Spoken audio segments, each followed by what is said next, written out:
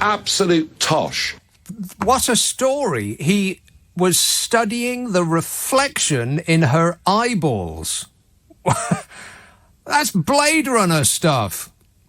Rick Deckard has burst into life. Does he dream of electric sheep? Affirmative. You bet he does. Now, parts of Britain are going to face a fortnight's worth of rain. This is the actual news that affects your life in a very real and meaningful way. It's the weather, and it is bad. Parts of Britain face up to a fortnight's worth of rain ahead of what could be a washout weekend. Oh, no.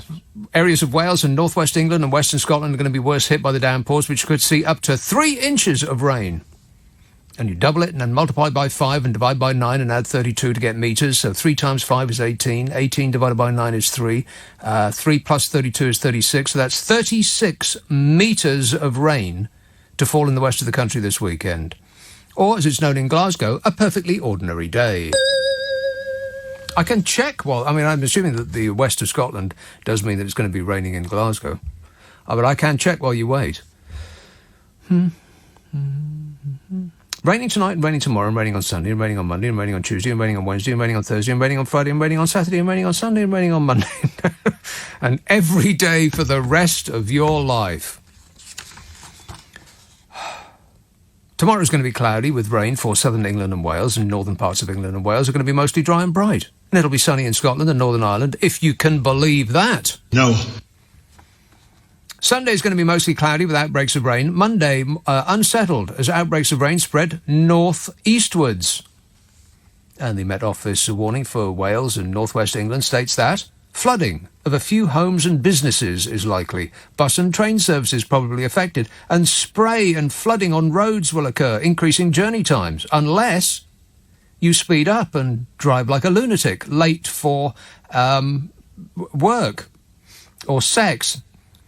And if you tailgate the car in front and push them down the road if they don't get out of your way, then you'll make it on time. Of course, Audi drivers can ignore this advice, as they will already be doing that. Correct.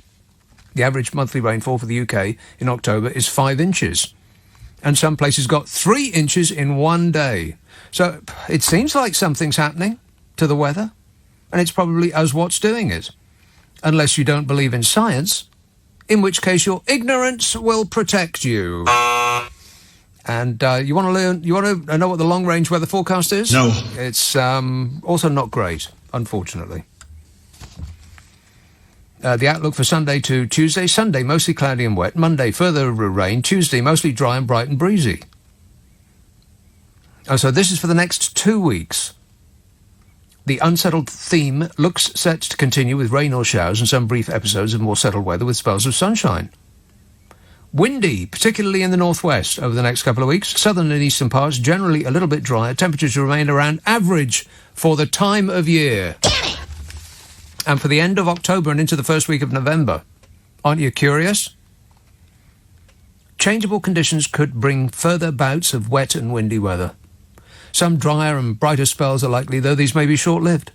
In early November, the northwest is likely to stay on the wet and windy side, with a greater chance of drier and brighter weather in the southeast. Drier and brighter? We'll take it! Of course, it's not the weather that people are complaining about, it's the climate. It's not weather, it's climate. And the Extinction Rebellion protesters are in the news, they're all over the news like white on rice. And they got onto the roof of an evil broadcasting corporation's main office today and tried to shut them down after it interviewed a former police officer who thinks the detectives should treat the extinction people as extremists. Damn you, free speech! On the 5th day of protests by the climate activists in central London, I came past Trafalgar Square, London's fashionable Trafalgar Square. And, of course, the floating Yodas, they don't do business at night. Why? If you want to use your Waffen Squirter 9000s to hose somebody off the street, how about starting with the floating Yodas? There was something in Trafalgar Square the other day where people were paying money to hang off a bar for 2 minutes. It was the actual wagering out in the general public. hang off a bar for 2 minutes, and you'll win 100 quid. Well, which sounds like a good deal, except you had to give them £10 to take part in the first place. What? I'm not making this up. £10, and they were doing a brisk business, because it looks like a piece of cake, don't it? All you got to do is hang off a bar for 2 minutes. You don't have to move. You don't have to do pull-ups or anything, of great exertion like that. Just hang off a bar for 2 minutes. Who couldn't do that? Answer, everyone. I hung around for about 10 minutes or so just to see the looks on the faces of the people who were straining to win 100 quid. And every single one of them lost. So this is a warning to you. Warning, warning. Don't be taken in by that apparently easy task. It's virtually impossible, I would think. I mean, some fit people were trying it. I mean, they must have thought, I'm virtually an Olympic athlete. That looks easy to me. It isn't. But how is that legal, by the way? Right in front of Her Majesty's National Gallery, if you please.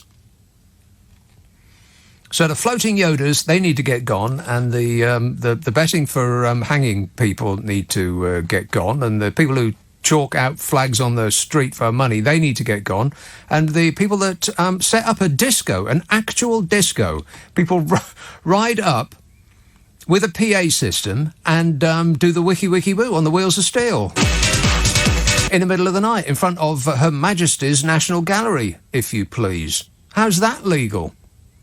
And they are competing, of course, with the 3 or 4 rock bands that have set up and are doing dreadful covers of Pink Floyd records. Rock and roll! Oh, I saw... did anybody see the filmic event, Us and Them, Roger Waters? Groovy. Ah, that was fantastic. It was one of these things that you see at the cinema. It was a concert, but it was... I don't know when it took place, actually. I'm assuming that it was live at one point. I may not have seen the actual the thing. But I made a big mistake, huge, because it said 7 o'clock start. And so I assumed that because it was a concert, it would start at 7 o'clock. No! I sat through half an hour of adverts at the cinema. It was excruciating. I haven't seen an advert in a while. I don't really go to the cinema at all. And on the very seldom occasions when, something comes out that is cinematic, like the new Star Wars movie, for instance, I will roll up seconds before it starts, having checked with the person on the ticket desk to see when it actually starts, because I don't want to see the adverts, and I particularly don't want to see the previews of the films that I haven't seen yet. That's excruciatingly annoying. But I showed up at 7 o'clock and the film didn't start till 7:30. 30 minutes of adverts. Almost all of which were for television, and which was really surprising. I must have seen at least 4 adverts for competing TV services. I've never seen that before. Of course, you can't do that on television, I would imagine. You can't show the advert for a competing TV service on TV. That's why I've never seen it before. Oh, they are desperate to get your eyeballs on their sets. But, it was just beyond brilliant, was Roger Waters. So angry. Hey, calm down, Rog. It might never have... Oh, no, that's right, it already has. And I'm going to go out and buy it when it undoubtedly comes out on video, because it was just so great.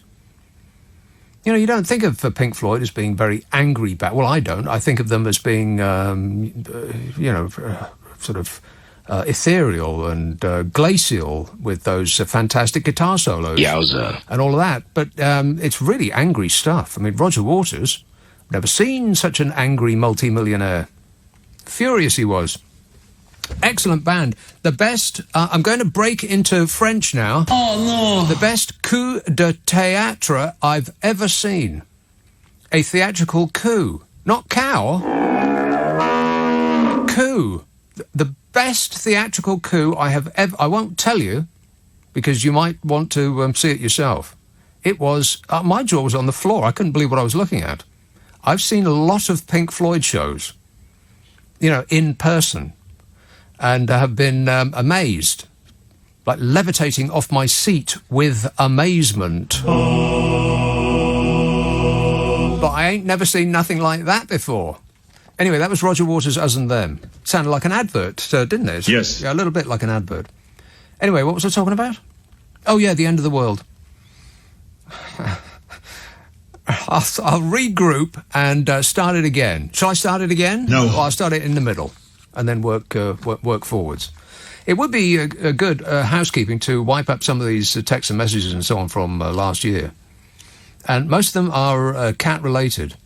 This says, cats massage with their claws because they would do that as kittens to their mother's teats to express milk. Oh. Gary tweets, that contented cat behaviour is called kneading. It's a throwback to kittenhood when kittens knead their mother's nipples to encourage milk flow. Disgusting. I knew it was coming. It still made me laugh. This says a cat massage is called kneading. They do it to mask, perhaps, the terrible... Well, I'll read it as it's written. They do it to mark the terrible of where they're going to rest by putting their scent on you. That's not what they're doing. And also on an animal-related tip. God, I hate that phrase. I can't believe it just came out of my mouth. This says Africa's sausage flies are actually ants. In fact, these monstrous insects are males of the common Dorylus driver ants. They fly at night to gain a chance to mate with a queen from another colony. This is taken a disgusting turn, this show. And Russell tweets, is the new podcast still being thwarted? It's being... you're talking about the one with me and Carol. Hey, me and Carol McGiffin are doing a podcast. Oh, right, yeah. It's actually coming out in a couple of weeks. Oh, right, yeah. And I think you'll find it amusing. It's called... it's actually pointless me telling you what it's called. I'm Nick Abbott, ticking away the moments that make up a dull day. Frittering and wasting the hours in an offhand way. North Devon. Hello, Richard. Blimey, Charlie, that was quick. Yes. Can I put you on hold? Oh, you have put me on hold. No, I can put you on hold if you want to regroup. If you want to collect your thought. Oh, no. I to be completely honest with you, I just thought it was going to take a bit longer. Right. Well, I can make it take a bit longer. Well, all right. I mean, talking of time, and then one day you find 10 years have got behind you. No one told you when to run. Dun-dun-dun. You missed the starting gun. I've been singing that for days. I wake up with that rattling around my brain. Well, it's better than Chirpy Chirpy Cheep Cheep. Seriously, when that comes out, you must rush out and buy it. Us and Them, Roger Waters. Absolutely fantastic. Canterbury. Hello, Chris. Nick. Chris. How you doing, son? All right? I am super. Thanks for asking. Great. I want to tell you, you are at the top of your game. You are just brilliant. Anyway. Well, thanks, Chris. From all that, yeah, I wanted to tell you, you were speaking the other week about one of the best concerts you've ever seen is Kid Creole, yeah? In 1982, Aylesbury Friars, Kid Creole and the Coconuts. It was an almost religious experience. Nick, let me tell you, same year, 1982, when I was 18 years old, I used to go to Capital Radio. Used to have what they call the best disco in town at the Lyceum Ballroom in the Strand, right? Mm-hmm. And they had guests every week. They had Odyssey and all this kind of thing. And this week they had Kid Creole and the Coconuts, right? There was about 30 of artists on stage. Yeah, it was packed stage, yeah. He rocked the house, right? It was back in the day where it was at the Lyceum Ballroom, as I say. There was 3,000 people of us dancing on the floor, and it was absolutely superb. You can actually smoke and drink on the dance floor. It was the most brilliant experience I've ever had. And, of course, the smoker you drink, the player you get. Don't forget that. All right, thanks for the update, Chris. It was a little, wandering back in time. So we're more or less the same age. And we'll never forget, unless we do. Write it down, Chris. Put it on video. Neil tweets, the robot is now on desk duty pending an investigation. What does that mean? I think that was one from last week. Oh, is it? Oh, right. We've done last week's, and we're moving forward now. See, this time theme is just keeps on rolling. Tired of laying in the sunshine, staying home to watch the rain. You're young and life is long, and there is time to kill today. And etc. I could sit here all night doing that, but I won't. I won't do, because I want to do the Extinction Rebellion people. Not do them, but, you know. So it's the fifth day of protests in central London. A group of demonstrators climbed onto a canopy roof and prevented journalists from entering a building at the top of Regent Street. The police made 6 arrests. Others superglued themselves to the front doors. Is that wise? I mean, doesn't it hurt when you get peeled off? I'm surprised that some of them have got skin left on their palms. How do you get somebody off that has superglued themselves, apart from yanking them off along with their dermis? Can I recommend chains? I mean, I'm not suggesting that you use them, but as an alternative, wouldn't that be better? Chains, more comfortable than glue. I mean, they do the same job, surely. What's with all the glue? Climate activists get through more glue than a teenager's party. Yowza. And they were angry that former Scotland Yard counter-terrorism commander Richard was given airtime on another radio. Can you believe that there's another radio station? No. Well, apparently there is. He previously wrote a report saying that the Extinction Rebellion people should be treated as anarchist extremists by the police, and recommended that officers adopt a proactive approach to stopping the group's illegal tactics. Well, maybe that's exactly what they are doing, because so far, this week alone, 1,100 activists have been arrested after they protested in Trafalgar Square and Whitehall and government departments and City Airport and here, there and everywhere, baby. Just shy of the total arrested during the whole of April. You know, I can remember when they put that pink boat in Oxford Circus. You remember the pink boat? I didn't know it was there, and I was going to another place to have some refreshment. Booze. And I had no idea that they were there, but it was just around Oxford Circus that I was going to be drinking. And I always avoid Oxford Circus and Oxford Street in general, because it's just the most hideous road. It's just really, really awful. Why people all over the world want to go to Oxford Street, I've got no idea. Are you out of your minds? And so I took the back route for Wigmore Street, and I came out about sort of 3-4 o'clock, and I thought, gosh, it's quiet. I mean, Wigmore Street is generally relatively quiet, a road. It's a very wide road, and it runs parallel to Oxford Street, but about a block up. And I thought, but it's very particularly, especially quiet today. And I walked along and came down towards Oxford Circus to get the tube there. And I thought, where's all the traffic? This is great. People are just wandering around the middle of the road. And then eventually I heard the whistles and the shouts and the drums and all that. And I thought, oh, that's right. It's the pink boat people. They had given London back to people, rather than London being built for the express purpose of facilitating driving. And the centre of London was the best, it was the most relaxed, it was the most pleasant I've ever known it. So I appreciate it, you pink boat people. Thank you. It shows us the way. The whole of the centre of London should be pedestrianised, with a small window, let's say between 8 and 10 in the morning. Amsterdam does this. Between 8 and 10 in the morning, something like that, all the tiny, windy little streets in Amsterdam are taken over by delivery vans. And you can't drive through it, you've got to drive around. If Amsterdam can do it, then why can't we? You know, what with their whole thing going on. Want to score some pot? If they can concentrate long enough to do it, then we should too. I'm just saying. Anyway, the Extinction activists, the Extinction Rebellion people, are being arrested by the law in large numbers. A group spokesman said Richard Walton, that former Scotland Yard counter-terrorism commander, is the very same man that authorised the propaganda report on XR by the opaquely funded free market think tank Policy Exchange, which we now know to be receiving money from some of the UK's leading energy firms. Leading energy firms? Boo! That's what a group spokesman for Extinction Rebellion said. The report sought to portray a deeply non-violent and non-ideological movement as extremist in order to justify the introduction of harsher laws on peaceful protest, they said.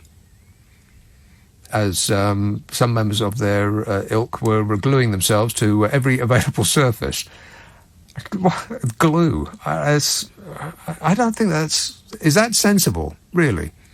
Because if you just get yanked off something you're glued to, doesn't that hurt?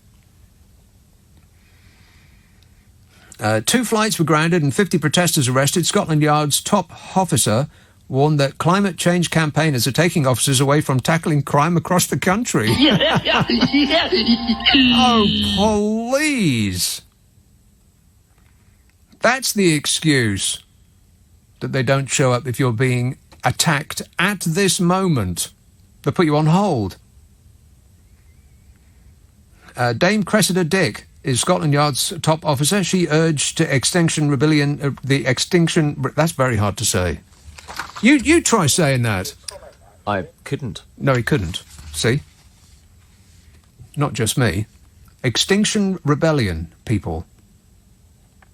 Cressida Dick urged Extinction Rebellion to protest lawfully or go home after a day of chaos at London City Airport, which saw campaigners gluing themselves to the terminal floor. Well, I guess you can't chain yourself to a floor. So there is that. But which bits of themselves did they glue? I mean, because if it was their clothes, that's one thing, but if it was their face, your beautiful face.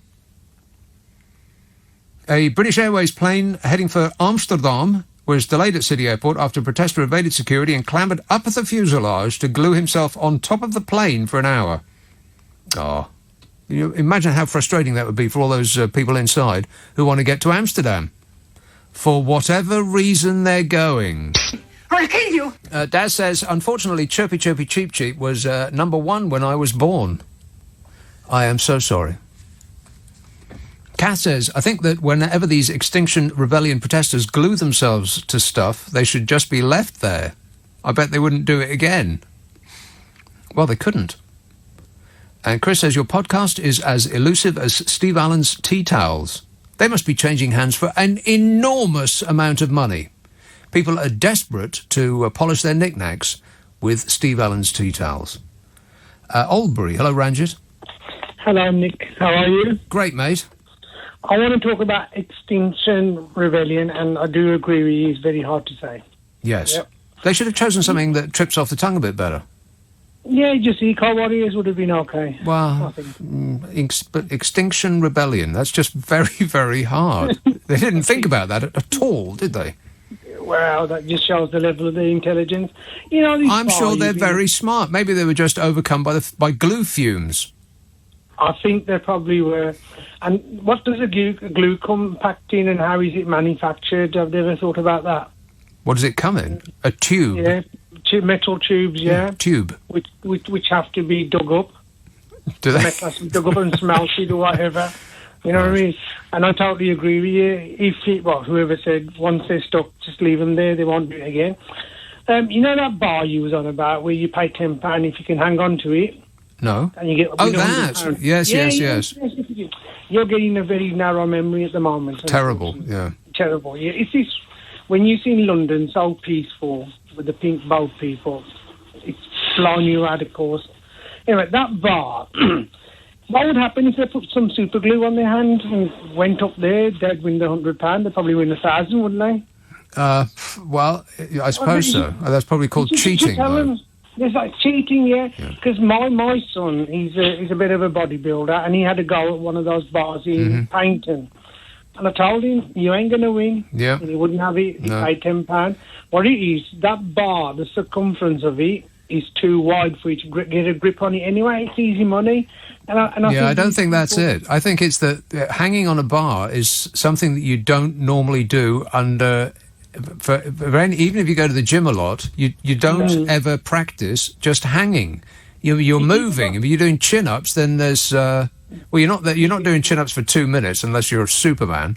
And so I just think it's using a part of your arms and your grip that you don't ordinarily use. Unless you're an orangutan, because you might be able to do it. That's right. Yes. Did you see him a few years ago? They see if your arms are longer than in proportion to your body, yeah, you're ape positive. You're ape positive. Oh my God! A listener with material. Oh no! Oh, I've been sideswiped. You should be ashamed of yourself, Ranjit. Graham texts, have you seen the stage version of Warhorse yet? I saw it in Leicester the other week. To say it was superb is an understatement. It's the best 36 quid I've ever spent. 36 quid to see a horse? Yeah, I did see Warhorse. I'm sure it was at the National Theatre. And I spent the entire time thinking, gosh, that's a good puppet. I can't remember really anything else about it other than it was a good puppet. Let's have Ricelip. Hello, Colin. Nick, nice to talk to you. Colin. These activists that glue themselves to doors. Yeah. What I do is disconnect the doors, say, here's your door, go away, I'll charge you for a new one. Just take the door off its hinges and leave it. Say, that's yours. Or the bits of brick or wherever they're sticking themselves to. Yeah. Say, that's it, that's yours, off you go. Nice day, get that unstuck, I'm charging you for repairs. But when that gets around, that you get to keep whatever you glue yourself to. That's right. Then chaos will ensue. Why is that? Well, I'll glue myself to a Rolls Royce. No, you just get the part you glue to, the door. Right. You get charged for the door, okay. Not the whole Rolls Royce. No, it doesn't work like that, Nick. Huh. Well, I thought it did. Well, who are you to make up the rules? They glue themselves to a door, not the building, just the door. Okay. What if they glue themselves to the floor? Remove the tiles. Okay. The area in 1 metre, that's it, that's yours. You glued yourself to that. Right. Okay. All right. Thanks a lot, Colin. He's given it a lot of thought. So they tried to shut down London City Airport, but they didn't quite manage that. But they did cause what is described as chaos.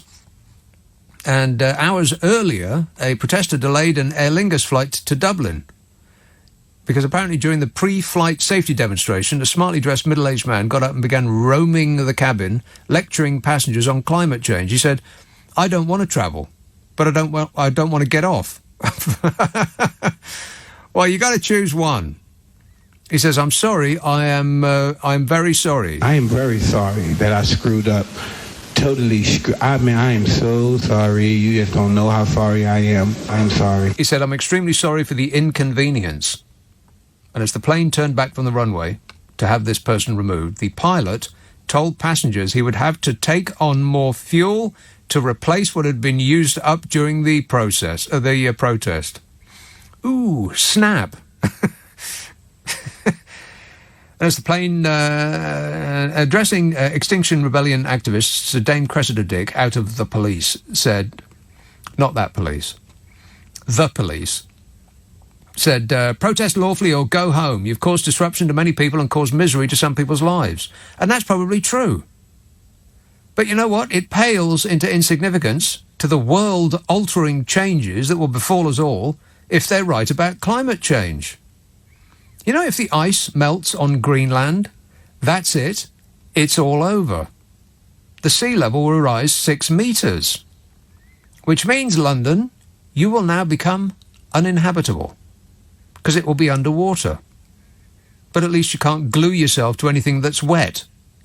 So at least there's that. Oh, fabulous. And did you see what Jeremy Corbyn said?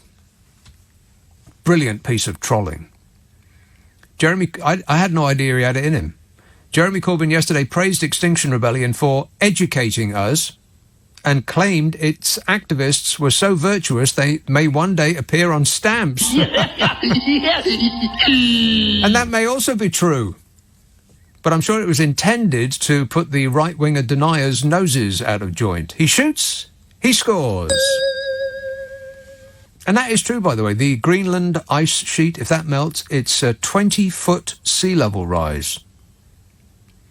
And if the Arctic ice sheet melts, it's going to be a 60-metre sea level rise. That's 200 feet, fact fans. We'll all have to live in a yurt up a hillside. Groovy. That sounds quite nice, actually. They're not trying to save the planet. They're trying to save us lot.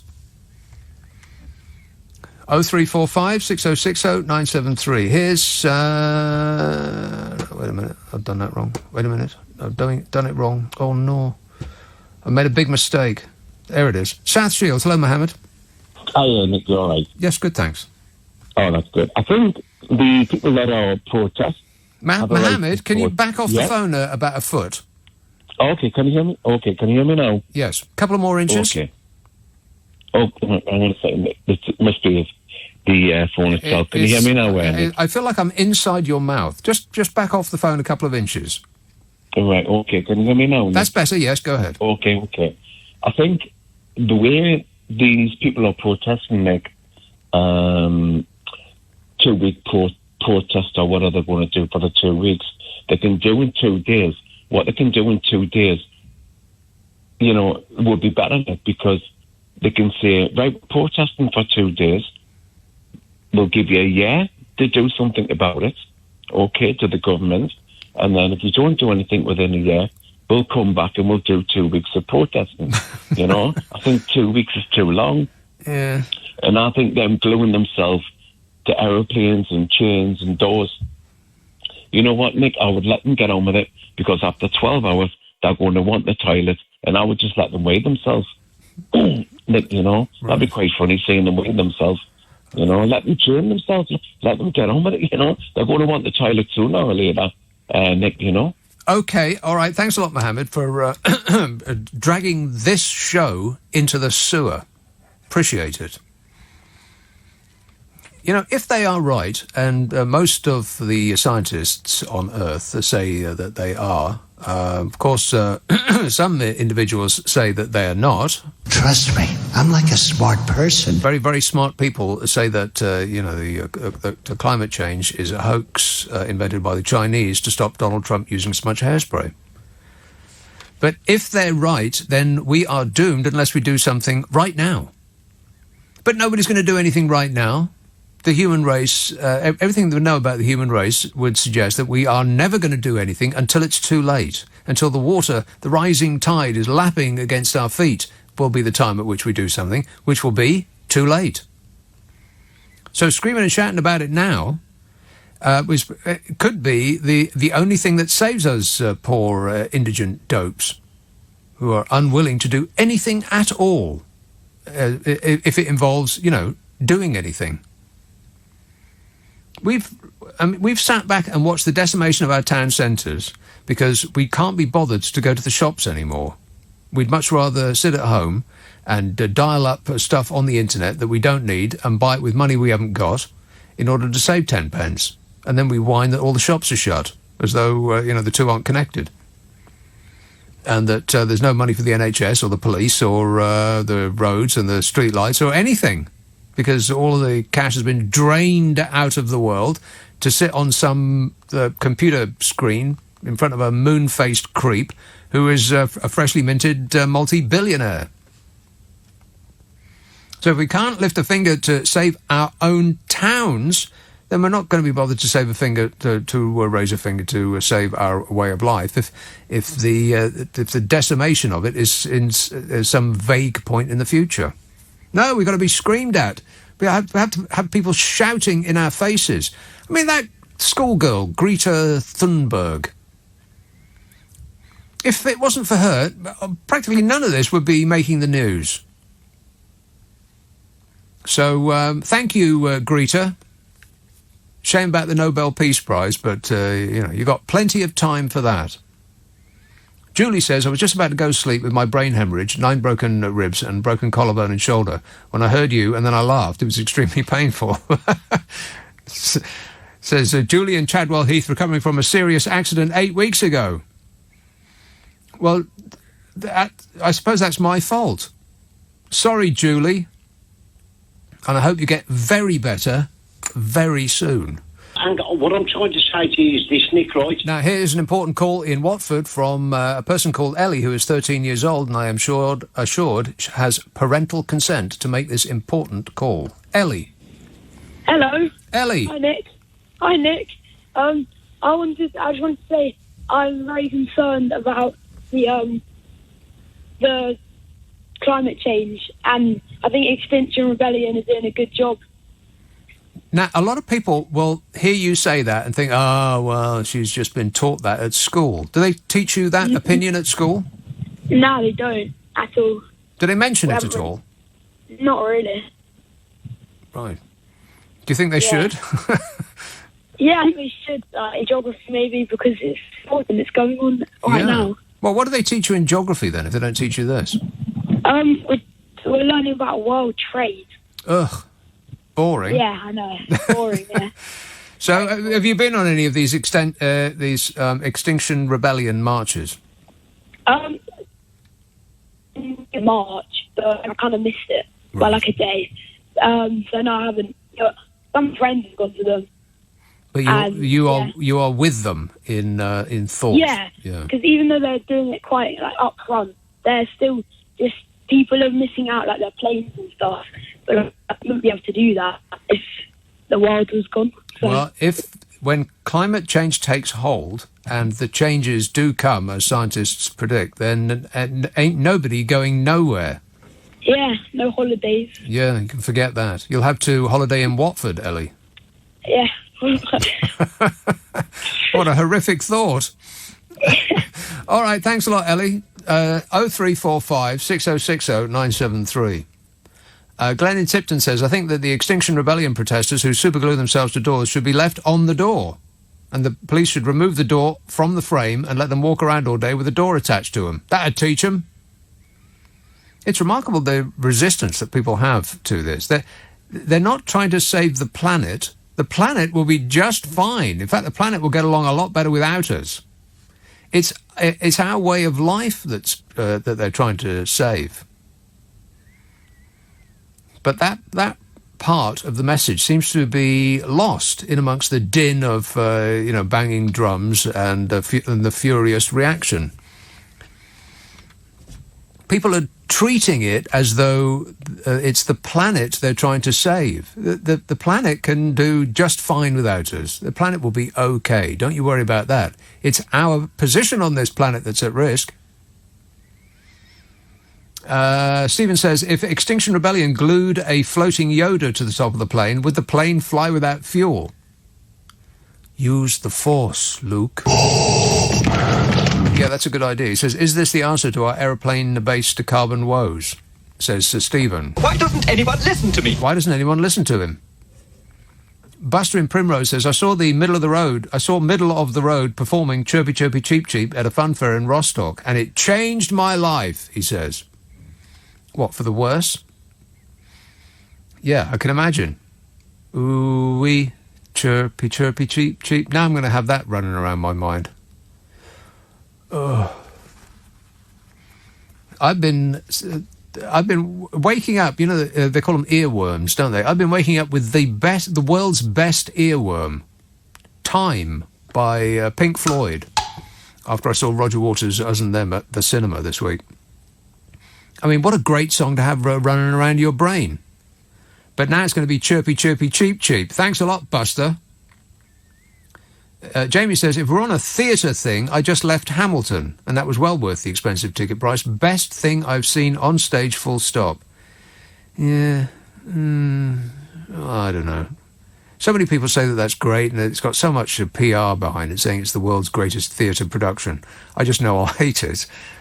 Plus, it's just way too expensive. Ticket prices are stupidly expensive. I think it's brilliant that they're doing these the theatre productions in the cinema. You go and see it, and it's like 20 quid, not £220. But an historical rap show, Hamilton. That sounds like just everything I would hate all on the one stage. I mean, some rap's all right, but it's the history part that I can't stand. Boring. Can you imagine paying money for that? Joe says, it's time we became serious with this group of filthy, delusional anarchists disrupting the lives of normal people. Tasers, tear gas and a good hosing down would teach them all a lesson they obviously missed at school, says Joe. The resistance to these people is really remarkable. I know that they're upsetting some people going about their normal everyday business, but if we don't, if they're right, if 90-odd% of the world's scientists are correct, and if the people with the super glue are right, then our lives are going to change beyond recognition. I mean, can you imagine if the sea level rose 6 metres? Just picture the centre of London. The tube would be flooded and completely unusable. Almost the whole of the city of London would be rendered unusable. I mean, the cost would be absolutely staggering. Donald Trump would lose his Miami golf course. Wouldn't that be great? Oh, shut up! One benefit for climate change. It would upset him. Let's have Cheem. Hello, Sue. Hello, Nick. I just wanted to thank you for standing up for the Extinction Rebellion people, because it just seems we're surrounded by ostriches who are all sticking their heads in the ground and saying there's nothing to see here, no damage to the planet, no rivers or oceans rising out of control. And the figures you quoted when you said about, what were the places you said if the ice melts in certain places? What was that? If the ice sheet melts on Greenland, wherever that is, then the sea level is going to rise 6 metres. Good gracious. Yeah, if the Antarctic ice sheet melts, it's going to rise 60 metres, 200 feet. We're going to need a big boat. That's right. We're going to need a bigger boat. A bigger boat. My God, it's frightening. But I've been on social media tonight trying to wake people up and say, the people who are responsible are the people who are doing all the damage to the planet, and the rainforest is burning, and, what do you think that's doing to the planet? Yes, I mean, there's signs everywhere. Warning! And we're doing our best to try to ignore all of them. I know, but the thing is, as you say, if the people who say that we are in danger of destroying our planet are wrong, but we've already set in motion all the things to guard against that, there's no damage done. But if they're right and we're doing nothing about it, then we are screwed. Exactly right, yes. Excellent use of language there, Sue. Yes. All right, thanks for that.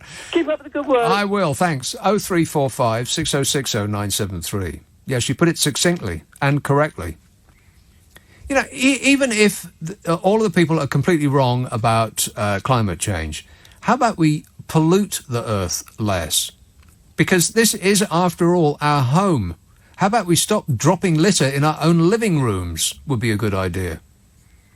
How about we stop passing gas where we live? That's not quite what I meant, but hey, there's this thing about methane. Did you read about this in Siberia? Holy moly. Some of the videos of...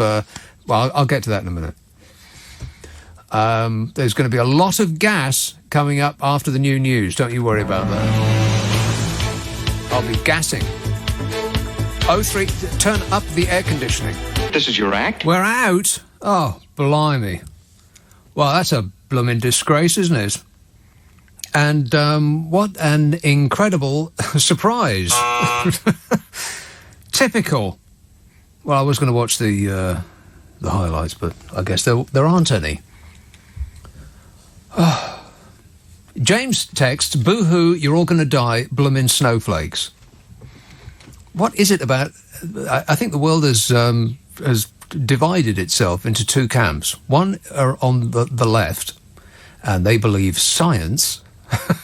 apart from everything else, and right-wingers say that science is not a thing. Like maths is not a thing. Unless they're dying or in pain, and then they give themselves unto science unequivocally. Boo-hoo, you're all going to die, a blooming snowflake, says James. Well, guess what, James? You are part of your. If we die, you die. Never mind, eh? We'll get over it. Chertsey, hello, Sandra. Hello, Nick. just a point to make that I think you might appreciate too. I think there's been a different change in the police attitude this week. However, this morning, on I think it must have been Nick Ferrari's show, there was a very pleasant voiced policeman saying possibly a station master, saying how many arrests they'd made, and I thought, which way is this going? And he said, we got cells here and over there, I forgot the locations, and they were very nice and polite and well behaved, or words to that effect. And the end of the story is that one even came back with a bunch of flowers to thank us for looking after them so nicely. Oh, see? You don't need to bother to get a hotel tourist, just get yourself a night at the cells. Yeah, well, it's probably not exactly what it's like, but it always behooves you to be polite. Be polite! Flowers. It's such a nice thought. Ain't it right, Sandra? I thought so, yeah. We just need somebody to ring in now and sing with constabulary duties to be done. A policeman's lot is not a happy one. No, that's right. All right, thanks a lot, Sandra. 0345 6060 973.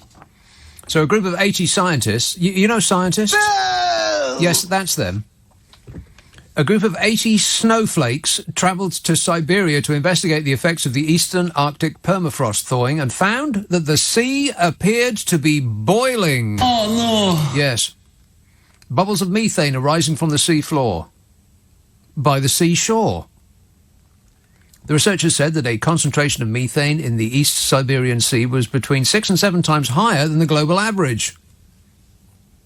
It's the most powerful gas fountain I've ever seen, said Igor, the actual name of the lead researcher, from Tomsk Polytechnic University, and not something I just made up.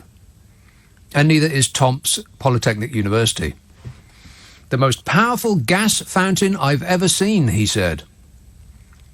And there are videos available on the World Wide Web. Just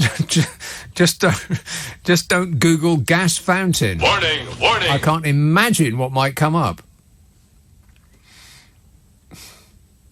In fact, we should try that now. Hey, I bet my glamorous assistant wants to do that straight away. Google gas fountain and see what happens. The other search engines are available, but nobody ever uses them.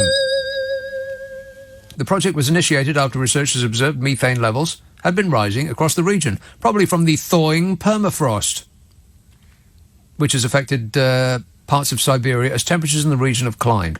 Just as the snowflake experts predicted it would, the permafrost thaws and trillions of Earth farts rise into the atmosphere. Disgusting. But don't worry, because the people who have been warning about this are experts. So no one is remotely interested in anything they've got to say. And besides, the well-known, very smart person Donald Trump says there's nothing to worry about. In 2017, Russian scientists investigated huge craters in the Arctic regions of Siberia caused by the formation of an enormous methane bubble under the ground. Bubbles actually catch fire or explode, creating enormous craters.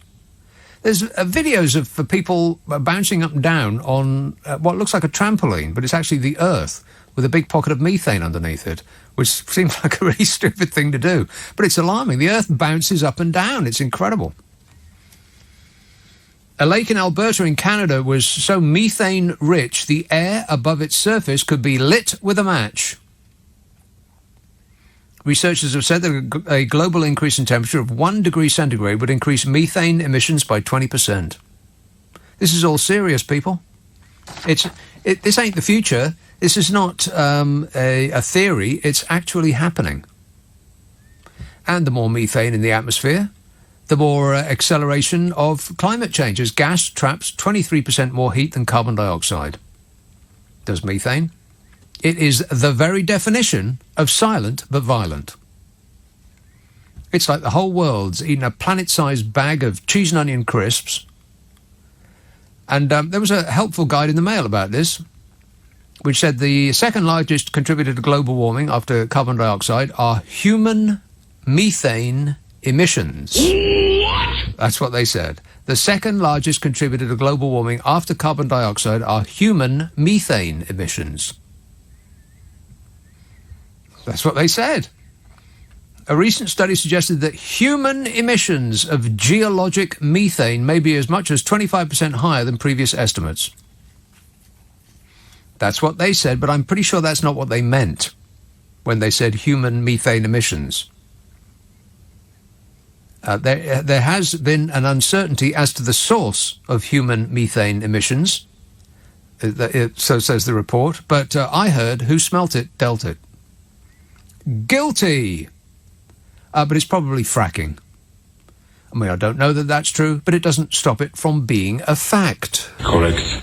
0345 6060 973. Stockton-on-Tees. Oh, God. Brian. Yes, good evening, Nick. Yes, Brian. Well, you're wrong again. England are not out of the European Championship. Well, that's what it said in the news. Yeah, well, you shouldn't listen to the news, should you? No, they got it wrong. We're top of the league in it. It's a qualifying match. We lost tonight 2-1 to Czechoslovakia. Yes. Didn't play well. Disgrace. But we're still top of the league. Right. We look like qualifying easy. Okay. I would blooming well hope so. Well, I don't know. You were happy that we were out. I'm not happy we're out. Why would I be happy that we're out? You cheered. Oh, look at that. That's per usual. Same with the cricket when you talk about the cricket. Oh, who cares about cricket? Well, you're obviously not a sports lover, are you? Yes, I like sport, but cricket's not a sport. It's a pastime. It's a summer sport. It's the summer sport of Nonsense. England. It's just a bunch of blokes standing around wearing jumpers. It's not a sport. It's the summer sport of England. Rubbish. The national sport. And the winter sport is football. Exactly. Football, not rugby, because rugby is just a bunch of steroidal freaks running into each other. Well, I've been watching rugby union. I've been enjoying it. Oh, what's to enjoy? It's not even a game. It's like, what is it? Oh, I don't know. You know, they put some effort in them lads. You know. I think that there's a problem with a sport if none of the people in it come in human size. But they're all larger than human size. What's that about? Rugby union, they aren't. You have wingers and you have nippy ones as well.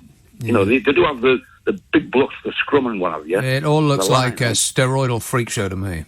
Rugby league's a bit more all muscle, you know, right, which is a different form of it.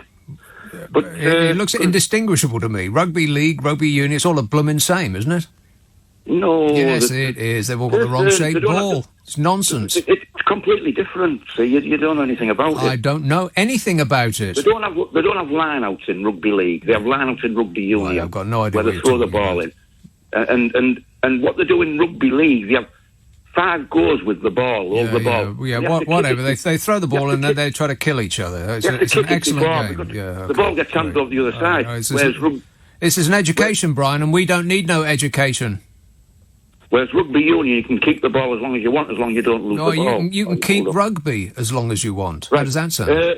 It's going to be fun and games next week of Saturday, isn't it? All the lines are being drawn. Yeah.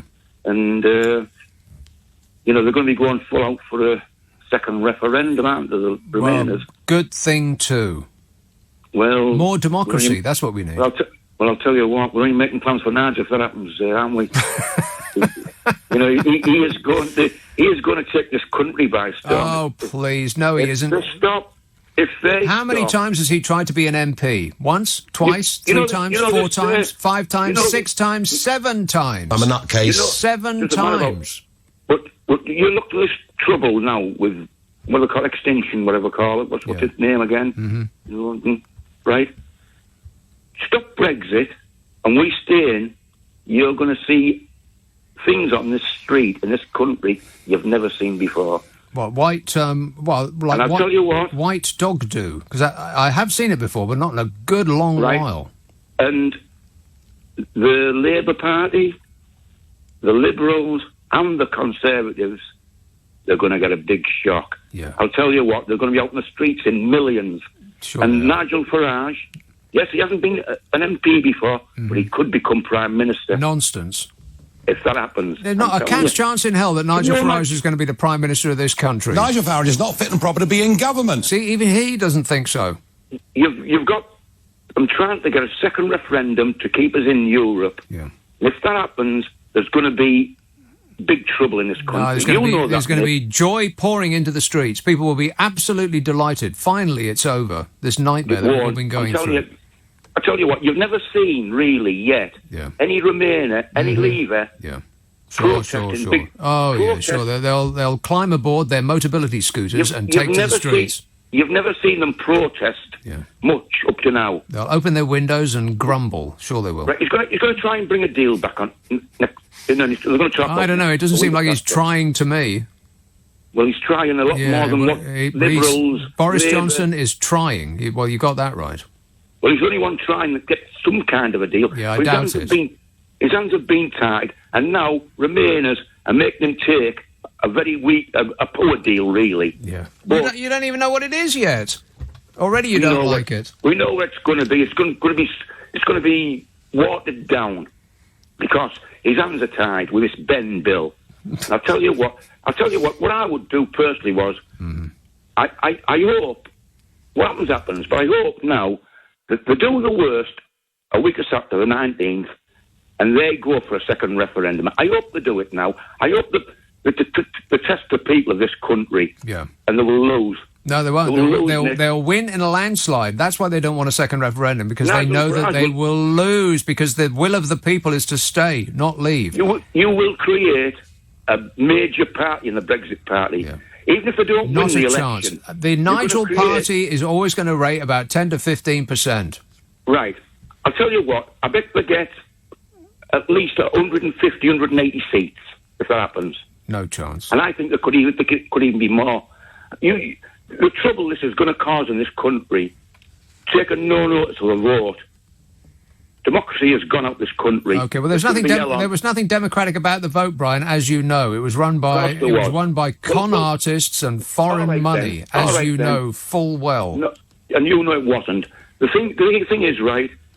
Oily second-hand car salesmen lied through their teeth about what it was. No. Yeah, absolutely. There was as many lies told by Remain. Nonsense. About pensions and all of that. We know all that. There was bad as each other. You know that's not true. How can you say that with a straight face, Brian? Well, you do. Right? I'll tell you what. It happens, right? Yeah. Bring it on.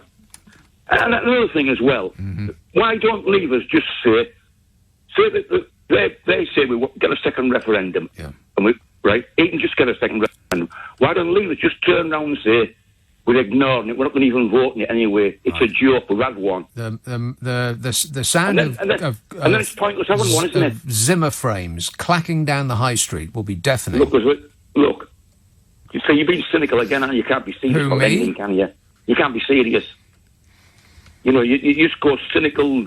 Your cynical view on everything, trying to make fun of everything. Awful, this show, isn't it? Look, the thing is, right. I blame the person in charge. I blame the parents of the person in charge. If we stay in the EU, if it's reversed, we stay in. I know. Wouldn't that be marvellous, Brian? No, this country we've been making the biggest mistake it has ever made. It's going down the pan. I think that you're right. You'd have to be out of your mind to want a second referendum. We should have a second referendum. I mean, what kind of a person will want a second referendum? We should have a second referendum. Say it now. I'm you getting all keep emotional. going, Nigel. Yeah. Nigel, keep the fire.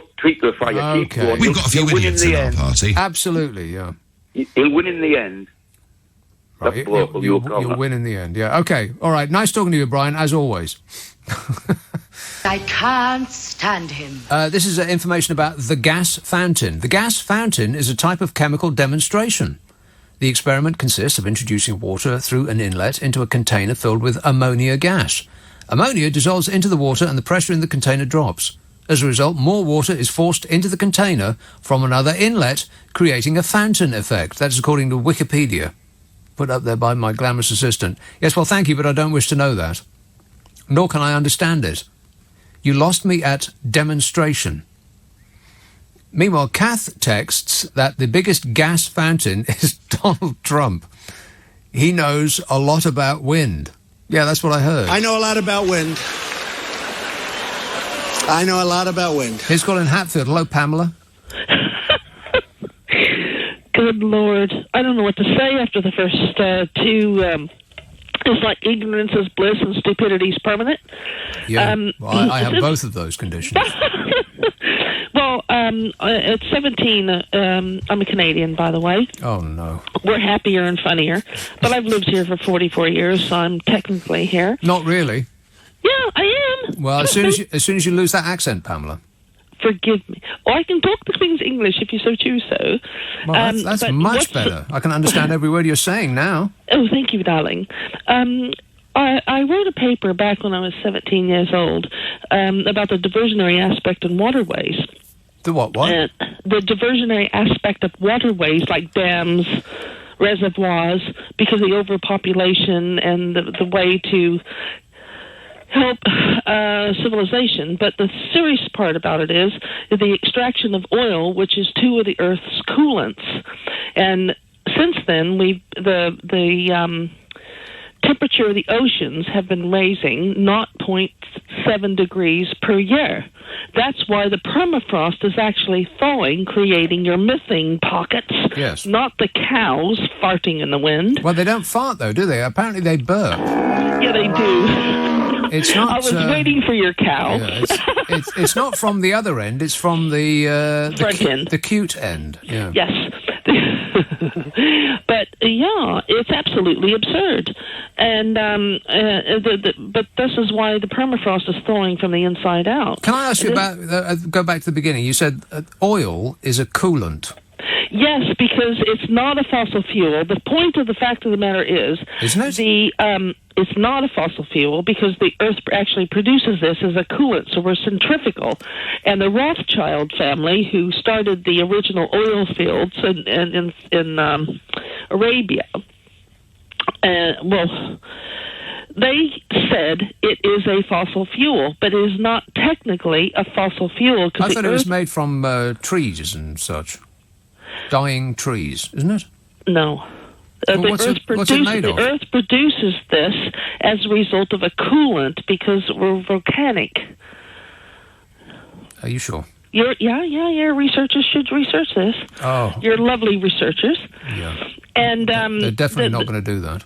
Well, that's okay. Oil is a coolant. Yeah, water and oil is the coolant of the Earth because we're centrifugal. It keeps the Earth's temperature cool. But now, since we're extracting the oil and the diversionary aspect of waterways as a result of overpopulation and the dams and this, that, and the other, and reservoirs, those dams. We're heating from the inside out because the permafrost in Canada does not thaw from the outside in. It thaws from underneath, and that's why Greenland and everywhere else is thawing. And this is why all the indigenous species, like polar bears and this, that, and the other, are moving towards humanity because they have nowhere else to go. But the stupid part is, let's go see the polar bears, and then they shoot them because they consume humans because we're in their... It's like... Yeah, don't hang out with polar bears. Warning! They consume humans. You know what the hoot is? The best part is... Up in Alaska, they have igloos, right? And so they have igloos in Alaska. Is that true? Yes, because it's constructed of ice. Yes. And so the greatest part about the polar bear is, they're hard and crunchy on the outside, but they're soft and chewy in the center. Right, okay. That sounds very much like a joke. Oh, no. Oh. I've been sideswiped. All right, thanks a lot, Pamela. Don't you ever do that again. Tim texts, methane gas fountains, that's nothing. After 20 pints and a Vindaloo, I'm rocking, says Tim, who is not helping mankind. Yeah, thanks a lot, Tim. Keith says, saving the environment, rubbish. They're ruining all the doors so the planet will freeze to death. Have them all shot. Don't sit on the fence. You want them all shot? Good grief. Can't we all live in peace and harmony? No. No, apparently not. Ian says, what happened to the hole in the ozone layer? A few years ago, we were all doomed with that. Nobody mentions it now, because it closed up, Ian. I think we stopped with that particular greenhouse gas. Was it the CFC or the RAC or the AA or some kind of gas like that? Which came in fridges, didn't it? Didn't we solve that problem and then the hole in the ozone layer closed? Or maybe it didn't. I've got no idea. Don't ask me. What do I know? I'm pretty much like President Trump on that score. I know nothing.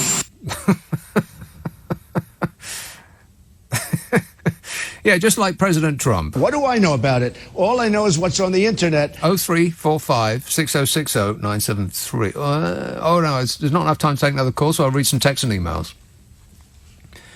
Graham says, if the people who glue their hands to doors would have the decency to glue their feet to the doors as well, the doors could still be opened and closed. Hey, that's a good idea. They would get their point across with minimal disruption, says Graham. He's obviously been thinking about this a lot. We appreciate your efforts, Graham. Thank you. Jim says, these activist rebellion protesters who want to save the world, why are they using plastic tents? Why not use the trees for shelter from the rain? What, like tree people? Groovy. Not tree people. I can't think of what I mean. But anyway, tree people will do. You know the tree people? Yowza. Yeah, that's them.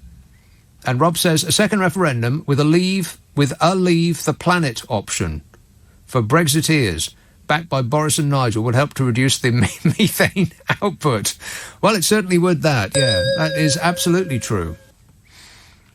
A lot less methane, or just hot gas in general, if Boris and Nigel would just help us out and leave the planet. And we could wish them a cheery farewell. God, if only I could find that. Wouldn't that be amusing? Where is it? Searching for you now. Please wait, caller. Bye-bye. There it is. Took forever. And it certainly was worth it. We're doing tweets, Gibbon. Simon tweets, tree huggers. Is that it? That's it? Tree huggers, he says. But I don't know whether that's positive or negative. I'll assume it's negative, but what's negative about hugging trees? Everybody should go out and hug a tree. Joseph tweets, I've just seen John Burkow pop up on an Irish chat show. If leavers find out, they'll be furious. Fraternising with the enemy, says Joseph. An Irish chat show. R. And Jimmy says, now we know why Trump wanted to buy Greenland. It's because of methane gas escaping from underneath the icy surface. He knows a lot about gas. You bet he does. The thing that he's done, I mean, maybe I'll talk about it a bit later, but it looks like we're all doomed. I'll bring us into war. He certainly will. Glasgow, hello, Chris. Oh, hello. Let me just take you off speakerphone. Sorry, Nick. Yes. Yeah, sorry, Nick. I was doing my scales. Sorry, on the bass. Scales. Yeah, you got it. Yeah. How much do you weigh? I don't know. Broadcasters with material, eh? Yeah, I think you've been a bit harsh about rugby, to be honest, Nick. I think nonsense. No, it's a good game, and rubbish game. And a lot of the head injuries now are being looked after. What does that mean? It's not like. Well, I think in the old days, people would. I know the Welsh players. They used to sort of tell fibs about how they were feeling. Yeah. And they'd be driving home in their car with not really knowing where they are. And all the rest feeling a of bit it. woozy. How are you feeling? Dreadful. Yeah. Yeah, that sort of thing. But I think now they show the torch in their eyes and everything. So there's no taking care of a head injury once your head has been injured. I mean, if your brain is sitting in goo, I mean, this isn't that disgusting? Goo, and if it bashes itself about the inside of your skull. Yeah, but they don't have to play on anymore, do they? They take them off the field now. All right, and what, like put them out their misery. I think if you saw the Fiji game against Wales on Wednesday, I think a lot. Oh God! I tell you what, I think I'd prefer that. I'd prefer. How is that even legal? Rugby? It's not even a game. I just don't get it. I mean, how can anybody prefer rugby to football? It's just a mystery to me. Oh, it's quite enthralling. I just think that the the skill level. Oh, and the passing please! and the running. They're just chucking a ball to each other. I mean, anybody can do that. Yeah, it looks easy, doesn't it? I gotta be honest. All you got to do is take 7 buckets of steroids first thing in the morning, and you grow to an unnatural size that human beings don't come in, now, and then chuck a ball about. Anyone could do that, easy. Yeah, I think you're being a little bit mean. I think rugby's been pretty good with drugs, actually. Sure. Yeah, none of those guys take steroids. Oh, please. Yeah, right. Yeah, they're wider than they are tall. Do me a favour. Oh, God. Some of them, aren't they? The Fijians, they were... God, what a game that was. Talk about walking wounded. Right. Was it a game of rugby? It was. Oh, well then, enough said. Boring. Okay. Thanks for the warning, Chris. All right, thanks a lot, mate. 0345 6060 973. Mickey said, that geezer who glued himself to the top of the plane, let's see how strong the glue is and let the plane take off with him on it, sorted. Wow.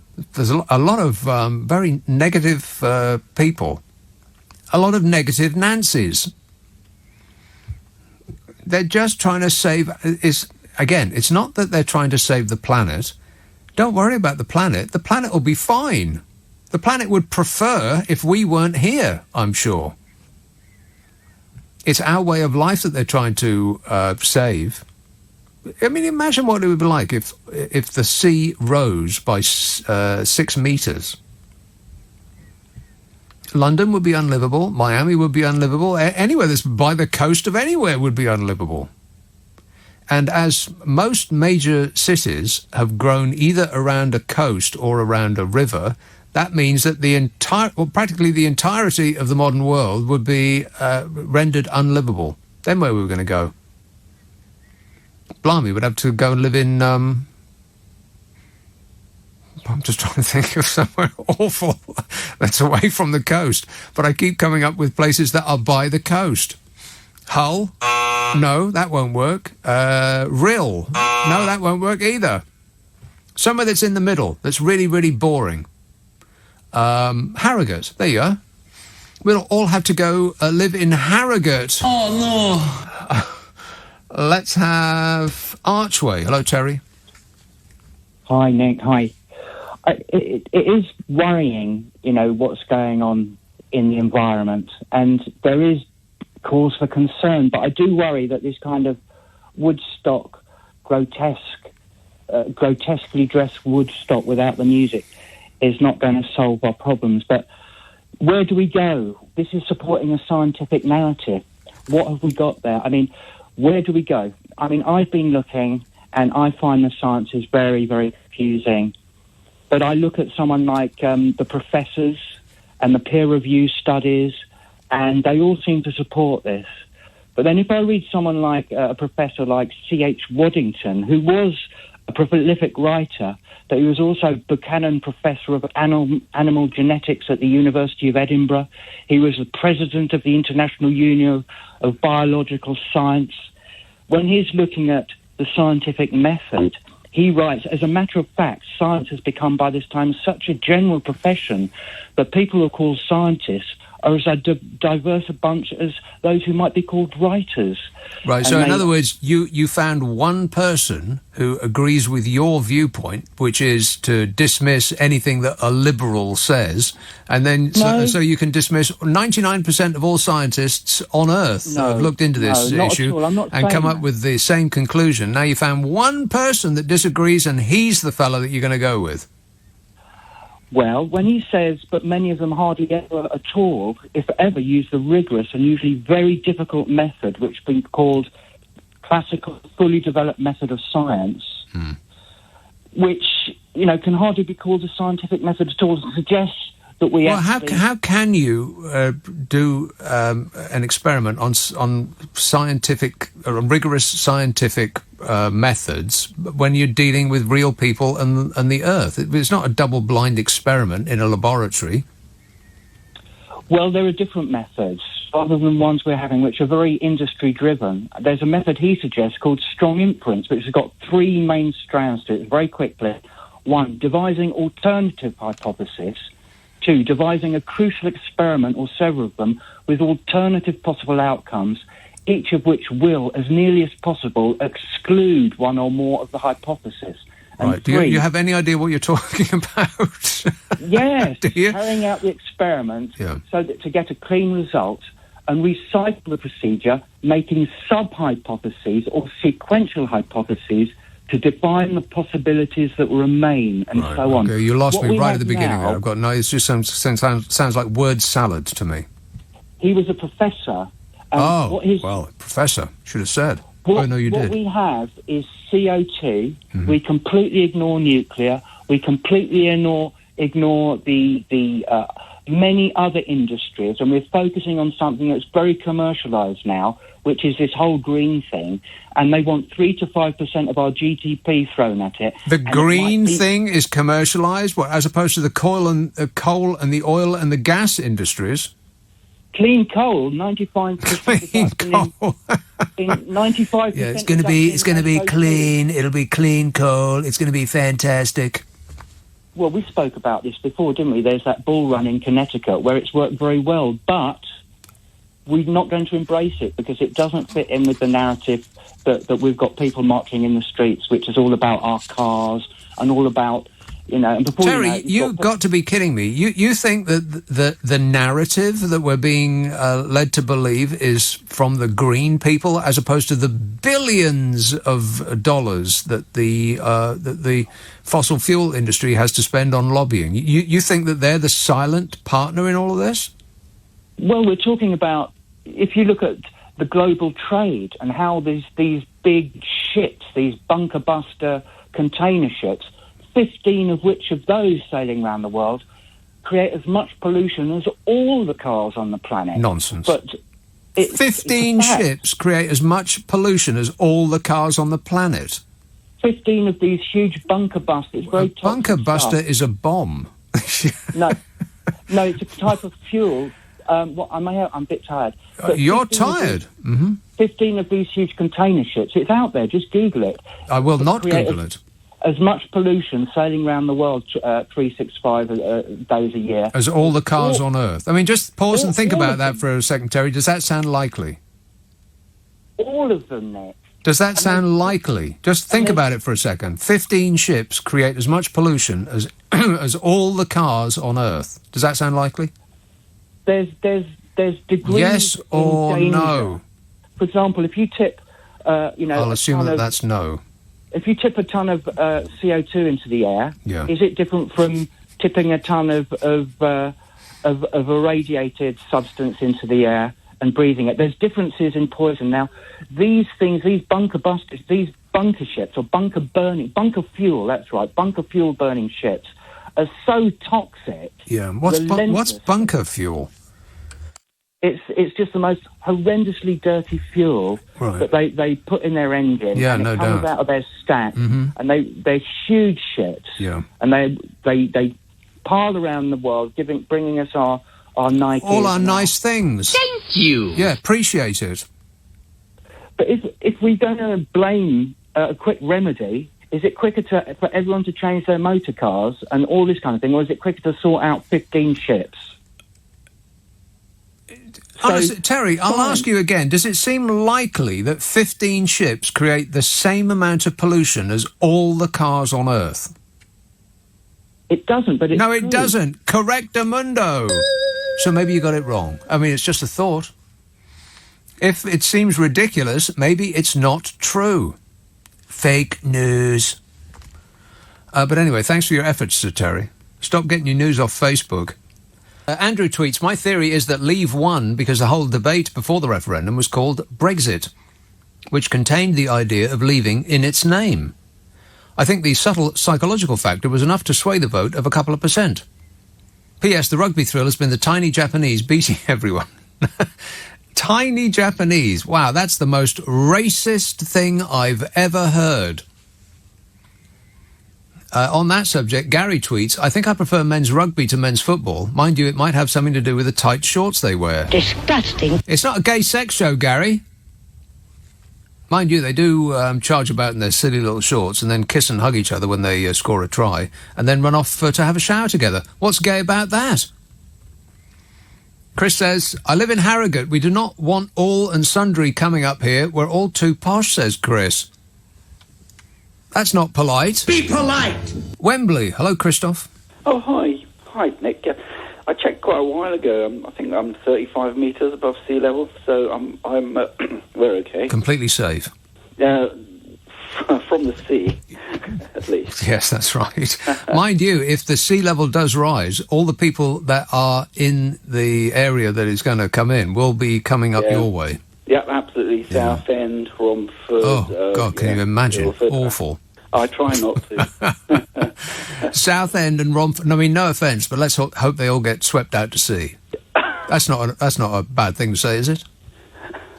Well, not for me in Wembley. So. Actually, I do have some very good friends in those areas. Yeah, sure you do. I just wanted to update on the ozone layer. I hope this isn't going to end up being too dull a call. Well, too late. Yeah, I like it, Nick. I like it. There is still a hole in the ozone layer last time I checked, which was... Well, who are you? I mean, are you an expert? No. Oh, good. Well, we're no longer interested in the opinions of experts, so go ahead. No, it is shrinking, though. Ever since the Montreal Protocol was signed in loads of countries. And that was CFC Gathith, wasn't it? Fluorocarbon. Yeah. Well, I mean, there are some countries, they do monitor it, and there do seem to be some countries which flout the rules, but they keep... China. I bet it's China. Yeah. But despite all that, the last time that I read about it, anyway, the ozone hole was said to be shrinking. Yeah. I thought it had closed up, but like every now and again it closes up completely. It will eventually, unless it will eventually close up. Yeah. The thing about the ozone layer is it was I think about ultraviolet light. Australians were bursting into flames as soon as they left their houses. So some experts said, including Nick Abbott. Yeah. I mean, I think a lot of people get confused with aspects of climate change and environment. My own thinking, and so take from that what you will, it leads me to this kind of categorization, which is that you've got climate change, you've got pollution, and you've got UV light. So the ozone layer is just ultraviolet light. We've solved that one. The other two, pollution and climate change, I think the trouble with when Terry came on the line, there was a scintilla of truth in some of the things he said, but I just found that he kind of mixes up. A soupçon? Yes, one of those as well. Yeah, I think the fuel that goes into the bunkers of these massive ships, it is very dirty fuel. No doubt. I believe they even devise some engines that can almost run on coal. They just mash the coal up into dust and inject into cylinders. Well, that's how ships used to run.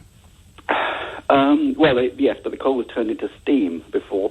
Nowadays, it's the coal dust is injected straight into the into the cylinders. It sounds like you've got coal dust injected into your cylinders. Stop coughing, man. You're a flatterer. It's just that you're coughing. Are you all right? Yeah. Okay. Yes, I am. Yeah. Well, just as long as you don't die while we're talking, because that would just ruin my evening. Okay, I promise not to do that.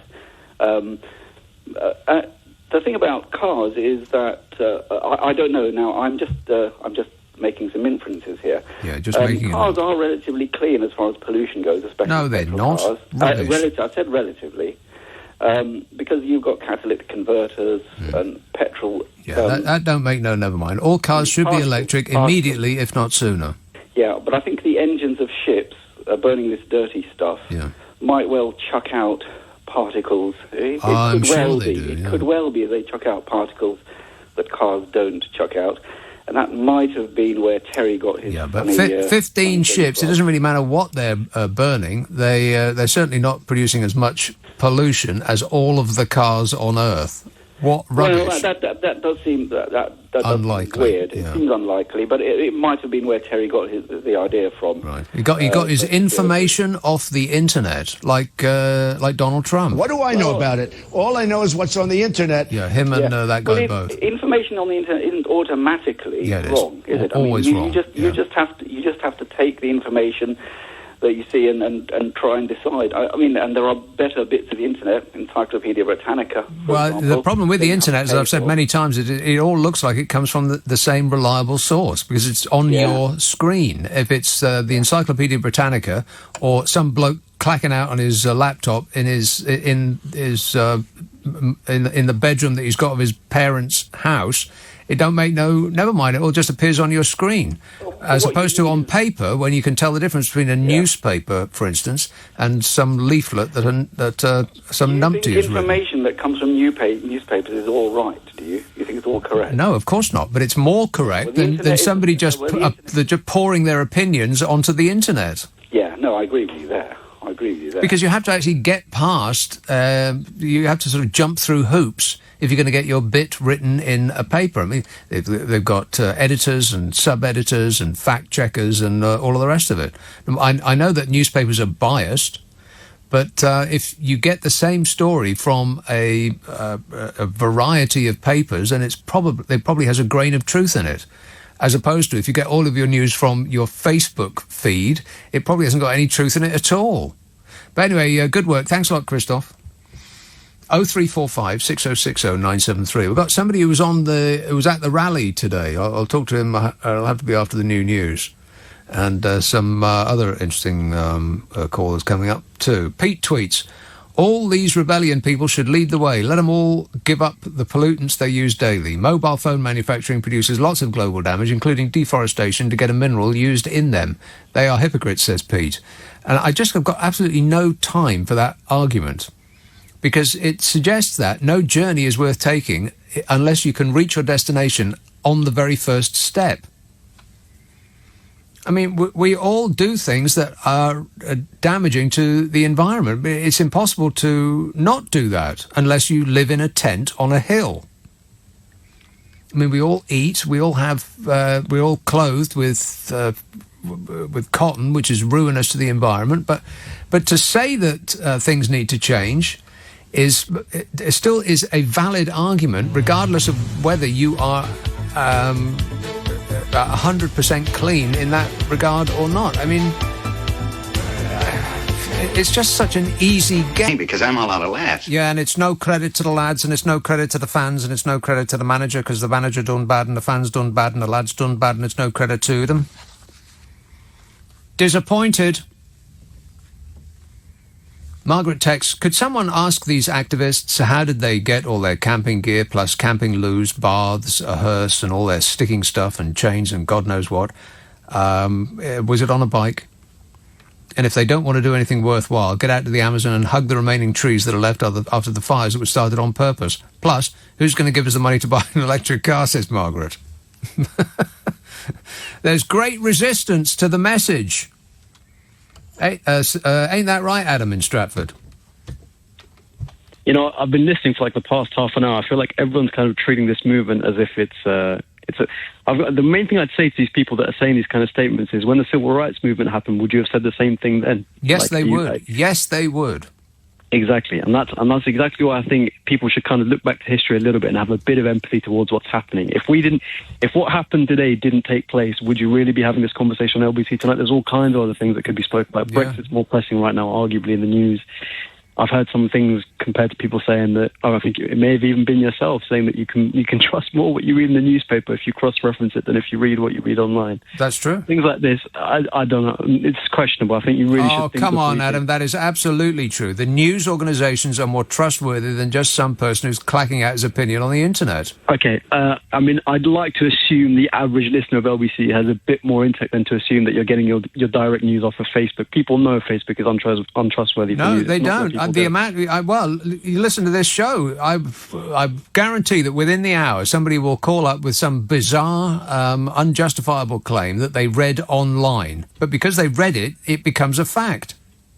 And they may, but if they're not, it depends where they're reading it, if it's a blog or what it is, and half the time it's coming off a news website either way, so it's just as associated with the paper as anything else. No, but if they're reading that's not true. What are you saying is a better source of information? I'm saying I think the vast majority of people would agree the internet's a better source of information than papers these days. I think that's pretty much how anyone can dispute that. I really don't know. But what do you mean the internet? What part of the internet? I mean, not blogs, which is I can see you've been insinuating in the past. No, I'm not insinuating anything. You're saying that the internet is a better source of information than newspapers. Okay, well, which bit of the internet? That's like saying that paper is a better source of information. I can't give you page 10 like a newspaper. Well, what do you have in mind when you say that? The internet. Well, if someone were to check, for example, do you trust the BBC? I would trust a news organisation more than I would trust some anonymous person who's just putting out whatever they think off the top of their head on the internet. Of course. But do people really class that as news? What you're talking about is individual posts from, say, someone on Twitter or something like that. People don't class that as news. Well, where are you getting your news then, if it's not a news organisation? Well, I'm saying not a newspaper. That's my point here. Of course, it's a news organisation, but I'm saying you can't. What you said earlier is also very true. When you were saying people have to go through hoops to get something printed on a newspaper, that's true. But those hoops, we all know that they're biased in the way that what they want to put out there. There will be an agenda that they have. Well, everyone has an agenda and is biased. Everyone has, by which you mean they have an opinion. I don't, but we're not talking about politics here. We're talking about science. That's the difference. That's why you can't really have an opinion on something like this. They publish facts. Then you people do though. Yes, but that's after. But from the information itself, it's pure fact. What you derive from that is obviously personal opinion. But I don't know. There's a lot of personal opinion in science because science is not a static entity. It's constantly changing. We used to think science used to tell us that oh God, I don't know that. But that's the beauty of it. That's the beauty of it in the sense that the hypothesis can change at any time. Yes. When everyone knows that it's changing at the rate that it is, for someone to call in and say things, okay, you can say whatever you want about the protests that have been going on, but like I say, everyone knows if that hadn't been happening at the scale that it has, we wouldn't be having this conversation now. Exactly, and I've said that on this show. People whine on about Greta Thunberg and say that she should shut up and get back to school. But the only reason that we're having this conversation at all is is to a great extent because of that little girl. Absolutely, yeah. I mean, I'd imagine a large proportion of people that listen to this show are all, they're of a reasonable age where they're starting to plan ahead for their future life, or they already have. They're developing pension funds, etc. Just for these people, you'd like to want them to think, what are you saving for? Don't you want to save for a stable? People care more about the economy than the earth itself at this stage. That's the impression that I get. No, they care. They don't really. It's not the economy. They care about their own lives. They don't want to change their lives based on some imagined positive that they will glean in the future. Well, that's essentially what they're doing, though, because if you say, by that, the impression that you're giving is that if people care more about their financial situation in, say, 20, 30 years from now, how could you not care about the actual environmental situation, which has to go perfectly in line with that for your money to even be worth anything? If people can't appreciate the fact that if food sources and everything are damaged and everything costs 3 to 4 times as much as it does now, are you really saving for a better life? For whoever it is, even if it's for yourself, even if you don't have any children, what are you working towards? That's what you need to ask yourself. And again, you don't need to. The reason for my call is to try and shut off this whole fake news agenda. The information is out there. If you seek it, it's very easily found. There's nobody in this day and age in this country that can't get access to the internet. It's all there. If you seek it out, there's a reason why there were tens of thousands of people on the streets. People aren't stupid. You wouldn't amass in large crowds like this. A lot of people are. I mean, let's face it. I've met people, and I'm not that keen. Besides, you're preaching to the converted here, Adam. We're on the same page.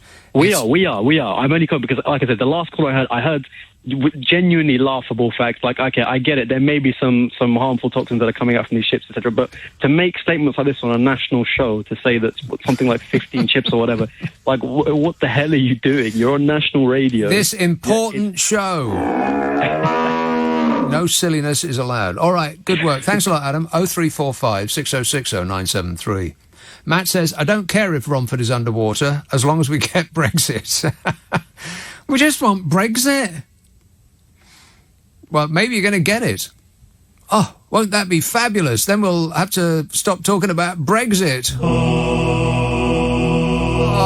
I can't wait. But I don't really want to talk about it tonight because, things are afoot. There's plans. Oh, don't you worry about that. They're having intense discussions. 0345 6060 973.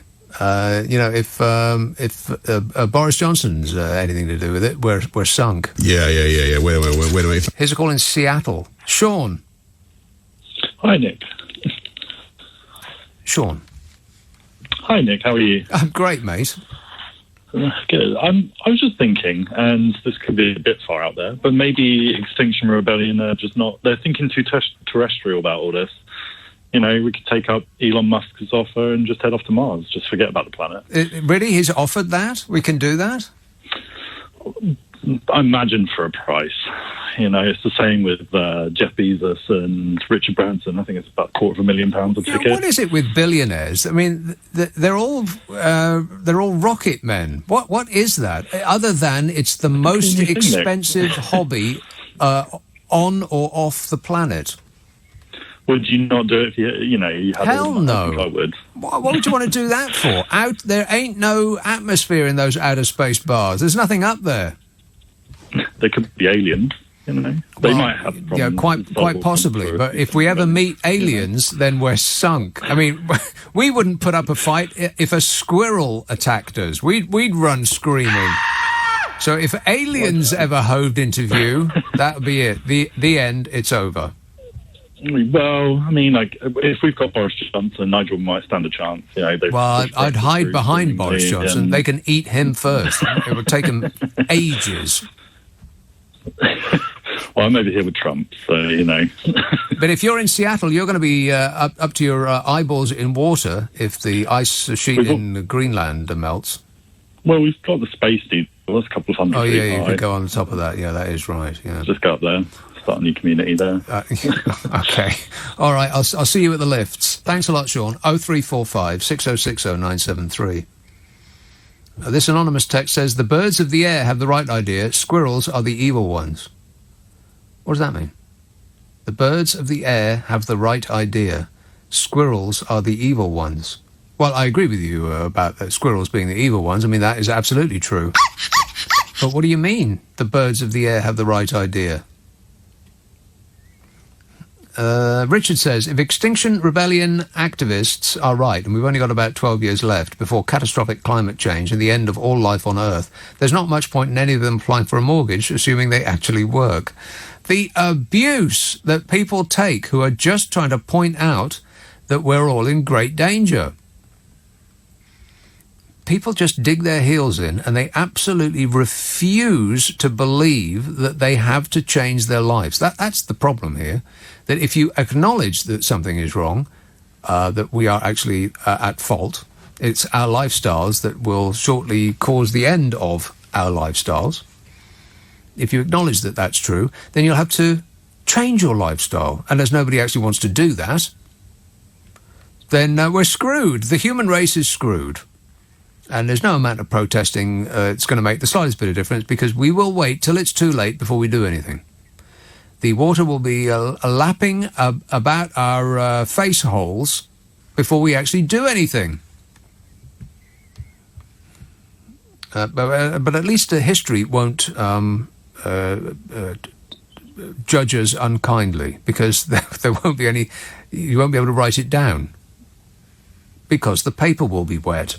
And computers won't work underwater. That's also true. Thanks, Donny. You're the worst. You're the worst president ever. Mark tweets, did you see that picture of the Extinction Rebellion protesters refuelling in McDonald's? They forgot to pack their organic rhubarb and nettle butties.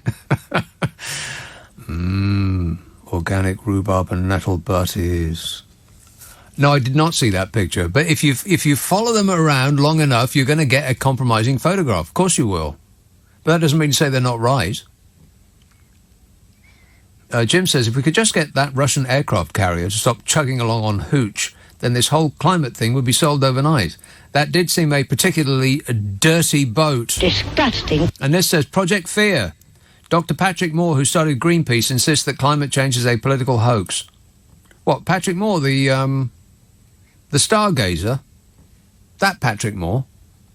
Or another Patrick Moore? There's more than one Patrick Moore. Wallington. Hello, Russell. Hello. How Russell. Are you? Yes, Russell. Yeah, how are you? Great, mate.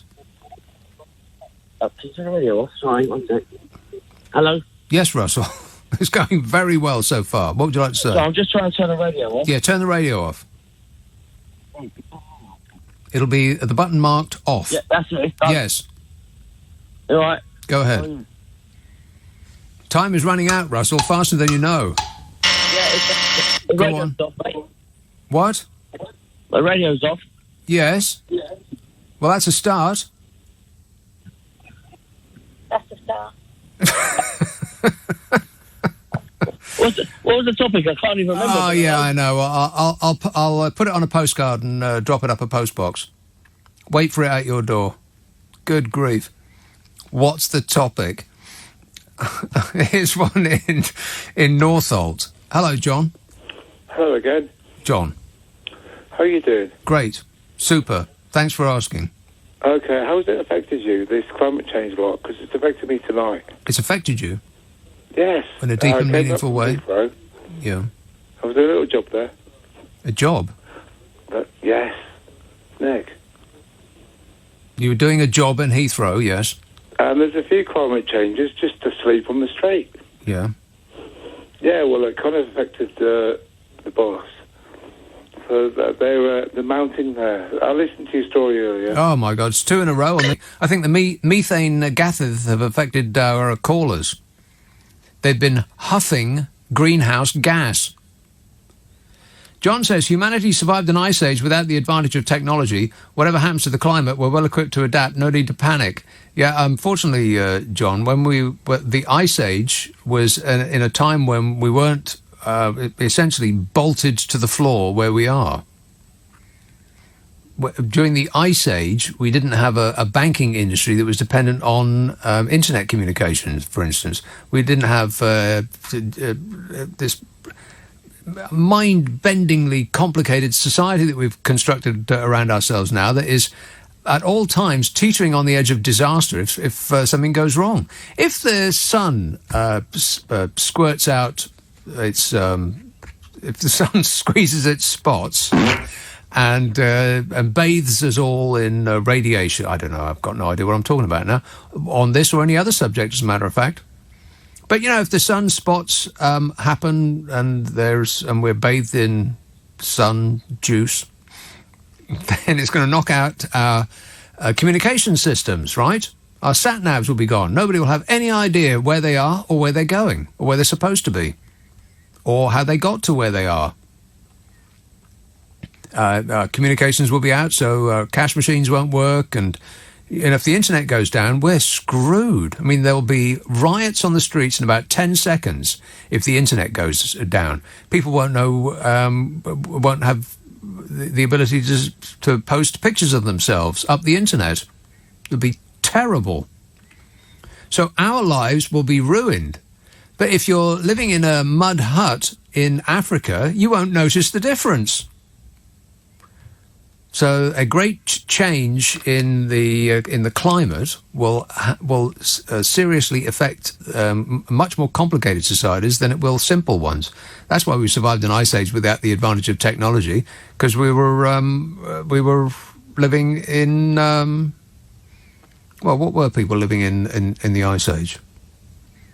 I've got no idea. It doesn't make any difference. But what I just said is correct. I think you'll find that's right. Let's have Catford. Hello, Mark. Hi, Nick. Mark. How you doing? Super. I love your show. Thanks. I quickly say that you keep me sane. I think in all the madness, out. Right, okay. But I just wanted to sort of phone up about the ozone hole in particular. And just use that as an example with the Extinction Rebellion and how things can work if there is enough joined up thinking and people get together. So the ozone hole was dealt with by something called the Montreal Protocol back in 1985, and it worked really well, and it has worked really well until a couple of years ago. A few years back when they discovered that some areas of the world weren't sort of following the protocol which they're all meant to be following, and it's actually the rate of the decrease of that hole is slowing right up because there is new CFC going up. Well, I want the names of the people who are responsible for this. Which ones? I think the scientific report, I'm not that clear on it, but I think scientists and satellite identification showed that it was being emitted mainly from an Eastern Asian area. China. Yeah. You can do one of your sound bites now. Definitely. So, it just goes to show you, though, on the one hand, that when people can see that there is something that is a threat to the world, governments can join together and do something about it. Yes. And as long as the solution doesn't inconvenience people very much, because getting CFC out of general use, nobody really noticed the difference. We've still got fridges, we've still got hairspray, and all of that good stuff. That's right. And you've hit the nail on the head. That's the one big difference is that because the world hasn't done anything beforehand to deal with the climate change. Now it's a climate emergency. We're at a stage where such drastic change has got to happen. That's right. People's lives just they can't accept it. They won't accept. A lot of people won't accept it unless it's... Well, they absolutely refuse to accept it because if they did accept it, they'd have to change the way they live their lives. I mean, we've been doing nothing for 50 years. For 50 years, we've been knowing that something like this has been happening. We've been pretending that it's not there so that we can carry on ravaging the environment for our short-term pleasure. But the human race is not very good at long-term thinking. We just haven't got to the developmental stage that we think long term. We're like a child in that regard. The human race has not reached the developmental age of a primary school child. We're stuck on immediate gratification. Yeah. That's why people are resistant to this. Definitely. I mean, I joined Greenpeace 30 years ago when the first international scientific report came out about the potential damages that could be caused by the way the climate was changing, by man-made climate change. And it made me think, and I started to follow it, and within a couple of years I realised with my cynical head on that nothing was going to happen until things got that bad, that there was actual evidence of ice caps melting. People's feet were getting wet. Yeah, that's right. and actually on that point, just to sort of mention that before I go, the sea level is something... You're one of the first radio commentators I've actually heard refer to the 60-plus metre potential. Yeah, if the Antarctic goes, so does the human race. And it's actually I've read in several good sources that it's somewhere they estimate, because I can't be absolutely clear about this, but somewhere actually between 72 to 80 plus metres if you took all the ice in glaciers, because the amount of fresh water that's tied up in glaciers around the world is quite incredible, the volume of water that's held in those as well.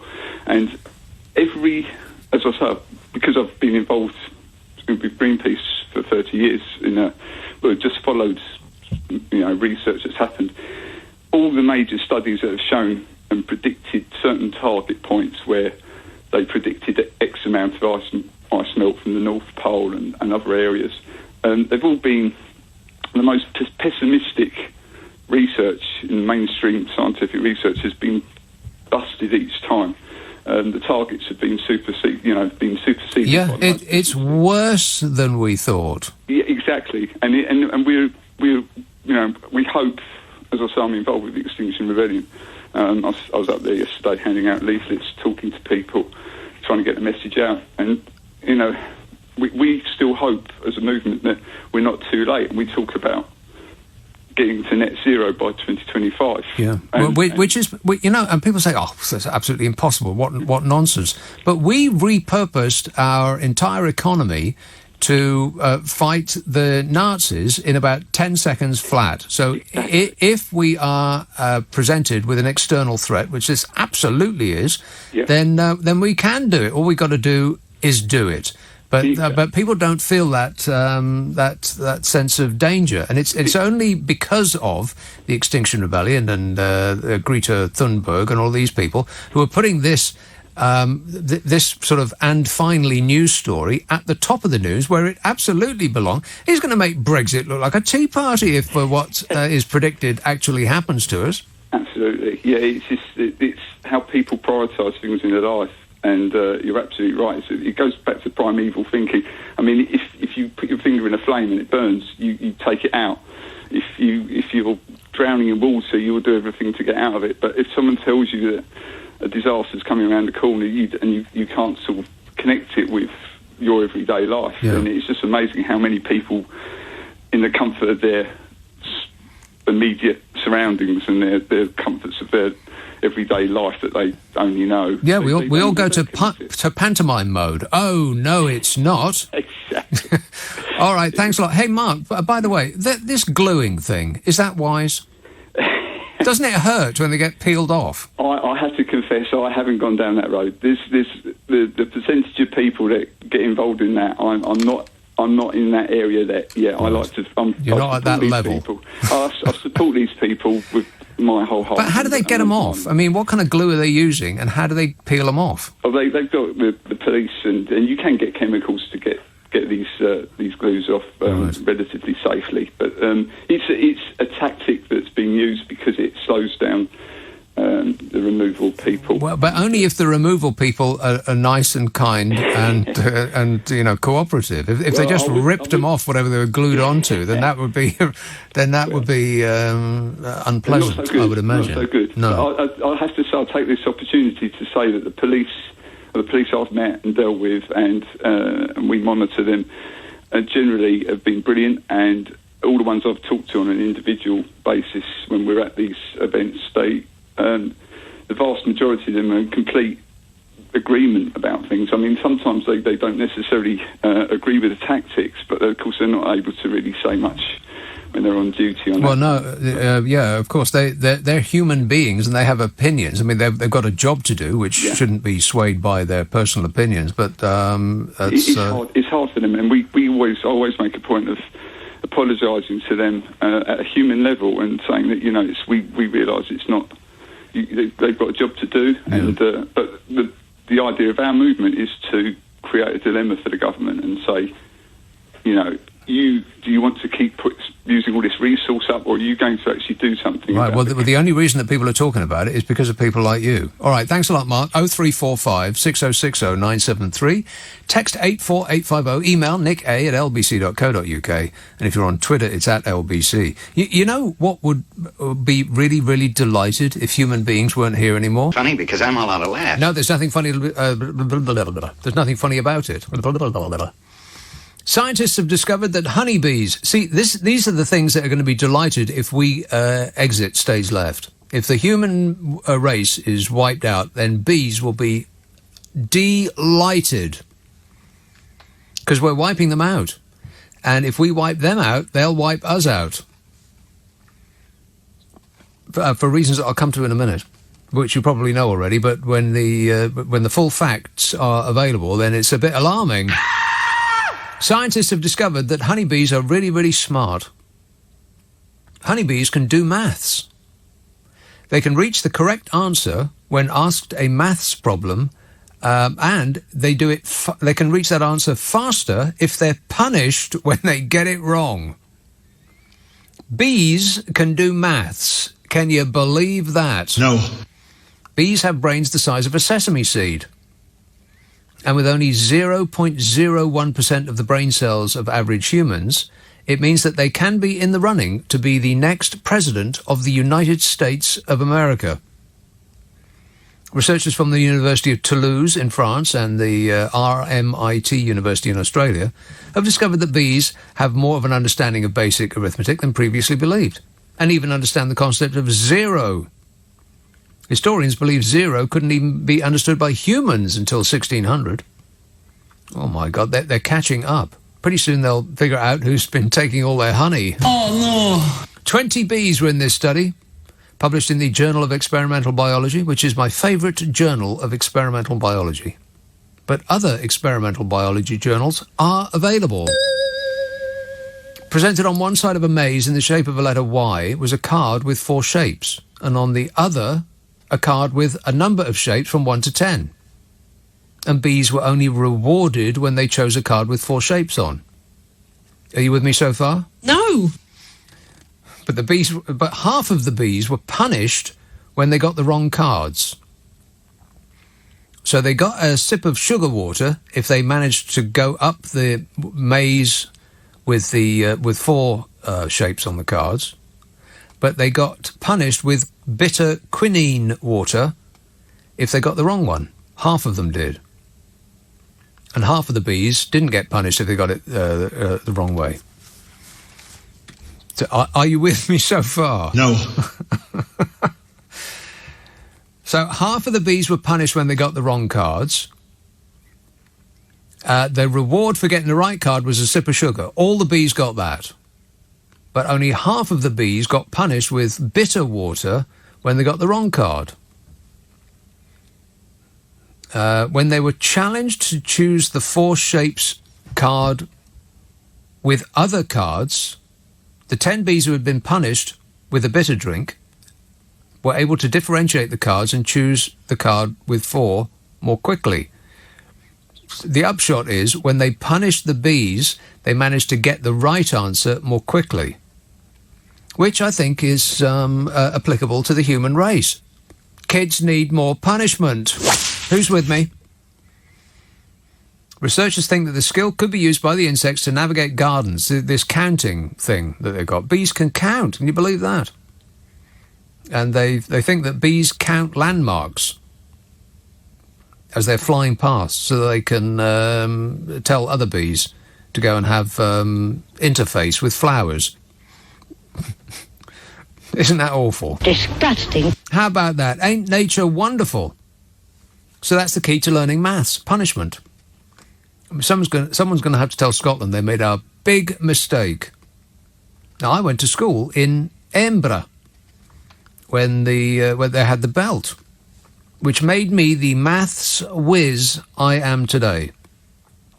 Once learnt, never forgotten. 7 8s are 62, 4 4s are 30. Any fool know that. It works. And when the honeybees go, so do we. But this is actually alarming. I mean, we've got insect die-off on a massive scale, and you'd think that we'd be interested in doing something about it because our food depends on them. We can't replicate what they do. We just don't have the manpower or the technology or the time. Honeybees are responsible for around 80% of worldwide pollination. This is according to the hippies at Greenpeace. Groovy. Bee colony collapse is happening across the globe, however. It's a combination of stuff that we do. Pesticides, habitat destruction, drought, nutrition deficit, global warming, air pollution, farming with monocultures, intensive farming, all of that stuff. All caused by us. You're welcome, bees. Thank you. But the joke's on us, because we can swat them away, but if we do that, we're swatting ourselves in the process. Vegetables, nuts and fruits are pollinated by bees. Of the top human food crops, 70 of 100 are pollinated by bees. And those 70 top food crops account for 90% of the food that we eat. Wow. And Greenpeace has suggested some solutions to this problem, none of which will be taken up because we'll wait till it's too late. They want the preservation of wild habitats in order to protect pollinator health. They want the restoration of ecological agriculture, the elimination of the world's most dangerous pesticides, and they can cross their fingers and wish for that from now until the end of time. It's not going to happen. The human race isn't very good at planning for the future. We want our pleasure right now. I mean, we'll just carry on as normal and not believe in science. It can't hurt you if you don't acknowledge its existence. Close your eyes and click your heels together and wish really hard. That's bound to work. Here's calling Ipswich. Hello, Gary. I hear an indicator ticking. Yes, Gary. Too late. He's passed out. Sir, you left your lights on. Weymouth. Hello, James. Oh, God, this is not working very well, is it? Wait a minute. I'll get it. One moment, please. James in Weymouth. Yes, sir. Hello, how are you? I am great. Excellent. Your bloke answering the phone tonight doesn't sound very happy. Doesn't he? No. Yeah, what's the matter with you? Nothing. Nothing, see? He said in a very, very miserable way, I thought. Is your text machine working? Because I've texted a few times. And, right, well, I've got no idea. Anyway, yeah. Not my not my department. You know, I'm a really? football fan. A football fan? Yes, and I was just going to say about rugby. It's not really a sport, running around the field chasing an inflated peanut. Well, that is an interesting opinion, and I agree entirely. Excellent. One of the other things I was going to say is I think these Extinction Rebellion people, they're carrying on for another week after this, aren't they?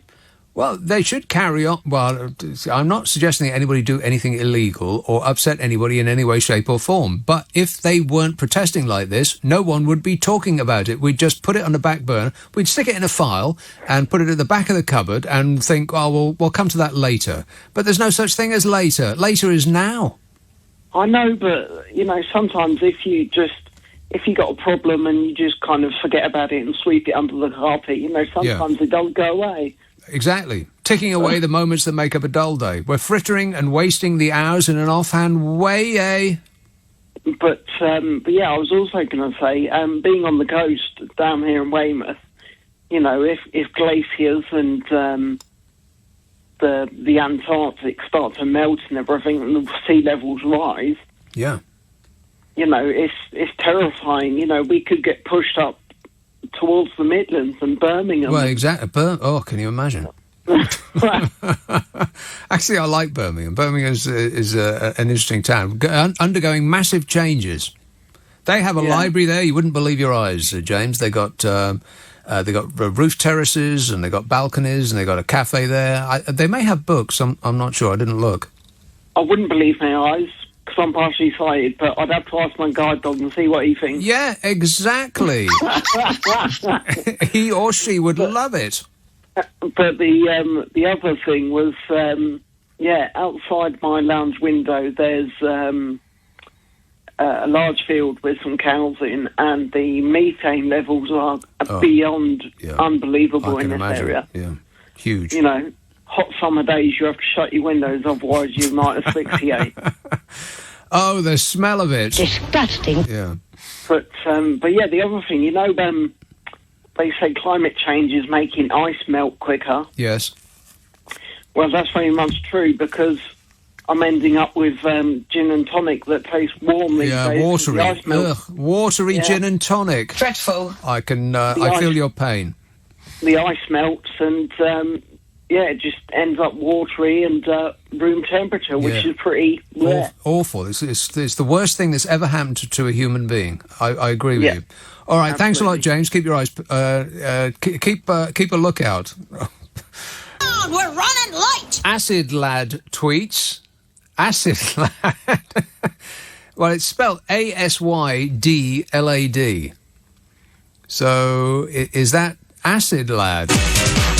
Acid Lad tweets, bring back the usual happy, glamorous assistant. We just want Brexit and that producer. But as my current glamorous assistant has put that up for me to read, he is obviously in on the joke there. Mike, or he didn't bother reading it before he put it up on my screen. One of the two. Mike text, now that Boris is PM. Now that Boris... Let me reread that. Now that Boris is PM. Now that Boris is PM... Will he See, you must get the right... excuse me. You must get the right emphasis. It's important.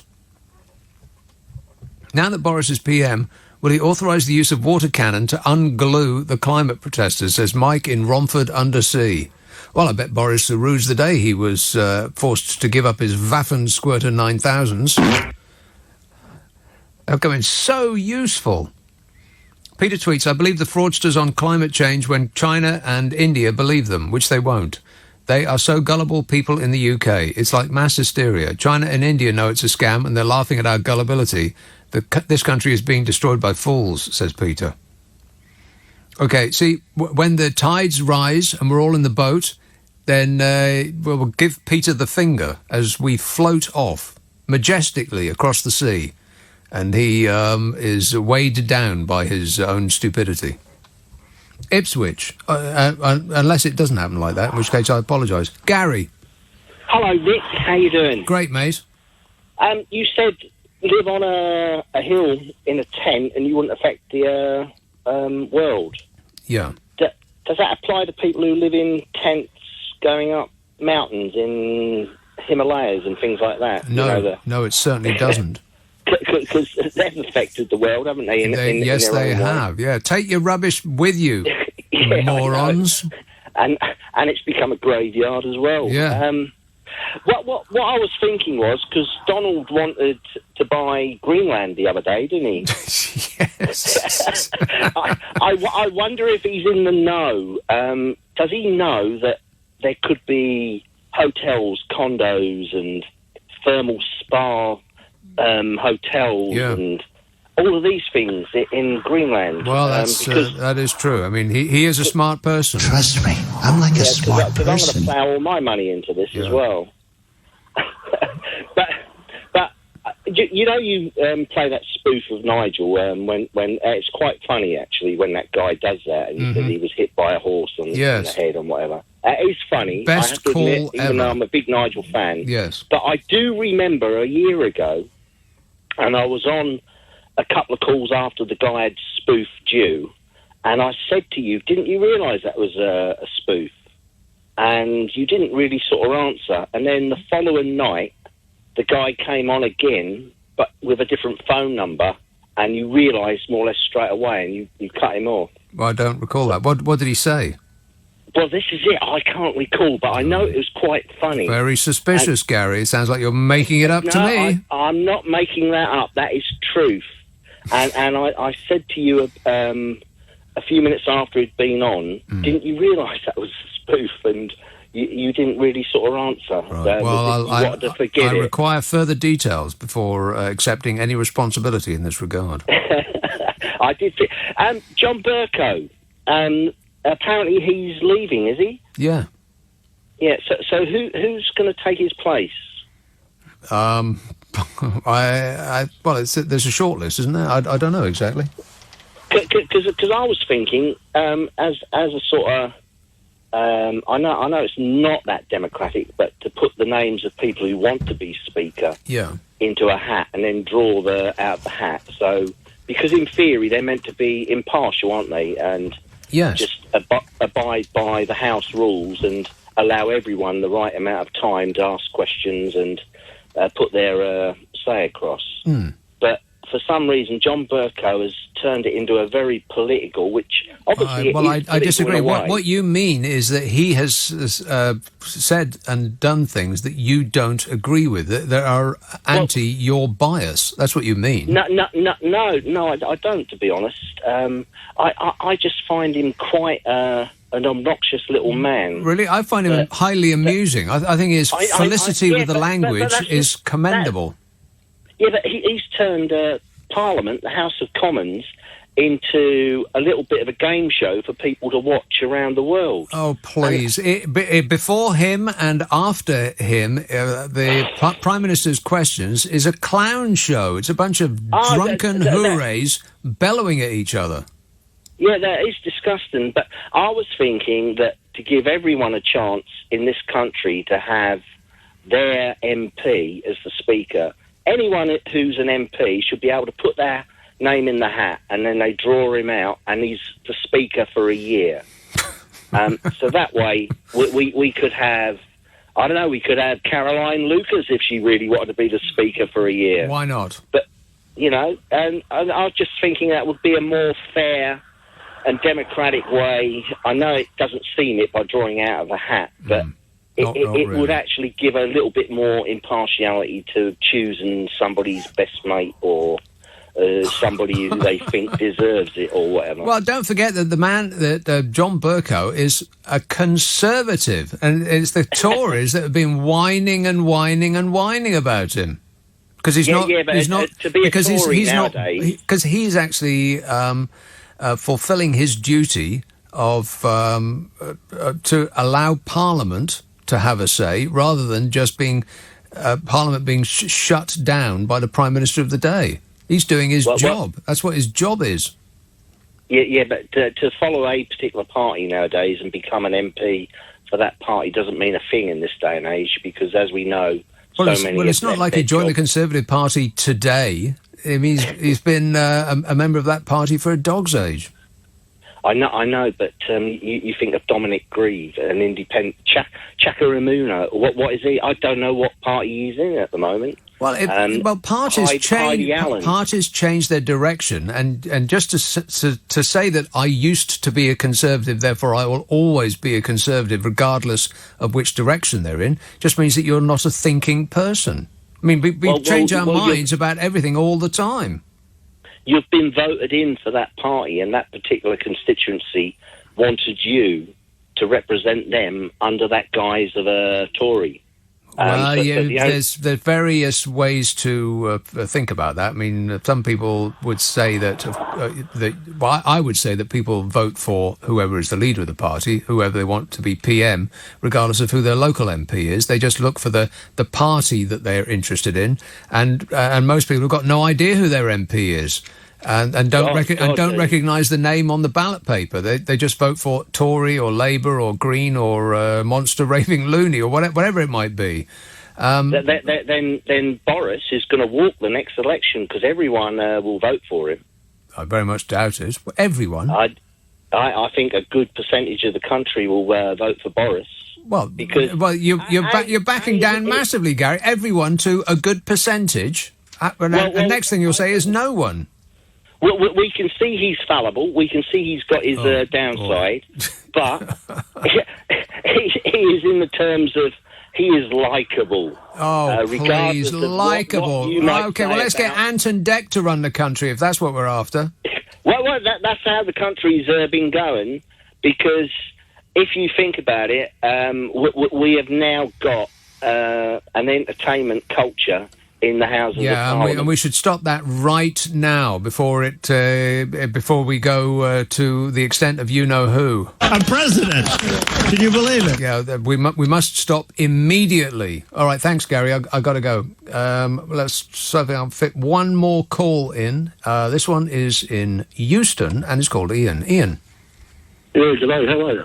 Good, thanks. Nick, just a couple of things. I'm actually not from this country, which probably stands to reason. Don't say. Look, the differences between what I've noticed here in the United Kingdom compared to Australia and the way that things are happening, it's rather, it's totally different on both sides of the equators. Australia's actually had great problems particularly with the barrier reef, with the destruction of barrier reef. We also lose a lot of our flora and fauna because of the fires, particularly. We lose a lot. We lose a lot of our bees, for instance. We lose a lot of our culture, our sheep, etc., etc. Yeah. A lot of that is actually caused it has been caused and said to be caused by global warming. And in Australia, over the last few years, there has been a rise, or your water has actually risen already from what it used to be. Not you mean the water level or the temperature of the water? Yeah, no, the ocean itself has actually had a rise. It's not a great deal, and it's also said to have happened over the periods of years. Right? But there's a big difference between what I've noticed here in the UK compared to what I've noticed, obviously, in Australia. Now, I'm actually a horticulturalist, so yes, I totally agree with everything that was said about bees. One thing I have noticed here, and I'm looking at the food that we have actually, I've been a part of, have actually grown a great amount of like flowers and vegetables since I've been here. And it took a long time before bumblebees actually came out to actually get into the plants to pollinate. I've also noticed as well that at the moment there are so many tomatoes that we've actually got growing at the moment. We're now into the point where it's actually getting cold. There is a lot of water coming through, and these tomatoes are actually not getting the heat that they need, and they're not actually going right. It's October. Look, I'm not overly into what the seasons are. It's October. It's blooming freezing from now until, August. It'll be absolutely freezing from now until August, Ian. I don't know how long you've been living here, but to get your hat, coat, scarf and gloves on. And listen, I got to go, but thanks for that. You know, if global warming is doing one thing that's positive, it will be the mass execution of everything that wriggles and crawls in Australia. I mean, that's a country that needs mass extinction. Am I right? I mean, just look at it. Get back to it. Oh, I see. The law-breaking, self-indulgent layabouts are preventing the police from carrying out their duties. Right. Well, what about last month? What was preventing them from carrying out their duties last month, and the month before that, and the month before that, and last year, and 5 years ago, by the way? And I think they're doing a tremendous job of conducting a campaign. We were talking about it all the time. We talked about it for about 3 hours last night, and some of these texts are still waiting for me to read them. James said, I wish the stinky rebellion would go back to Bristol. Brizzle? What's Brizzle got to do with it? Michael says, this probably in reference to people who came on and, tried to explain science. He says, why are all the people that know stuff so boring? If they were more interesting, normal humans may listen more. See? Science should come with cartoons. Or maybe puppy dogs. Then people would listen more. Tracy says, we're all going to end up underwater due to climate change. If only I could have brought myself to watch that god-awful Kevin Costner film, Waterworld. It might have been useful. Still, if you won't be able to broadcast underwater, then I'm quite happy to drown. I thought Waterworld was good. I think I'm the only person on the whole wide world that thought that Waterworld was actually a really good, well, not really good film, but it wasn't as bad as everybody said it was. I think people have just got it in for Kevin Costner. This says, as a climate scientist, it's hard to hear the science says, as it's extremely rare that people have read our research. Often they have read a third or fourth-hand synopsis. As a result, the 10-word description that suits their very specific view is a long way off reflecting the reality. But as he spelt their, T-H-E-R-E, suits their very specific view, then I'm reserving my judgment about whether he is an actual scientist. And Israel texts, hi Nick, regular listener, great show, keep up the great work. Well, it's a bit presumptuous, isn't it? Setting me tasks at the weekend. Who the hell are you? Now, the polls are, they're up and down like, I can't think of a clean way of putting it, but they're up and down, believe me. This was 8 days ago. A new poll shows that Labour has been overtaken by the Liberal Democrats. What? You would believe that. They're back. The survey conducted by YouGov puts Joe Swinson... Well, that should have been a pop quiz. The leader of the Liberal Democrats. Anybody? Anybody at all? No? Joe Swinson. Whoever that is. YouGov puts Joe Swinson's party in second place overall on 23%. Blimey. They were nowhere a couple of months ago. Labour are 2 points behind the Lib Dems on 21. The Conservative Party remains in front on 34%. This was 8 days ago. Now, everything's changed. In other words, all the parties are about as popular as catching a disease. No one can break about a third. But, you know, the Labour Party should be miles ahead now, except that this country is now a single-issue obsessive and everything gets viewed through the prism of Brexit. I mean, does anybody really know what they stand for, apart from not taking a stand, the Labour Party? The Conservatives gradually creeped up 2 points since Boris took over, which is a pretty small result, I think. 2 points, is that it? Is that all you can bring to the party, Boris? 2 blooming points? Yeah. Wait a minute. The Lib Dems have gone up from just 16% in last September to 23% now. Wow, that's huge. It's the Joe Swinson effect, whoever she is. And the party puts the poll puts the Nigel party on 12%. And that is a constant throughout all of the polls. The Nigel party is always on about 12%. Nigel Farage is not fit and proper to be in government. The Greenies are in 5th place overall with 5% of the vote. And for the last few elections, the Greenies got my vote. Groovy. Just because I couldn't bear to put my cross next to anybody else's party. So far, so good for the Conservative Party. But, get this, Boris Johnson was seen as a less capable leader than Theresa May at the same time in her premiership. You remember Theresa May, don't you? No! Yes, that's her. People thought she was doing a better job than Boris was at the same point in their respective leaderships. Wow. Maybe he needs to update his shoe collection. What would he look like squeezing his huge, podgy feet into a nice pair of leopard print kitten heels? Disgusting. Only 36% at the time of the people surveyed by Ipsos Mori thought that Boris Johnson was equipped to be the leader. 36%. That's compared with 68% of voters who thought that Theresa May was capable of being the leader at the same point in her leadership. Wow. 36% for Boris Johnson, 68% for Theresa May. And Johnson's government has some of the lowest approval ratings on record, with 14% of voters satisfied with its performance. Wow. That is dismal. But what's remarkable about it is 14% of us are satisfied with the performance of the Boris Johnson government, yet 36% of us would vote for it. My mind is all of a boggle, is what my mind sounds like right now. But as I said, that's ancient history, that is. That's 8 days ago.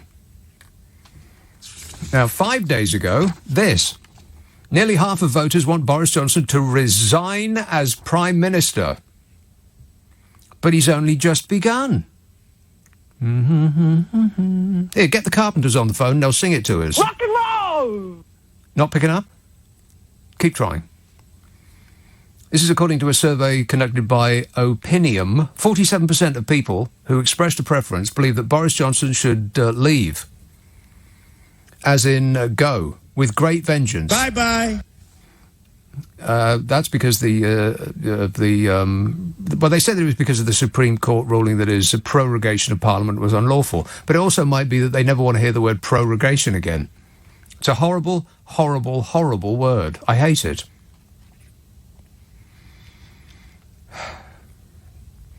"47% said he should go. 42% said he should stay. So I think that's the will of the people, Boris. Ta-ta, see you later."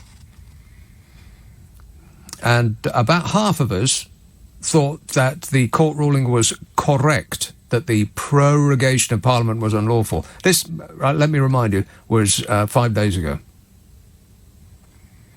49% said that they were right, 35% that they believed the PM was right to suspend Parliament, and the rest couldn't understand the question because they were mesmerised by that nice lady's spangly spider brooch. You remember her? On and on and on she went. Well, you just get to the good part.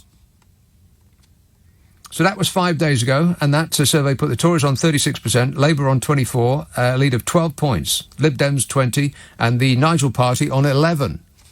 It's 11, 12%, there or thereabouts. That's as much as it's going to get, Nige. And now today, where everything has changed, been chucked up into the air like a juggler's balls. Apparently, well, this is according to the Mail, who are a flag-waving supporter, voters would secure Boris Johnson a majority in a snap election, as a new poll shows the Tory leader is twice as popular as Jeremy Corbyn. But you know what? As Boris Johnson has had 10 times the positive press than the bearded Beelzebub, that's not such a surprise, is it? In fact, it's a bit of a short result. Only twice as popular, but he's had 10 times the popular press, at least, by my reckoning. So in a general election, if it was held right now, the survey said 33% would back the Conservatives, 27% would back Labour, 18% for the Lib Dems, and 12% for the Nigel Party. And this is coming around about the same time as Boris Johnson is suggesting that there's been a breakthrough. They've gone into the tunnel. In terms of seats, they said that Johnson would lead with 332 seats in the Commons. That's a majority of 14. And that would mean 226 for Labour, 33 for the Lib Dems. It gets good at the end here. Wait a minute. Hang on to something firm. 332 seats for the Tories, 226 for Labour, 33 for the Lib Dems, 37 seats for the SNP, 1 for the Greenies, and none at all for the Nigel Party. I'm a nutcase. Meanwhile, a third of voters have got no idea who they'd choose. They said, What, really? Still? You're undecided? Is that because there hasn't been enough politics covered on television and the radio? Good grief. It's probably more likely that they said, you know what, none of the above.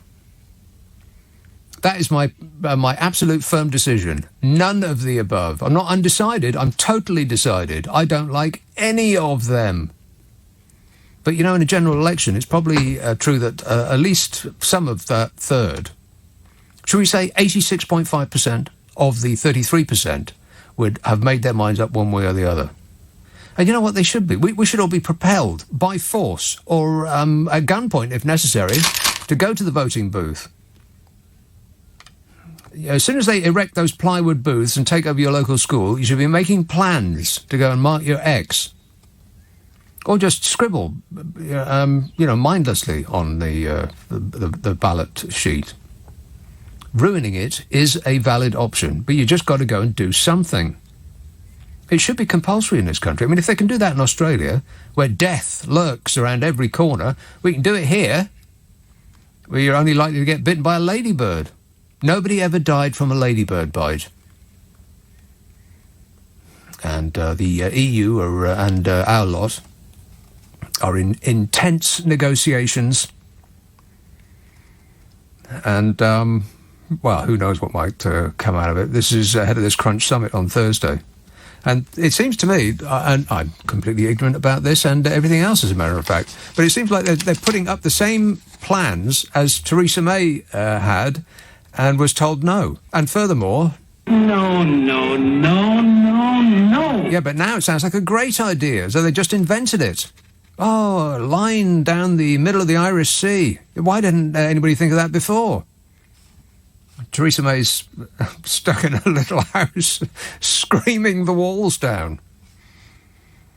Diplomats in Brussels said that Boris Johnson had secured the breakthrough by agreeing to a customs border in the Irish Sea, which is the exact thing that our side said we would never accept. But now it's finally a breakthrough.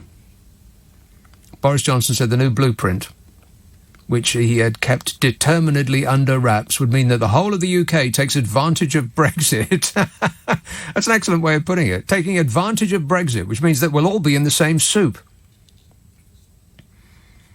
But when pressed on whether Northern Ireland will definitely leave the EU's customs union, he ducked and dodged and dived.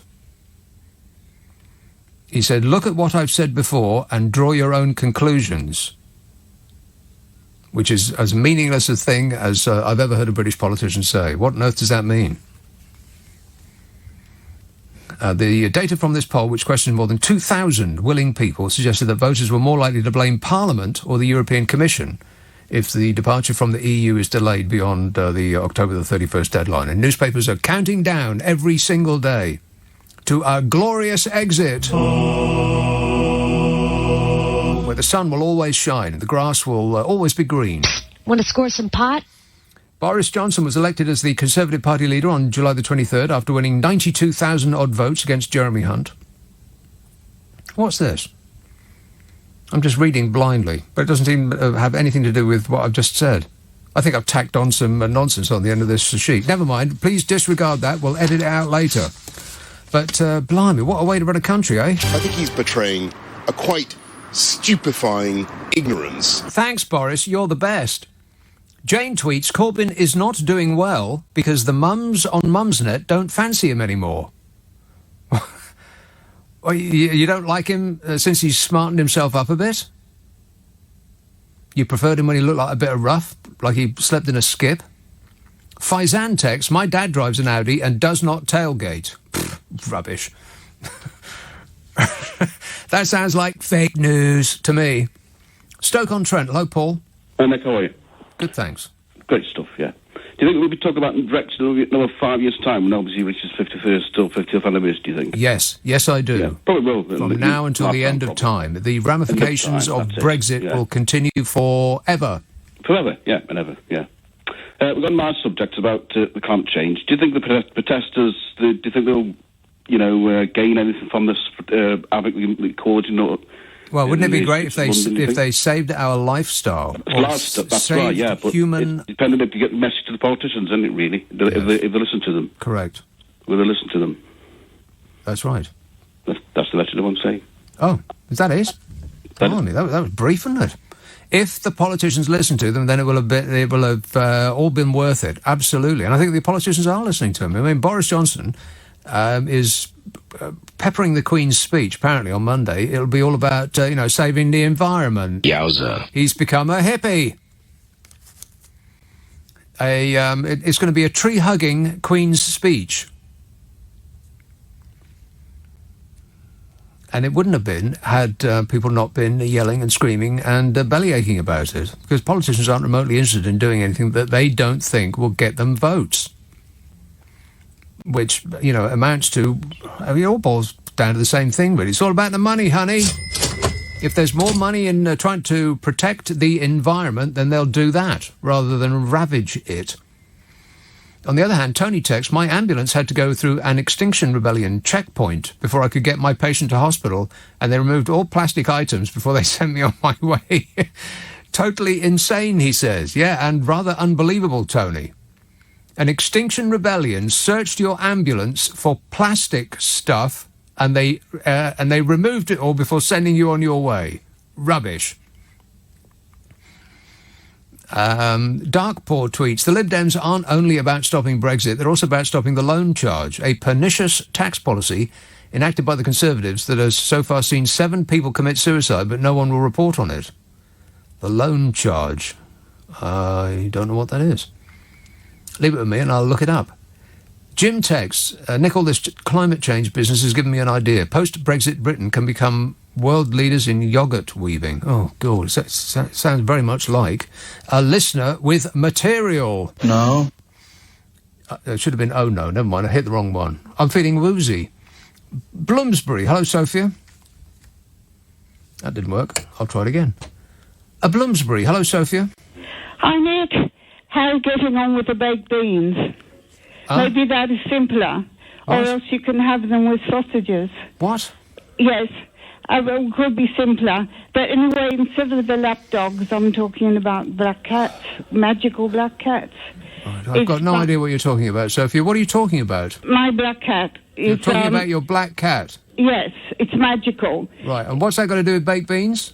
well, that might be the way out. But anyway, baked beans are the way out. Well, I'm certainly glad you called. Simpler. But instead of sausages, you can leave the fish alone. But my black cat always scoops the fish out of the tank. Well, I'm certainly glad to hear that. Even though she's well fed and has her own personalised cat feed and sausages and shrimps. I did have... Hey, Sophia, what do you do for a living? You're a surgeon, don't tell me. Computers. Air traffic control. Both of those. I work for lots of airline companies. Anyway, as far as the weather's concerned... there's a lot of weather, and it's mostly in Japan at the moment. Yes, typhoon. So why are people so worried about their football matches? What about all the people that have been... Yeah, and don't forget the baked beans. Okay, Sophia, something's come up and I've got to go. Okay. Bill says, Dear Nick, you're quite the Brexit bore seer. Why are you putting this stuff up for me to read? Yeah, okay, see you, Bill. Bill's still listening, of course. Phony. Graham says, Corbyn has too much history with the IRA and other terror groups. He is an apologist for too many unsavoury regimes and has done little to kick anti-Semites out of his party, hardly a candidate for a popularity contest. What you mean, as opposed to the Conservative Party that has sold weapons of mass destruction to the Saudi Arabians, with which they bombed schools and hospitals? Is that the comparison you're making? I can't read that one because it's got a swear word in it. Really, are you on your best behaviour at the moment? My glamorous assistant's gone rogue. And Katie says, the reason Labour aren't way out in the front is primarily because of their extreme leader. If Labour had Keir Starmer in charge, the ratings would skyrocket. They just need a more central and reasonable leader. Plus, Keir Starmer does give good hair. I don't know how he gets it to do that. It's a miracle of tress work. Catford, hello, Steve. Oh, wait a minute. There it is. Steve. What? Hello. Yes, Steve. Yes. Keir Starmer's hair. I mean, you've distracted me. I was going to talk about serious things, but... It's like he makes it out of a Jell-O mould. How does he do that? Why is he Sir as well? I mean... Why is he what? Why, he's Sir. Sir. Oh, why is he a Sir? Right. Yes. I don't know why. You just get to hang around. You get to hang around long enough and they give you a funny title and a badge. He's only about 28. I mean, for God's sake. But anyway, Brexit is the worst thing that's happened to this country. Ever. Or might happen to this country.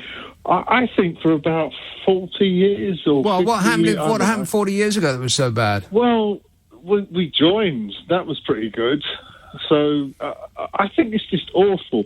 I think it's enabled bigots, racists, xenophobe, unpleasant, right-wing, nasty people. Yeah. It's given them a voice.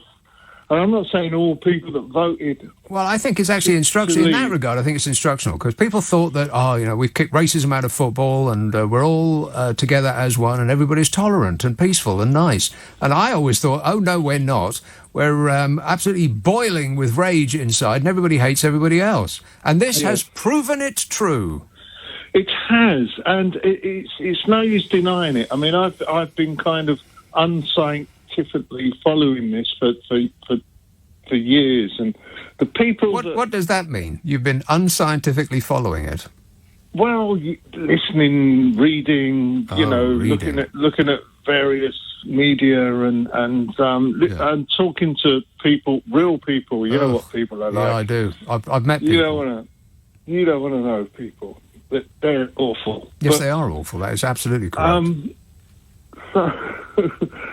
So my conclusion is, unscientifically, is that Brexit is dreadful. It's a dreadful thing that we've done. And imagine what we'd have done over the last 3 years if we hadn't all been obsessed with this one topic. Yeah, I know. We could have. I don't know. We could have got Steely Dan to the top of the chart. Nonsense. We could have figured out a way to make the sun shine more. We could have heated up this entire month if we'd just all concentrated and come together as a team. Yes, and we could have killed squirrels as well, because there are squirrels in my garden. Yeah, but only the grey ones, not the red ones, because they're cute and fluffy. They're cute. Yeah, but they don't live in London, do they? No, they don't, because the grey ones are much more aggressive and they're taken over. You know what? I think we have to. Okay, the grey ones are out of control now. There's not much you can do about them unless we go on a massive rampage. But I think that we've got to, at this moment, right now, there's not a moment to lose. Do ourselves a favour and get rid of the parrot menace, because they are. Don't talk to me about parrots. I am talking to you about parrots.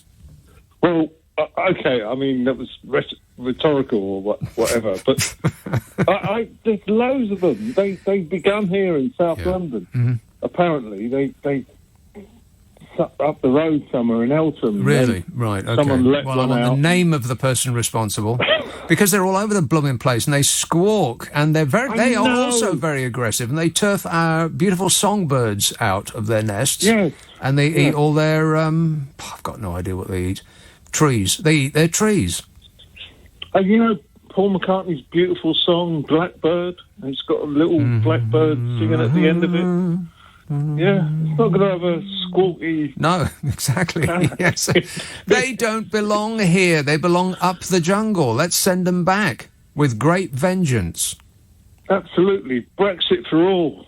Yes, and Brexit for all and exit for parrots. There, I think we've solved it. Good work. Thanks a lot, Steve. I enjoy working with people. Well, enjoy's a bit strong. Stuart tweets, talking of hair and eyebrows, did anybody see Andy Burnham on the telly this morning? No, I did not. In the morning? No, certainly not. And Ed says Keir Starmer should take over as leader. He talks sense and looks tidy. Tidy?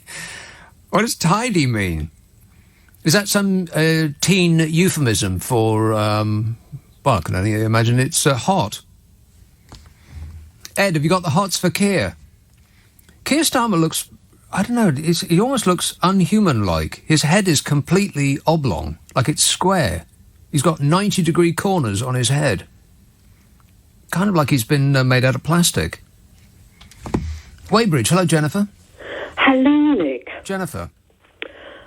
Get a grip. What? This is all ridiculous. Pull yourself and all of us together. We're British. So am I. Yes. I'm Northern Irish, of Ulster heritage. R. Now, guess what the motto was I was brought up with? What the motto was? Well, yes, the words. I think your motto was... Go on. Keep calm and carry on. Ah, well, no, that's a more modern one, but I would agree with that. Keep your hand on your purse in a crowd. No. Maintain decorum at all times. Oh, Mother didn't say all those to me. But that wasn't the most important one. Don't fall asleep on a bus. True. However... How about no spitting on the top deck? Ugh. Yes, I agree with that one as well. There used to be a sign. Did there not... Wait a minute. Did there not used to be a sign on the top deck of a bus saying no spitting? Yes. Yes, there did. I never did. You could smoke, kids, on the top deck of a bus, but you absolutely could not spit. No spitting allowed. However... Yes. My father was a loyal Ulster Orangeman. Mm-hmm. I am no longer that sort of person. Right. You know who is? Who? An orange person? A president! Can you believe it? I've got a few of those because it's the Irish genes in us. Is it? Yes, so I've got some children with ginger hair, and it's beautiful. No, I'm not talking about hair. I'm not talking about hair colour. Donald Trump doesn't have ginger hair. He's got a ginger face. Oh, shut up! You're going completely off the point here. Oh, there's a point? The point is, I was brought up with the two words, no surrender. No surrender, right. I don't know who to. It's probably what English if or whatever. What if you're completely surrounded? Pardon? What if you're completely surrounded? Ah, that's a problem. I was brought up with those mottos, right, by these loyal orange men. No surrender. No surrender. Right. Then... But that's not a very good motto for life, is it? Well, no, we're not going into life at the moment. I thought you were giving me a motto for life. The EU, isn't it? Concentrate. I'm finding it very difficult. Right. Then this Popper Whom? talks of not surrendering to the EU. Who did? The Popper. Oh, that Popper. Yeah. Wait. Yeah. Right. Now, he's surrendering Northern Ireland. Well, let's not get carried away. No, hang on. That exactly. Let's keep our hair on. But who does he think he is? The Prime Minister of this country. Isn't that incredible? That is never going to sound right. I've got to agree with you there, Nick. That is incredible. It's always going to sound as bizarre as you-know-who being you-know-what. I'm president. Exactly. Can you believe it? Exactly. So let's pull ourselves together and get about our daily life in as ordered a fashion as we can. Well, that's pretty disordered, I think, at the moment. That's about as ordered as we can be, disordered. Nick, so that's the motto. That is the motto that you say that we should lead our lives by. No surrender. It's a bit aggressive, isn't it? I'm not saying we should live our lives by that. Yes. I'm saying that is what I was brought up with as my father being a loyal... Right, okay, but it sounds like you're saying that that's how we should lead our lives. What are you saying then? No, you're just giving me a history lesson about your family life. No, can you just listen to me for a moment? Well, I don't know, I'll try. No, please. You're misunderstanding me. Standing. Right, here's the Prime Minister. He's talking about not surrendering us to the EU. Right?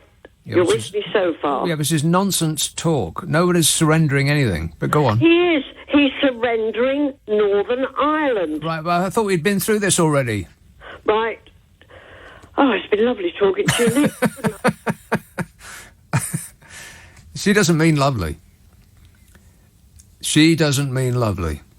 She means... Dreadful. It's been dreadful talking to you too, Jennifer. You believe that? How rude.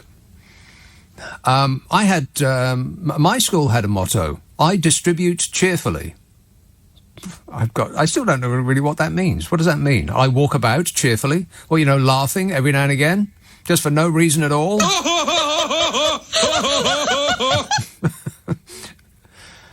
Well, things used to be funnier when you were a kid because things would happen to you for the very first time and they just used to be funny. This is why you laugh less as an adult, is because you've seen and heard and done everything before. But as a kid, you'd find the silliest things funny because they were just tickling your brain for the very first time. But after your brain's been tickled 1,000 times by the same thing, it ain't funny no more. But anyway, that was my school's motto. In Embra, I distribute cheerfully. Of course, I went to that was a private school. I went to a comprehensive in Essex, and their motto was, "What are you looking at?" Oh, yeah. That was their motto. It was written on our badge. Let's have Little Hampton. Rick. Good evening. Rick. Hello. Good evening. Yes, Rick. Hi. Talking about Brexit. Hey, Rick. Hello. Yes. Hi. Yes, I'm here. Can you hear me? It sounds like you. Yes, go ahead. Yes, Rick. Hello. Hi. Talking about Brexit. Here's Rick. Hello. Yes. Yeah, I'm here. Talking about Brexit and talking about 2 points of view, mainly. You've got the Remain campaign that talk about Britain crashing out of the EU if they don't have a deal. Yes. And you've got the Brexit campaign talking about a clean break. And it seems to me that both of these points of view are mainly to do around the border issue with Northern Ireland, yes? No. Do you agree with that? I wouldn't. You wouldn't? What would you say that is about? Well, it is an issue, but the clean break and the crashing out part are not having a deal. But part of getting a deal is trying to figure out a way around this problem that nobody thought of before the referendum. But surely the answer to that is obvious. Oh, blimey, if only it was. What's the answer? Well, if you think about it, the clean break, if you like, has got to be the obvious answer. Well, you keep saying obvious, but no one is thinking that it's obvious because everybody's been concentrating really hard for 3 years now, and we still can't come up with a solution. So, what is the obvious solution, Rick? Well, here's why I think it's obvious. Okay. No, not why it's obvious. Just get straight to the actual solution part. Right. Clean break without the deal, because the border issues then are no longer the issues of the UK. The border issue is now the issue of the EU. Nonsense. It's because of our actions that we are insisting that there's a border. That's the whole point of this, isn't it? Taking back our borders. Yes, and the whole point of a clean break means that you do not have to institute a border. Rick, the reason that we're leaving is because we want a border. We're leaving because, obviously, yes, we would like a border, but it seems to be a headache of how to distinguish what that border is. Is it going to be in the middle of the Irish Sea? Is it going to involve Northern Ireland? Is it going to be between Northern Ireland and the Republic of Ireland? Yes? Yes. Right. So, if you leave on a clean break term, it's no longer the British Parliament's responsibility to sort that border issue out. Of course it is. It's the border between them and us. Who's going to sort it out if we don't do it? It has to be. Well, think about it. If we leave on a clean break, right? It's then there's no deal. There's no deal on the table whatsoever. So the EU has to sort out the border issue. It's not your issue. It's then their issue. Yes, they will agree something with Northern Ireland because that is where the border will lie, between the Republic and Northern Ireland. Yeah, but you said agree something with Northern Ireland is agreeing something with us because that's a part of Great Britain. Northern Ireland is, but the Republic of Ireland isn't. That's right. That is ultimately where the border would be. It wouldn't be on Northern Ireland. Yeah, but we're trying to avoid that though. But when we insist that there's a border, how can we then say, "Oh, well, we don't want a border"? It just doesn't make any sense. Our position on this doesn't make any sense, probably because nobody had thought about this before the referendum. It just struck people like they had just been belted like a dinner gong. Oh, yeah, the border. Right. When we're insisting on a border, there's going to be a border. We never thought about that. Duh. I don't think that is an obvious solution, Rick. Just running away and pretending that the problem doesn't exist is not an obvious solution. But keep thinking, and better luck next time. Archie says, if you don't do the weather, I'll superglue myself to the next grey squirrel. Well, I did the weather yesterday. The weather is the same today as it was yesterday. It's bloomin' raining. It's raining again. Graham says, my neighbour's cats are magical. They disappear as soon as I go in the garden. After years of attrition, I think I've finally got the upper hand over them. I'm an eco-warrior. I'll lob eggs and other missiles at anything that threatens the birds in my garden. Cats do chew through about 100 million songbirds a year. But they're so cute. Blogger Cab tweets, Nick, the pound has rallied to its strongest in 3 months. Have you taken your tin-foil hat off yet? Oh, it's the strongest it's been in 3 months. Fabulous. We're saved. And Peter tweets, apropos of nothing at all and completely out the blue, Donald Trump has done such a fantastic job for the American people, and your caller sounds a bit deranged. Well, that last part's true, but which one? He says, President Trump has transformed things for people who desperately needed work. He's got billions of dollars back in America where it should be, says Peter, who gets all of his news from Donald Trump's Twitter feed. What are you talking about? And Mark says, let the EU keep Cornwall. Well, that is a good idea. I'm with you there. Because it's just so far away. How can it be that far? How can it take that long to get to somewhere in this country? It's like 5 hours by train from London to Cornwall. That's ridiculous. Blackburn, hello, Scott. Hey, Nick. Have you seen the Oliver Stone Putin interviews? No. No, and just it relates to my point about, the Americans, the corruption against Trump, what's going on at the moment. The corruption against Trump? The allegations, the right, impeachment thing. Mm-hmm. Yeah. It just strikes me that they pick and choose when to enforce the law in America. What do you mean? They were happy during George Bush's presidency. They were happy during Barack Obama's and all the stuff that went on in Ukraine. The Bidens and stuff like that, they don't seem to be bothered about that. It's just about Trump. It's like they only enforce the law if you go off message. Off message? What do you mean off message? Trying to on war. Trying to solicit other countries to get dirt on your political opponents. That's called treason, Scott. That's why I asked if you'd seen the interviews between Putin and Oliver Stone, the documentary, because basically it shows that throughout the Obama administration, U.S. government NGOs and low-lying politicians, Under Secretary for EU people, and John McCain were at rallies with right-wing neo-Nazi groups. I very much doubt it. It's true. John McCain was seen at rallies. There's footage of it. John McCain tried to enact a coup over... No, he gave support. He encouraged them. He said, "We're with you. The U.S. supports your..." Seriously, if you just watch the documentary... And you heard Vladimir Putin say this. And that's the way you get your news. No, he didn't say this. He didn't say this. Well, who did then? It's all over consortium news. If you watch, it's what news? Fire. What news? It's a fact. It's a fact. Oh, right. Well, you probably saw it on the internet, did you? No, this was all over. All the BBC covered it. Victoria Nuland said, "F the EU," talking about it's about transforming the economy of Ukraine to favour US corporations. It's not about helping Ukrainian people. And what I'm saying is they were happy with that.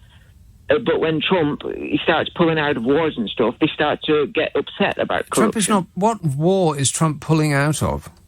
Syria. He's creating a war in Syria. Do you get the news where you live, Scott? Stop reading the internet. God, there's so many people like that.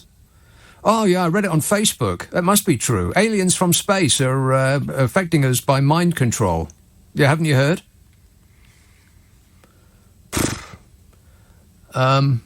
Peter says... Oh, no, I read that. Kath says, does that mean it was okay to spit on the bottom deck of a bus? Yeah, I don't think there was a sign on the bottom deck of a bus. I suppose because people who sat on the bottom deck had more decorum. It was people on the top deck were, generally hooligans. You could smoke, I think, in the back of the top deck of a bus. In much the same way as you could smoke in a cinema, but only on the left-hand side of the aisle, not the right-hand side. Because the smoke would respect those limits. The way we used to lead our lives was just nuts. Yeah, but I think it was a £5 fine, wasn't it? Which was a lot of money in those days. You would really have to want to spit a lot. No spitting on the top deck of the bus. That's right.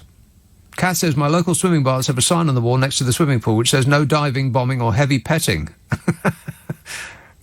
No heavy petting. Disgusting. She says, how's your phone? It's all right. What does that mean? It still works? Kind of.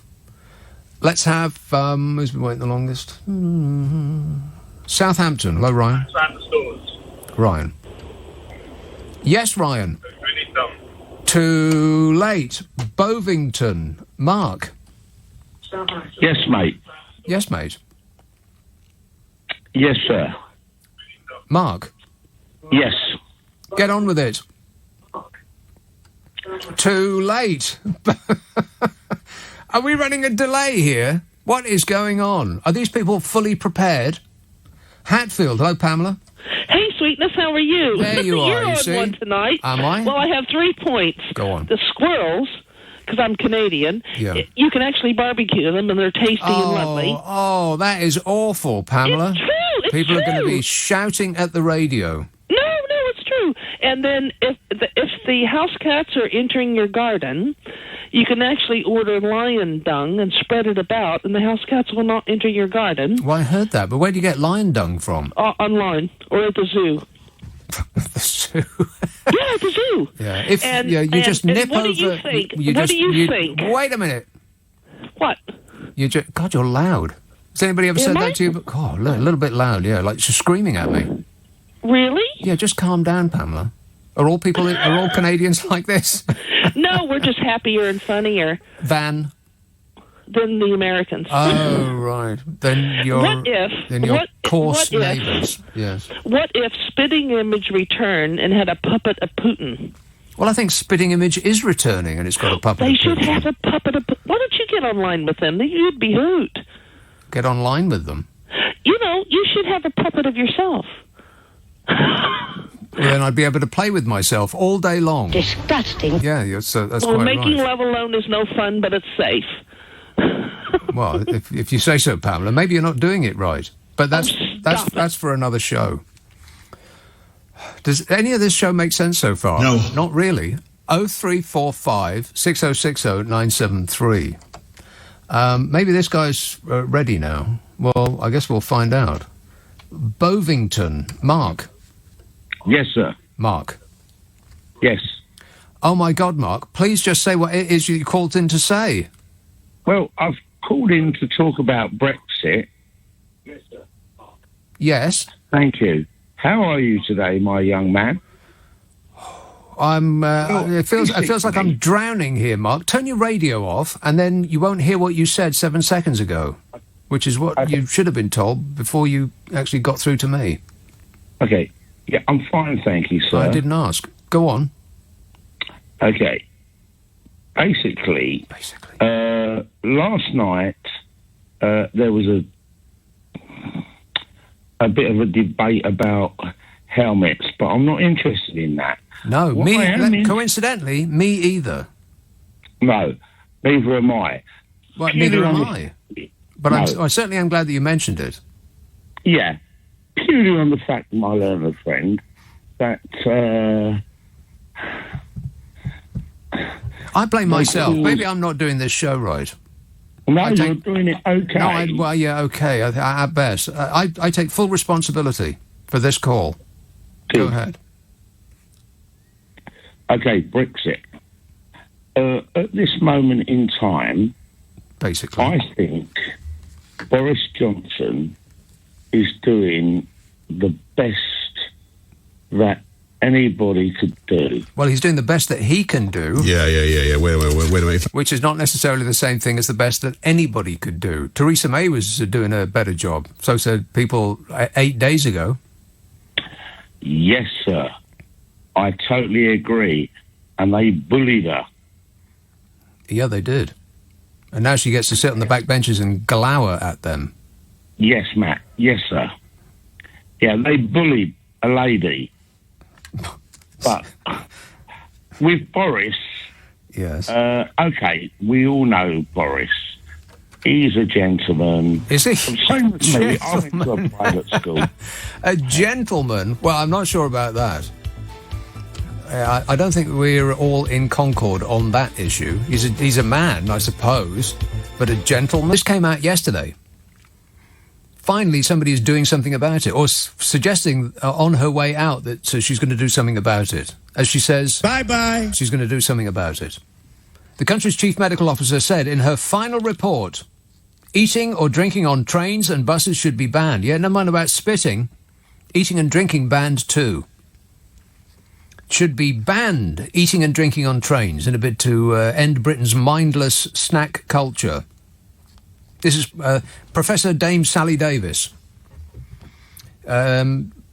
She said, Professor Dame Sally Davis called for extra taxes as well on sugary and unhealthy foods, because telling people that they shouldn't eat this, that and the other ain't making no difference whatsoever, because we're all increasing in size. I think the entire human race is changing shape. It's like we're becoming a different species. Professor Dame Sally says, and, by the way, there is nothing like a dame. Nothing in the world. Rock and roll! Go! She said chocolates and crisps should be put in plain packaging to reduce temptation, as has also happened for cigarettes. And plus, I would imagine the next step would be to put horrible pictures of icky things on the outside of crisps and chocolates. But why, by the way, aren't chocolate-covered crisps a thing yet? I pay my taxes. Why can't I have them? Now, plain packaging for chocolates and crisps, and extra taxes on sugary and unhealthy foods, and no eating and drinking on trains and buses. That'll fix it. Professor Dame Sally says that children are drowning in a flood of unhealthy food and drink options. And she's got a point, because obesity has doubled in 3 decades. Doubled in 30 years. She said, people are suggesting, of course, that this is a step too far. This is the nanny state. She should mind her own blooming business. It's got nothing to do with her. Even though she's the chief medical officer on her way out. This is what she's suggesting. Critics said the measures were the silliest and most authoritarian ideas yet. And now, these critics wouldn't be burger and crisp and chocolate manufacturers, would they? Or in the pay of? It's worth knowing. Professor Dame's proposals include an extension on the sugar tax to cover milkshakes. Ooh, so yummy. And flavoured coffees. And an overhaul of VAT so that unhealthy food-like products are all covered. Covered in chocolate. No, I mean extra taxes. This report says that taxes should be introduced on snacks, or they be sold in plain packaging unless their sugar content is dramatically reduced within 2 years. And the only thing that is getting the food manufacturers to cut back on the sugar was this sugar tax. And of course Boris is completely against it, which is mystifying, really. Yeah. Wait a minute. He looks like he could drop a few pounds himself. No offence. Professor Dame Sally said bold action was needed because children were, on average, consuming 3 unhealthy snacks and drinks a day. And that's weird. I thought 3, God, that's a lot. And then I remembered, that's exactly what I used to do. And everybody that I used to know at school. And we would get a bag of chips down, because I was in Edinburgh, so we'd go down the grass market, and get a bag of chips with brown sauce in the Edinburgh manner. Do you want sauce on it? Yes, I do. And we'd have a bag of crisps mid-morning and some chocolate-like product on the way home. And in my entire school, there was one fat kid. One. I remember him well. Now it's the other way around. You're lucky to find one thin kid at school. So it is something weird that's happening, isn't it? And I don't believe it's the amount of exercise that people do. I mean, people will say, oh, well, the reason is the internet. People are staring at the internet all day. But we had a thing, I don't know if you can remember this, kids. Ask an older person about it. We used to have a thing called books. You remember them? They had pages with words written on them. Books. Yeah, people used to sit down all day long reading books or comics or watching TV. We still had television, even though there was only 3 channels and nothing on it. But, you know, the pictures were moving and mesmerising, sometimes in colour. I remember the first colour TV we ever had. I was just beside myself. It was so exciting. And this was in an era when not everybody had a colour TV.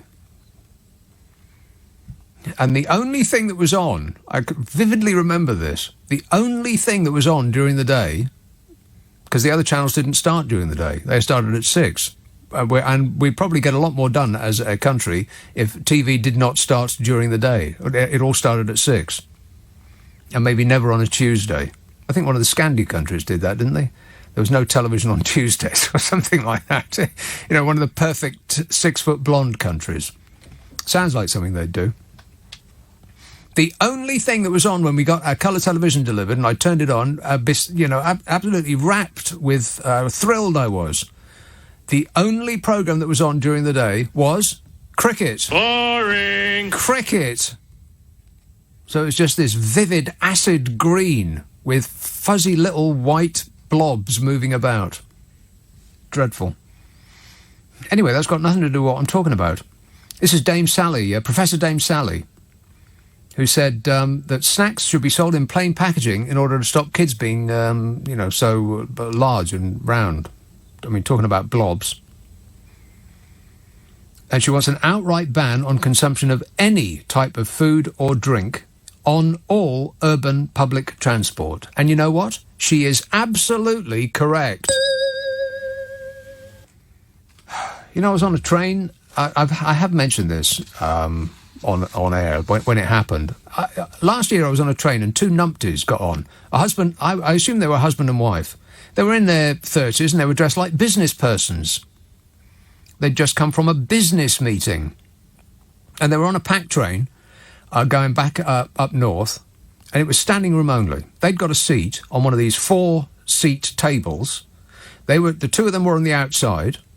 They just got on as the train was just about to leave the station, and everybody was rushing on because the man was blowing his whistle. And they just got on and sat in the aisle seats of a 4-seat table.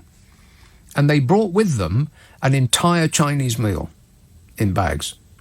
I'm not kidding. It was the stinkiest food I've ever smelt in my life. Disgusting. And it absolutely reeked the place out. And they just started unloading these boxes, and they had the rice and all the goopy, stinky stuff that comes with a Chinese meal. They must have had about 5 boxes, and they just started tucking in. I couldn't believe my eyes. It reeked. And a woman who was sandwiched by the window said something of the order of, "That's quite rude, you know," and got up to leave, which meant that she would have to stand for however long her journey was. There were no more seats. "That's quite rude, you know," she said. And the bloke said, "Rude? Well, I've never heard that before." Never heard that before. I wanted to put him in a car crusher, but that would probably be considered against the law. You can't do anything these days. So I said, "You've never heard that before," and gave him a withering look. That'll teach him. I wanted to stick his face in his chicken chow mein, grab him by the back of his head and stick his stupid fat face in his egg foo young. But I didn't do that because I'm a good boy, I am. You know, plus there's the being scared part. So anyway, this Professor Dame Sally says it's about changing the culture so that snacking is no longer normalised. But we've always snacked. What is the most British of all meals? Tea at 3. Now, if that ain't a snack, I don't know what is. It's the thing between luncheon munchin and dinner, which is just before supper. We do nothing but snack. Snacking is in our DNA, being British. I mean, is there any other country in the world that stops for tea at 3? I mean, how hungry are you, for crying out loud? You can't wait from lunch till dinner. But anyway, she says that snacking is bad. And she says that we need to make the bus, the train and the tube a safe place for children. Yeah, and less smelly for adults too. She said it's a mindless way to eat, and seeing other people eating does prompt you to think about eating. And she pointed to Japan. Is Japan still there? We better check. She said Japan has one of the lowest rates of obesity in the world and bans snacking on local transport. I didn't know that.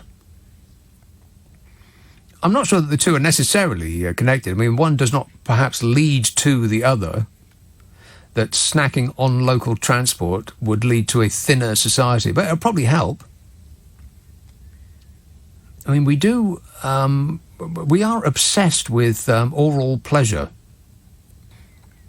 Just constantly stuffing things in our big fat faces. I mean, it's not coffee, it's not tea, it's cake and chocolate biscuits and crisps, and constantly snacking and snacking. So she's right about that. It is mindless. Oh, but it's so yummy. And you know what? Here's another thing that we should ban on public transport. Women filing their nails. That drives me to distraction. Just sitting there, just creating clouds of nail dust that covers us all. Or brushing their hair. I mean, them putting makeup on, that's one thing. I don't mind. It seems a bit odd. And it's occasionally amusing when, we go over a bump and they get it wrong. But creating big dust clouds of their detritus, well, that is horrible. How can they not know it's horrible? It's like people taking their shoes and socks off and putting their feet on the seats. She called for a calorie cap on meals sold in cafes and restaurants. Now, and that's where I part company with Dame Sally. I mean, she can have the calories printed on the menu. That's fine. But eating out once a year is the only pleasure I've got left. Don't take my pizza away from me, Professor.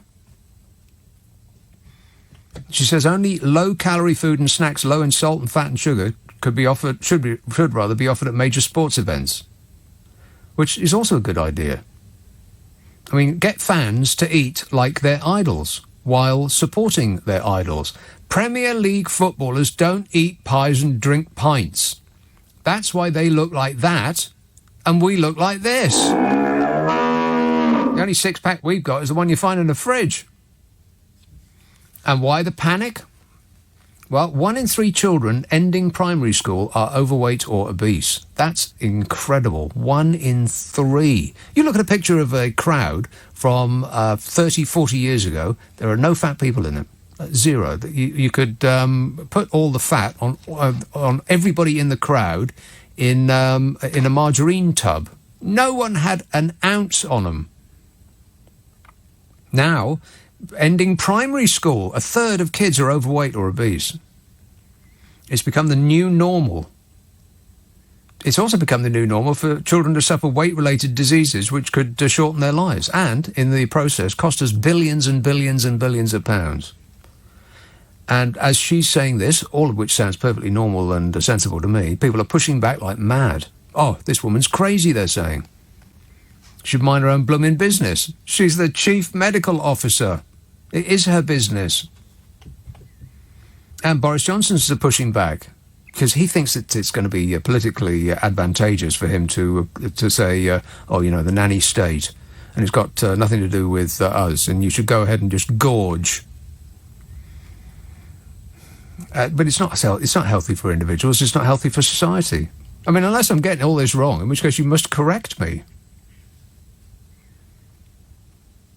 And it's almost as though politicians have had their ear bent by generous donations from multinationals whose profits would be lessened if their poisonous treats would be taxed more. But I don't think our politicians would be swayed by that, would they? Yeah. Wait a minute. It's hard to believe. On Thursday, Dame Professor Sally said the government had a moral responsibility to act instead of putting the food industry's profits first. And if the government fails to take such actions, they would be sending out a message that they did not put children first, she said. Well, guess what? They don't. I mean, just look at the collapse in funding for education over the last 10 years. The review says there's 1.2 million obese children in England, with excess weight responsible for up to 120,000 cases of childhood asthma and 650,000 cases of fatty liver disease in children. Struth. Another thing is portion size. If you look at an old plate, go to your granny's house and get her plates out. They're minute. A dinner plate looks like a teacup saucer. Pizza and crisp sizes have increased by 50% in the last 30 years. I know the general impression is that the snack sizes have decreased while the prices have remained the same. But that's only recently. If you look over 30, 40 years ago, it's like we're sticking our nose in giant buckets of food. Walking along like horses we are. So she's described as being the chief of the nanny state and a meddler, which is like theatregoers shushing someone who's shouting fire as the smoke obscures the stage. Oh, you're meddling. Food manufacturers aren't going to change what's profitable without government action, and the government seems unwilling to upset multinational corporations. Maybe because they're potential donors. And that, if you think that is a wicked thought, and you should be ashamed of yourself. Let's have Hackney. Hello, Richard. Hello, Nick. I agree with you about the snacks.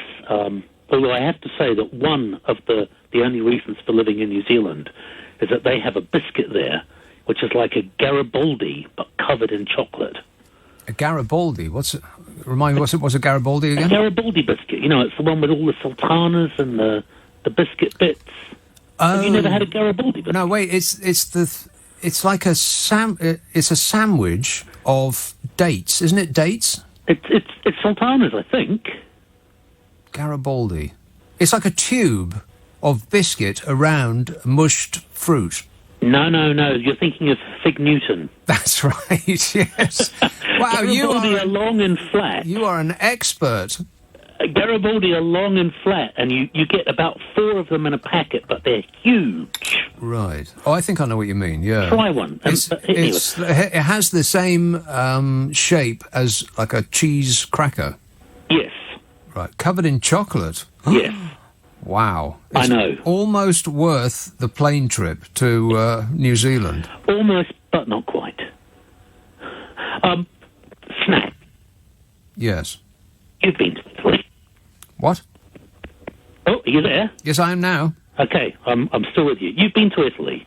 Yes, I have. When you go into a supermarket there, the chocolate is sort of like on one bit of a shelf. They have some chocolate.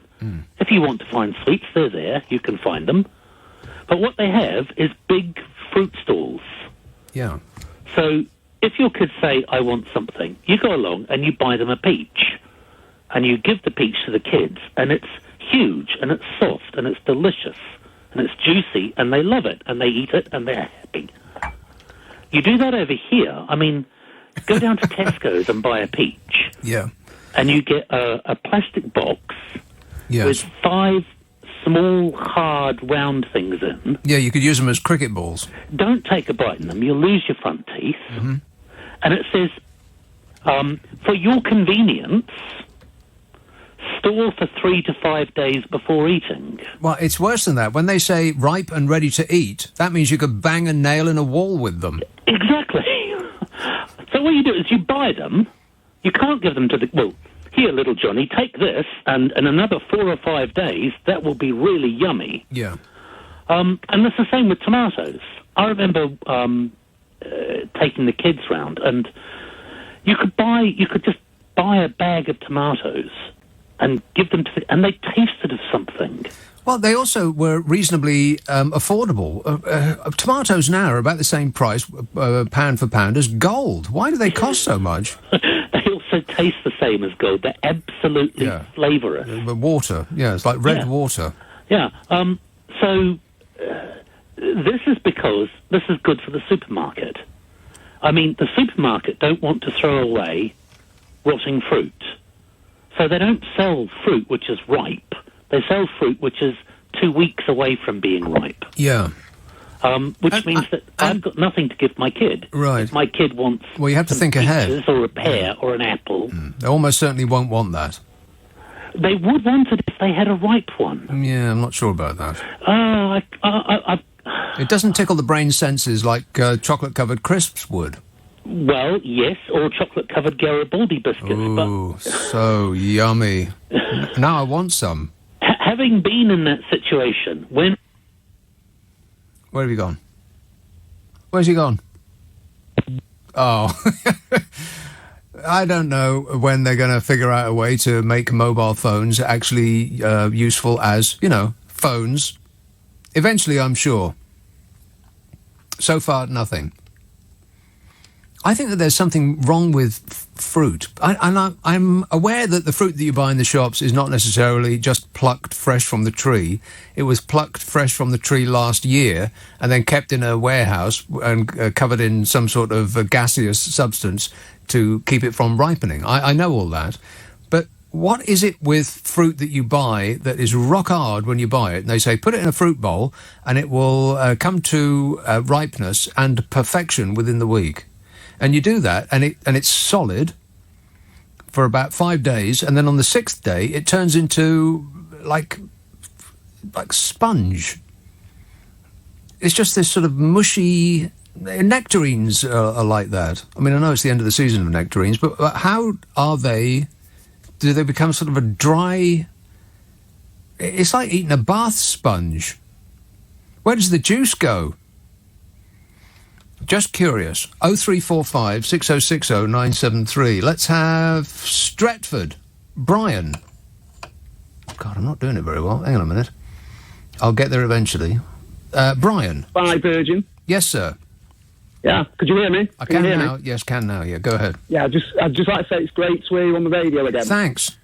Yeah, because Virgin treated you terribly, and I thought you were outstanding. Thought you really were back in the day. I don't have any complaints, but go on. Good man, good man.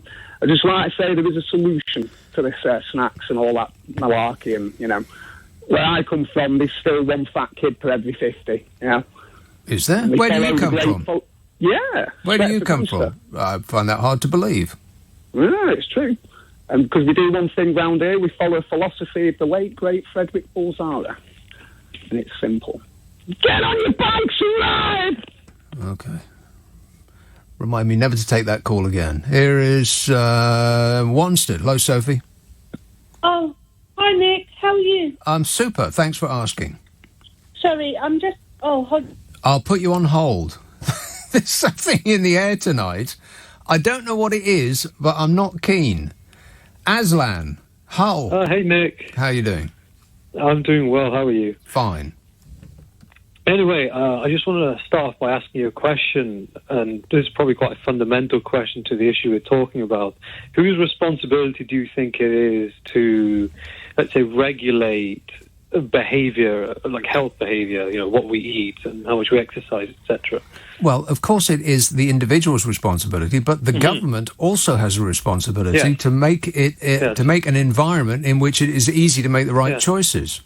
Oh no, I totally agree with that. It's not one or the other, of course. Some people say, "Oh, this is totally nanny state-ish," and I don't think that's necessarily the case. Although I do think this goes too far in some places. For example, I don't really think that banning eating on public transport is a good idea or that it will work. Well, if it works for Japan, why wouldn't it work for us? Well, I mean, she said that there's a link between, let's say, a public transport ban on eating and the healthiness of the population in Japan, but she's just saying that. You have to remember there's not necessarily a causal link there. Yeah. At least it's generally said that the Japanese diet is really quite a lot healthier than our poor Western diets over here. Well, I suppose so. It's based on fish, I suppose. Yeah, fish and rice and stuff like that. They eat a lot of rice. Is that necessarily a healthy thing? I don't know. I mean, it's not my independent assessment, but stuff like if you read something on the VMA, like the British Medical Journal, you'd find plenty of articles talking about that sort of stuff. And also, the thing is, I mean, you can ban advertising and stuff like that, and you can try and reduce influence on children from, you know, these companies that clearly appeal to them. Yes. But the biggest influence will always come from the home, in my opinion. And how much can you do to regulate what parents do to their kids? We regulate everything else. We regulate whether they can smack them or not, and how often they have to send them to school, and and so on and so on and so on. But then you have to ask yourself the question: is feeding a child junk food, or is introducing a child into a world of junk food like Coke and all that stuff that people generally drink and eat, is that abuse, or would we consider that to be wrong? Well, if it ends up by damaging the health of the child, then yes, it is. You know, you've met people, Aslan, and so have I. They're not that bright. Let's be honest. The majority of the population aren't that bright. The masses are asses, and they don't appear to be able to raise their children anymore. That's absolutely true. I mean, for everything that is ailing society, I blame the parents. Kids are growing up and they've never heard the word no. Yeah, never heard the word no. And so they do anything they blooming well like to their immediate, to the ill consequence of them immediately, and to the poor consequence for the whole of society eventually. If she's ready. Wanstead, hello, Sophie. Hello, Nick. I'm so sorry about that. That's okay. Doing my groceries. Your groceries? Well, what did you buy? I bought a bag of groceries, but then I went to my friend's house, and she has 2 cats, and they kept on looking into the bag. Yeah. And so, because one of them had been quite ill, I was just worried that it was going to throw up in your bag. So I had piles of kitchen towels, and I was cleaning the tops of the bottles, and my hands were occupied. So You're cleaning the tops of your bottles. You know, every now and again, I think that I should maybe clean the, buy milk in a big jug, and I think, well, where's that jug been? I mean, has it been sitting out the back where all the rats and are running about, and the dogs are peeing, and it's raining soot down on it? I mean, how clean is that? Sometimes I think maybe I should clean the stuff before I put it in my fridge. But if I go down that route, then I'm going to end up like Howard Hughes. I absolutely believe that all the food in our supermarket sitting there right now has rats and mice running all over the packets, because there's no way you can have a shop full of food and not attract rats and mice. Well, I would imagine that's true. Yeah, absolutely. Disturbing thought. It very much is a disturbing thought. It's true. The thing is true. I mean, do you think about I used to work in a pub, and I know that all the bottles and the cans and all that, they're stored out the back in the yard out the back, and goodness knows what was running about there after the pub was closed and we'd all gone home for the night. It doesn't bear thinking about. I mean, foxes, the amount of foxes I see running around, and they're not the cleanest of animals. We know that, exactly. And I'm sure that they'd be absolutely fascinated by anything that's that looks or smells like food, which is, of course, where you chuck all the food detritus out the back. So they're going to be attracted to it, and ugh. And the thing is, people walk around their houses and flats out of the kitchen and the dining room with food in their hands, and they leave a trail of crumbs. Yeah. And I remember someone saying once that 1 crumb is a feast to a mouse or a rat. Well, and I never ever. That's probably not true. A feast. I think it's probably I think it's probably still a crumb. They're attracted to it, so I never have food outside of the kitchen. I never wander around my place with food in my hand. Well, where do you eat? In the kitchen. You only ever eat in the kitchen? Well, right. Have you got a TV in there? I don't have a TV, no. What? I haven't had a TV for about 7 years. Well, what do you do when you're eating? I just sit in silence. Listen to LBC. Oh, okay. Well, that makes sense, yeah. It's always a table for one, Nick. Right. Well, get the violins out. I just love watching TV while I eat. I find anything else to be unsatisfactory, apart from in extremis doing a crossword. But I just can't eat and read, for instance, because it's just too annoying. You read a line and then you eat, and then you go back to the book or the newspaper, and you're back at the same line again. So I just read the same line for about 20 minutes straight. I eat in silence, or I listen to always listen to LBC radio. But I like to be distracted from what I'm eating, because like TV is perfect. If you're eating something and you're watching TV, then it takes your mind off the disgusting slop that I'm eating. Maybe that's why people are getting bigger, because they're mindlessly eating and not realising how much they're eating while they're watching TV. Very good point. Yes, we're not paying attention to how much we're eating because we're gawping at the telly. Yeah, good point. But this thing about eating on public, I have to say, I'm conflicted, because on the one hand, I feel nauseous. I feel absolutely nauseous when someone is eating on the bus. Yeah. It makes me feel ill. At the same time... But depending on what kind of thing it is, I mean, if it's cold food that doesn't smell, then that's one thing. But if somebody is eating a chicken chow mein, then that's completely different. That is horrible. How can they? There's a lady on the bus in Wanstead, and she has a real bowl and a spoon from the kitchen, and she eats her cereal in the morning. What? I'm not joking. It's the absolute truth. Every morning. Well, now, wait a minute. Does she go to the... Is it already poured and it's got milk in? Yep. So she walks to the bus stop with a bowl of cereal? I'm not lying. In Wanstead? Awful. What number bus does she take? No, I'm going to keep that. He's awful. I don't want to name and shame. Right. Well, take a picture next time, all right? Pop it in the post. When I was at uni, if I was getting the afternoon train, sometimes I'd have a sandwich on the train. Sometimes you have to. But well, you don't have to. You ain't going to starve to death. Nobody's going to starve to death but if they don't have a sandwich on the train going home. Just embrace the hunger, Sophie.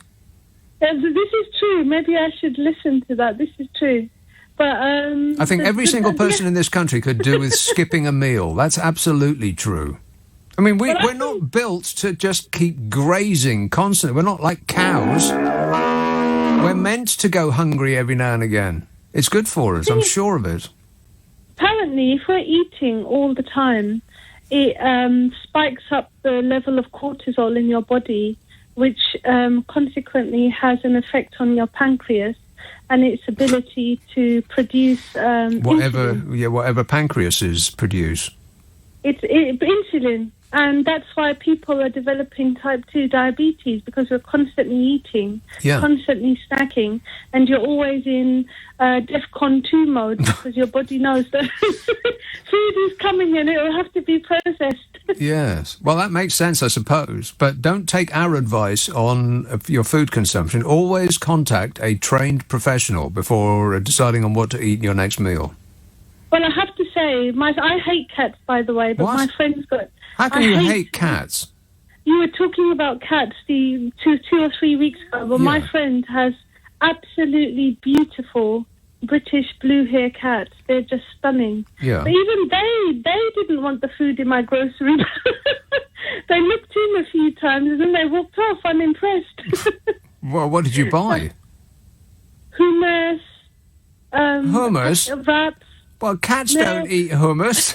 No wonder they were unimpressed. Did you have any fish? No, but I had a chocolate bar with cranberries in it, so they didn't want that. Well, I don't know. If you'd unwrapped it, I bet they'd want it. This is true. But I think you're right about missing the meal. I think everyone could do with missing a meal every now and again. Try it. But the other thing, Nick, is you were talking about supermarkets and fruits, and I probably said this to you before. The first 2 aisles you encounter when you walk in are the fruit and veg aisles. Always. I cannot smell the fruit and veg. Well, it doesn't smell of anything. No, because it's plastic food. Well, no, fruit and veg doesn't smell of anything. No, it does. No, when I was great tomatoes, smell of tomatoes. Rubbish. Well, only if you get your nose right up on them. But if you're just wandering around the aisles, fruit and veg aisles don't smell of anything. Well, now you wouldn't know if you're eating a tomato or an apple. It all tastes the same to me now. Well, it's tasteless. Then you want to change your supermarket, Sophie, because there's something seriously wrong with their aisles. But yeah, every supermarket in the land has got the fruit and the veg right there at the front door, just as you walk in. And everybody breezes right by it and goes to the crisp aisle. Of which, and I've mentioned this before, the only thing that's got 2 aisles in a large supermarket is crisps. It's the only product that's got 2 aisles all to itself, which tells you a lot. He is a very sick and dangerous man. Sam tweets, Nick, you can get chocolate-covered pretzels. Ooh. He says, they're just as fantastic as they sound. You can thank me now, says Sam. No, Sam, I'll thank you later. Mark says, at least people aren't blaming the EU yet for the suggestion that food on buses should be banned, because obviously the EU sets all of our rules. Blooming EU, interfering in our business, our snacking behaviour. Tower Hamlets, hello, Matt. Oh, yes, hi there. I actually Hello think there. yes, I think that we should actually be allowed to snack on public transport. Yes. That would be fantastic. And also, we are allowed. Oh, of course, yeah, we are allowed. It's a dream come true. That's excellent. And do you know what my favourite snack is? Well, I like to get a chocolate bar, and I like to sprinkle coffee granules on top of the chocolate and eat it. Blimey, because chocolate isn't enough drugs on its own. Well, coffee granules. Yeah. Well, you know what I like? I like to get a chocolate bar and sprinkle crack on it, which is turning it up to 11. How about you? You actually tried that? I like to cover it in glue and then eat it. Oh, wicked. I always listen to your show, and I really enjoy listening to you talk. All right. Thanks a lot, Matt. 034... I think you're really funny. OK, thank you. 0345 6... What does he mean by that? Funny? I am not. 0345 6060 973. David tweets, when I was at school years ago, there were only 2 kids in the whole school that were obese. I think it's all the E numbers and other chemicals that they're putting in the food. And you know what? I bet it is. I bet that has something to do with it. Because each and every one of those E numbers and all those things that you can't pronounce, so you list the ingredients of stuff that should only have, I mean, like crisps, for instance. It should have potatoes and fat and salt and maybe cheese powder or whatever.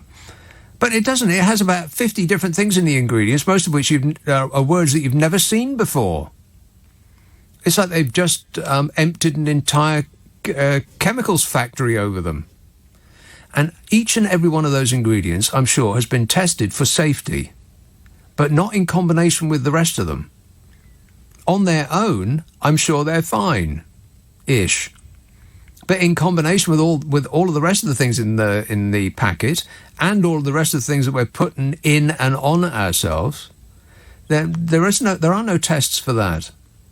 I'm sure that they don't want to test for the combination of things for fear of what they might find.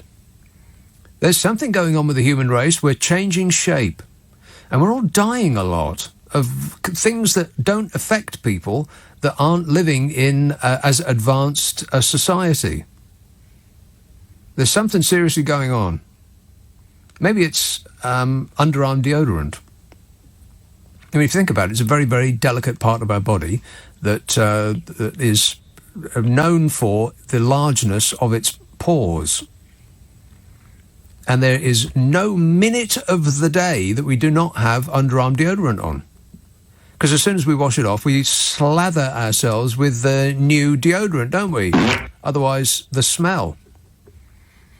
Has anybody checked that?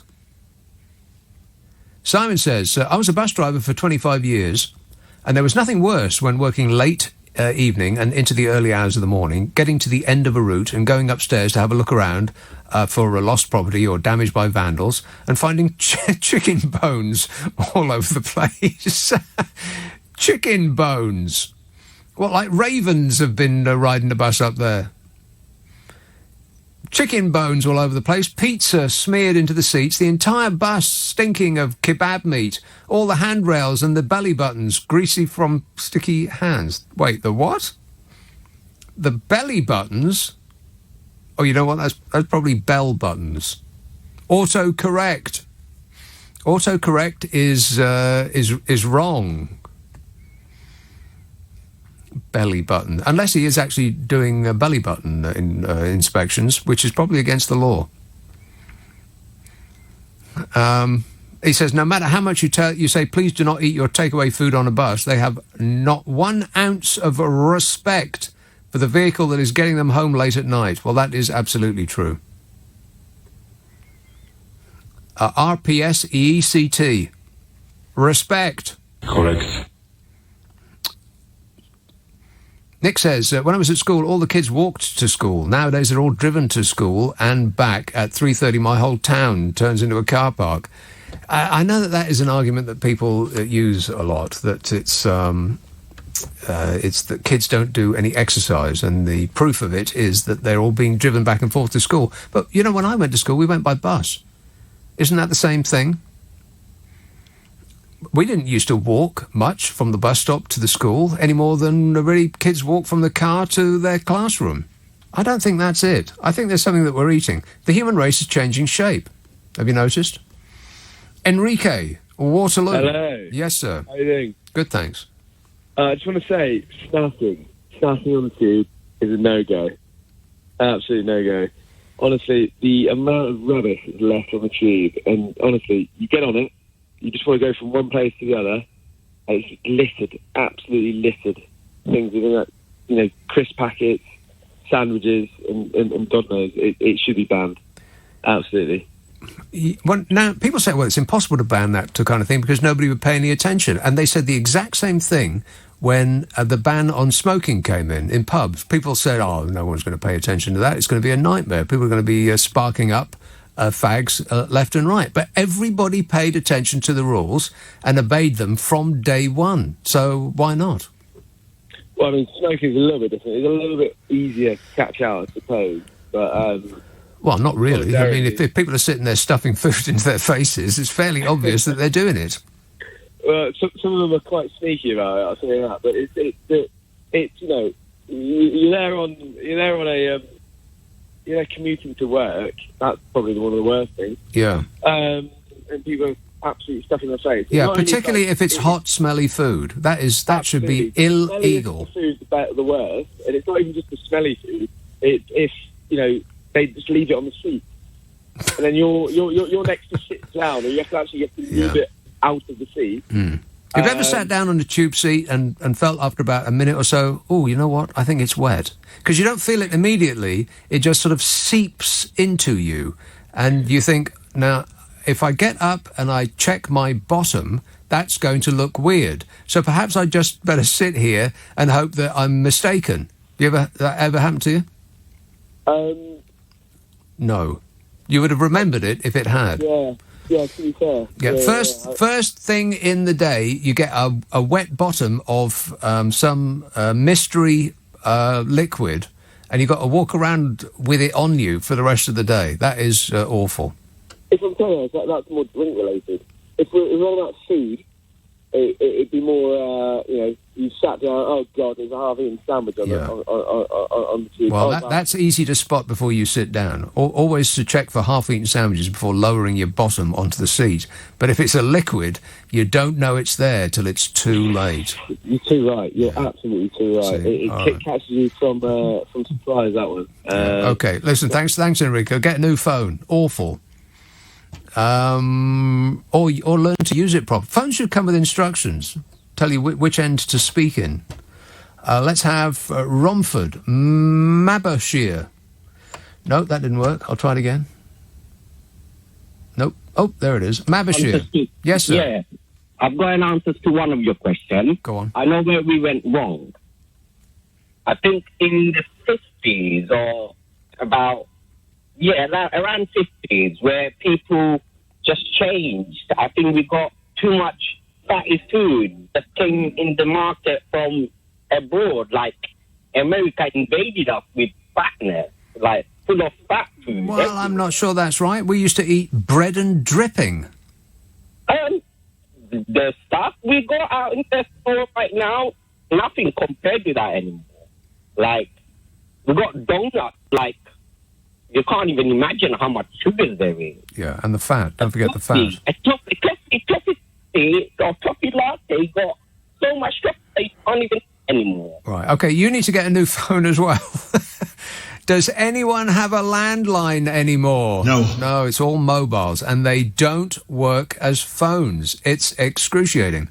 Ragwin tweets, ban people playing music on public transport. Well, that's a good idea. That is very annoying. You sit next to somebody with those little headphones on, and it's just painful. What's worse is people just play their music on their phones without headphones. What are people like? I would never dream of doing that in a packed cabin, just listening to music blaring out of my phone. It's people never having heard the word no. Andrew says, I am highly svelte. Why should I not be able to eat on the tube? I need a munch after work before I go to my dance class, says Andrew. And this says, talking about plates nowadays, I've not been out for a meal in years until a few weeks ago when I went to a chicken place. I was served my meal on what can only be described as a garden paving slab. Is this the hip norm now? Yeah. All about. Yes, that nice man on the news, I don't think he's right. Okay, so the police are being transported to, as he said, what was he said, babysit or something like that, these scrofulous oiks who are trying to save mankind. I think it is the most important thing that we can actually pay attention to at the moment. I mean, kids stabbing each other is a terrible thing, but taking police away from sorting that out rather suggests that they have been doing that in the past, whereas all the evidence suggests that they haven't. And to put the blame on the climate change activists for the police's inaction in that regard seems a bit rich to me. But anyway. And everything seems to be confusing me these days. The solution to the Brexit backstop, this border between us and the rest of the EU on the island of Ireland, the solution is the thing that everybody's already said no to. As though nobody thought of it before. Oh, we're going to stick a border in the sea. Haven't people said no to that before? And furthermore, they said no. But now apparently they're saying yes. Mystifying. It's almost as though Boris Johnson doesn't actually want a deal at all. The Democratic Unionist parties threatened to torpedo Boris Johnson's make-or-break Brexit deal if Northern Ireland doesn't remain part of the UK customs union. Yet they've said that already. Again and again and again. We know their position on this, so why is Boris Johnson suggesting, even having the nerve to suggest it again? He knows the answer. It's almost like Boris Johnson doesn't want a deal at all. I mean, who could have predicted that the Democratic Unionist Party would say no to Northern Ireland being in a different customs, under a different customs arrangement than the rest of the UK? Apart from anyone who had ever heard them say anything about the issue at all. And this is Nigel Dodds, as you heard in the news, the party's deputy leader. He warned that Johnson's 11th hour solution cannot work. And they said that in the 10th hour and in the 9th hour and every other hour this so-called solution had been put forward. They've always said the same blooming thing. Nigel Dodds, the DUP deputy party leader, said, R. And the DUP are supporting the Conservatives, of course. They're keeping them above water. It's the only thing that is. According to EU diplomats, Boris Johnson's proposed keeping Northern Ireland in a UK customs union and some form of EU customs partnership. As though that's a new idea. Hey, a wizard idea I've just come up with. I know it looks exactly like the same idea that has been rejected about 100 times before. But how about if I write it in green ink? So that would mean, if they kept Northern Ireland in a UK customs union, that would mean that the province would face customs and regulatory checks on goods moving between Northern Ireland and Britain, as in a border. But it's designed to prevent the return of customs checks on the island of Ireland at the border between the north and the south. But it would still mean that Northern Ireland was treated differently to the rest of us, which is the DUP sticking point. Mystifying.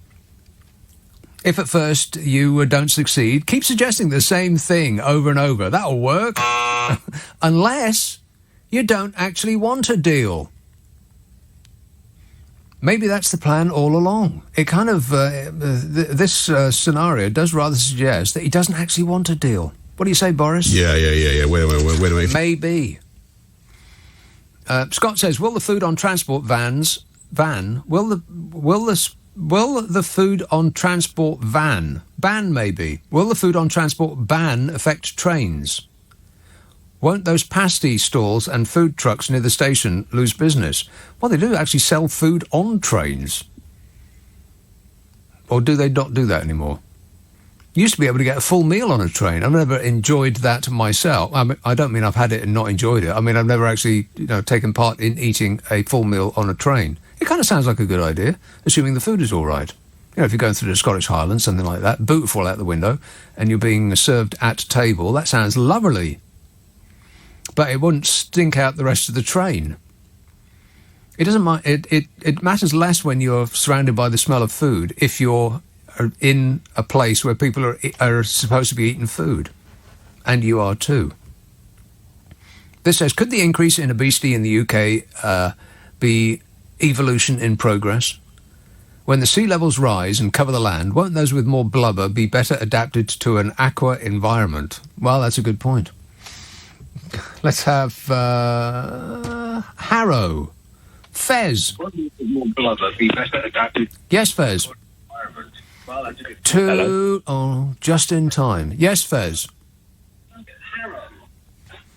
Oh, my God, turn your radio down. Aren't you told this before you come through to me? Too late. Coventry. Gary. You're getting some good calls tonight. Oh, my God, what's happening tonight? Is it a full moon, or am I hallucinating? No, you're getting feedback from the old spoof because Nigel got treated and you were done about a year ago. So they're all coming on and spoofing you tonight. No, I don't think so. Because if it was a spoof, it would be funny. But it's not funny. It's just, it's kind of annoying. I know, but it is actually getting to you, though, isn't it, Nick? Well, it's just irritating. Every time I go to a phone, people aren't blooming well ready. They're cooking their dinner or they're fiddling with themselves. Ugh. Do you know, you're tonight, you're given a good reason why I like my car. And why I hate public transport. Yes. It's one of the reasons why, you know, getting on a bus or a train where you think someone's put their feet up on the seat or exactly. left all their dirty... if there's a stink in your car, it's your stink. Exactly. And why I try and... When I go to the cinema, I try and get on the back row and a seat that I think no one's actually put their feet up on. or sat on, or even looked at. Yeah. Because even in the cinema, you see them, they'll put their feet on the headrest of the seat in front. Morons. And you think, and then when you leave, the place looks like somebody's emptied all the dustbins down all the aisles. And the carpet's so sticky, you leave your shoes behind. Yeah. So even when I get on a train, I try and find those seats that haven't got anything in front of them. They've just got the board of the seat in front. So Gary, well, first of all, what you need to do is go to the cinema in the afternoon when nobody else is there. That's the only time I would ever go to the cinema, about 2 o'clock in the afternoon, where I can be absolutely sure there's nobody else in there. Hey, have you seen those seats that are they relax like a bed?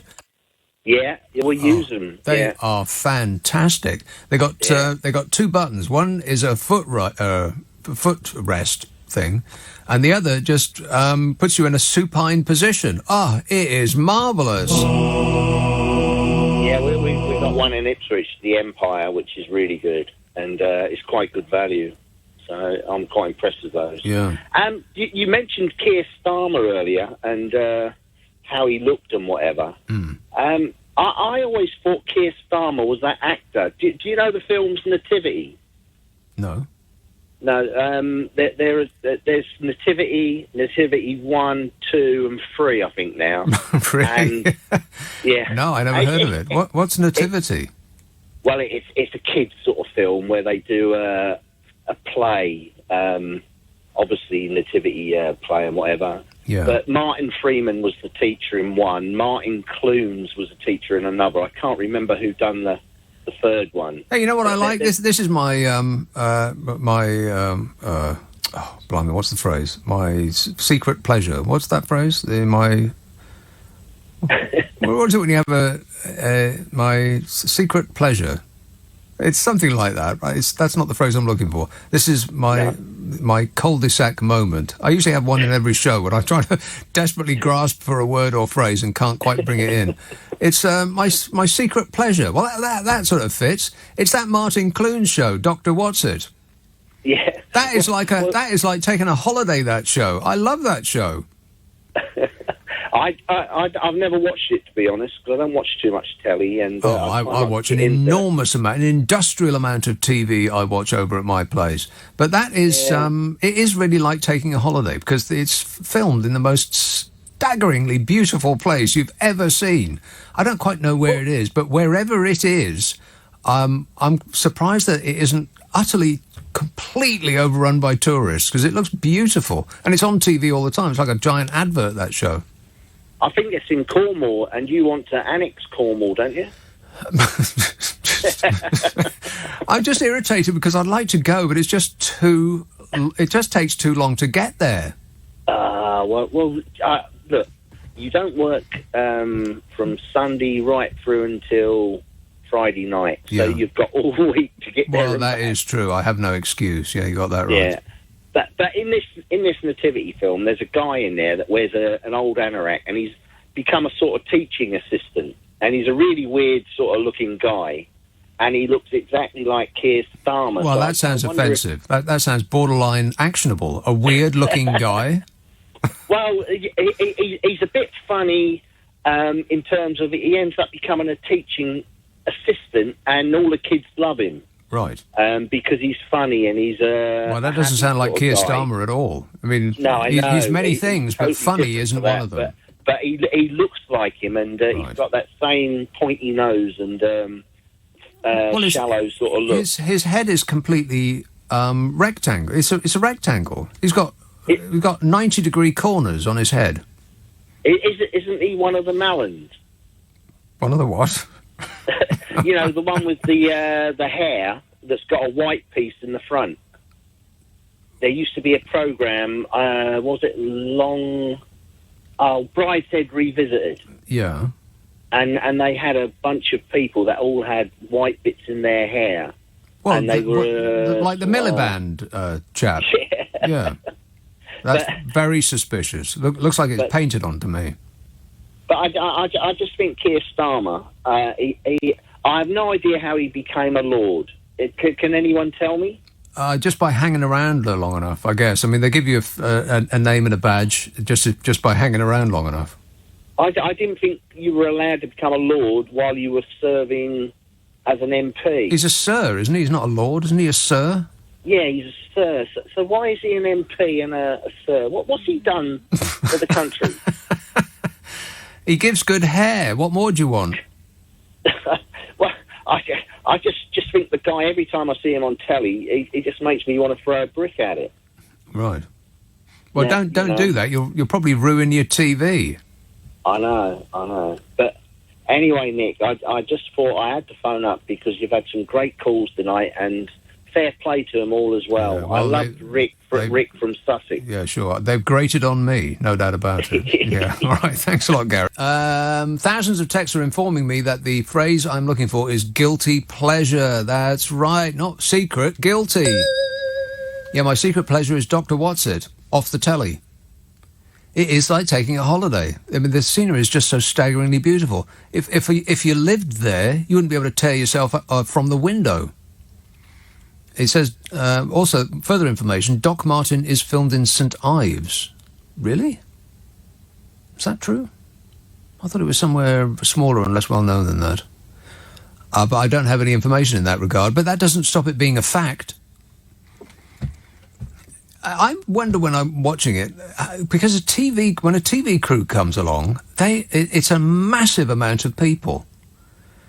So, I can't imagine what it's like living there, because they just must take over. There must be hundreds of people. And they're all out for shot. Where they go, I've got no idea.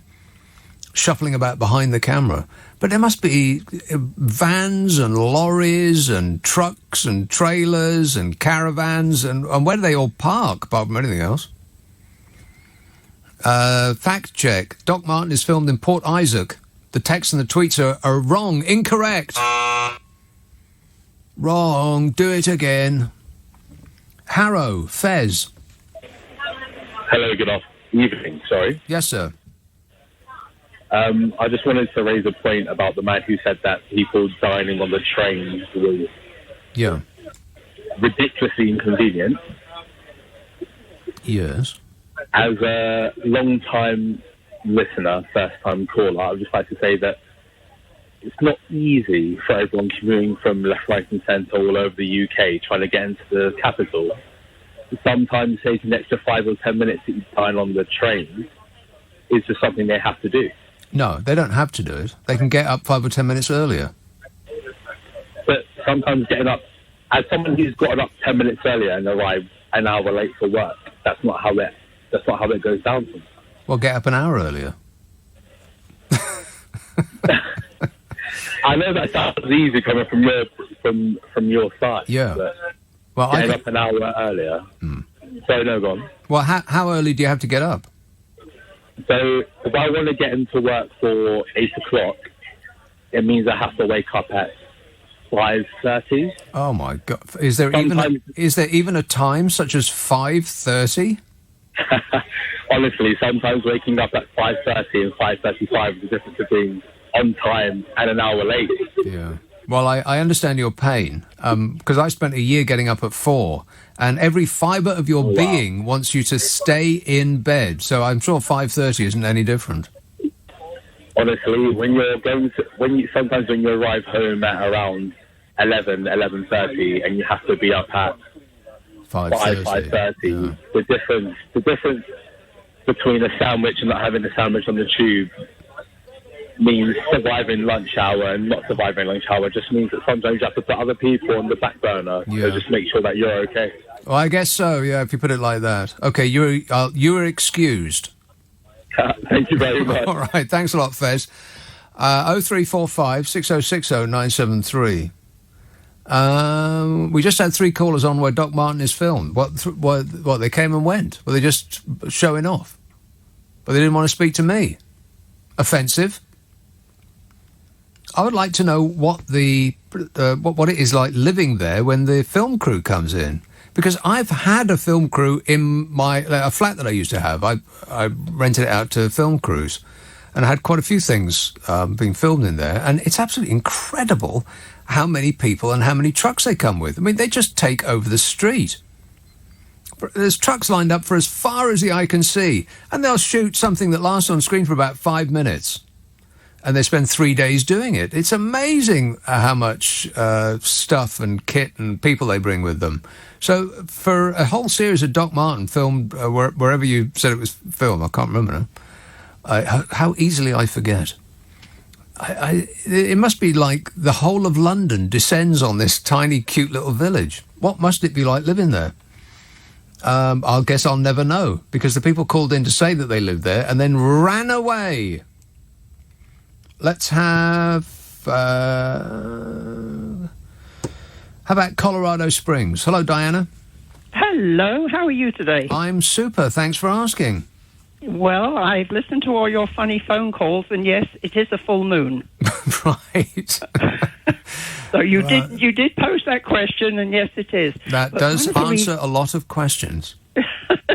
Yeah, I mean, that some people say it's a fallacy and some say it don't, but I really believe, today is proven, yes, quite to the point. Yeah. Okay. Just before you go on, Diana, you're talking to me from about 4,500 miles away, and this is by far the clearest line I've had from any caller on this show so far. You must be using a landline. You are correct. See?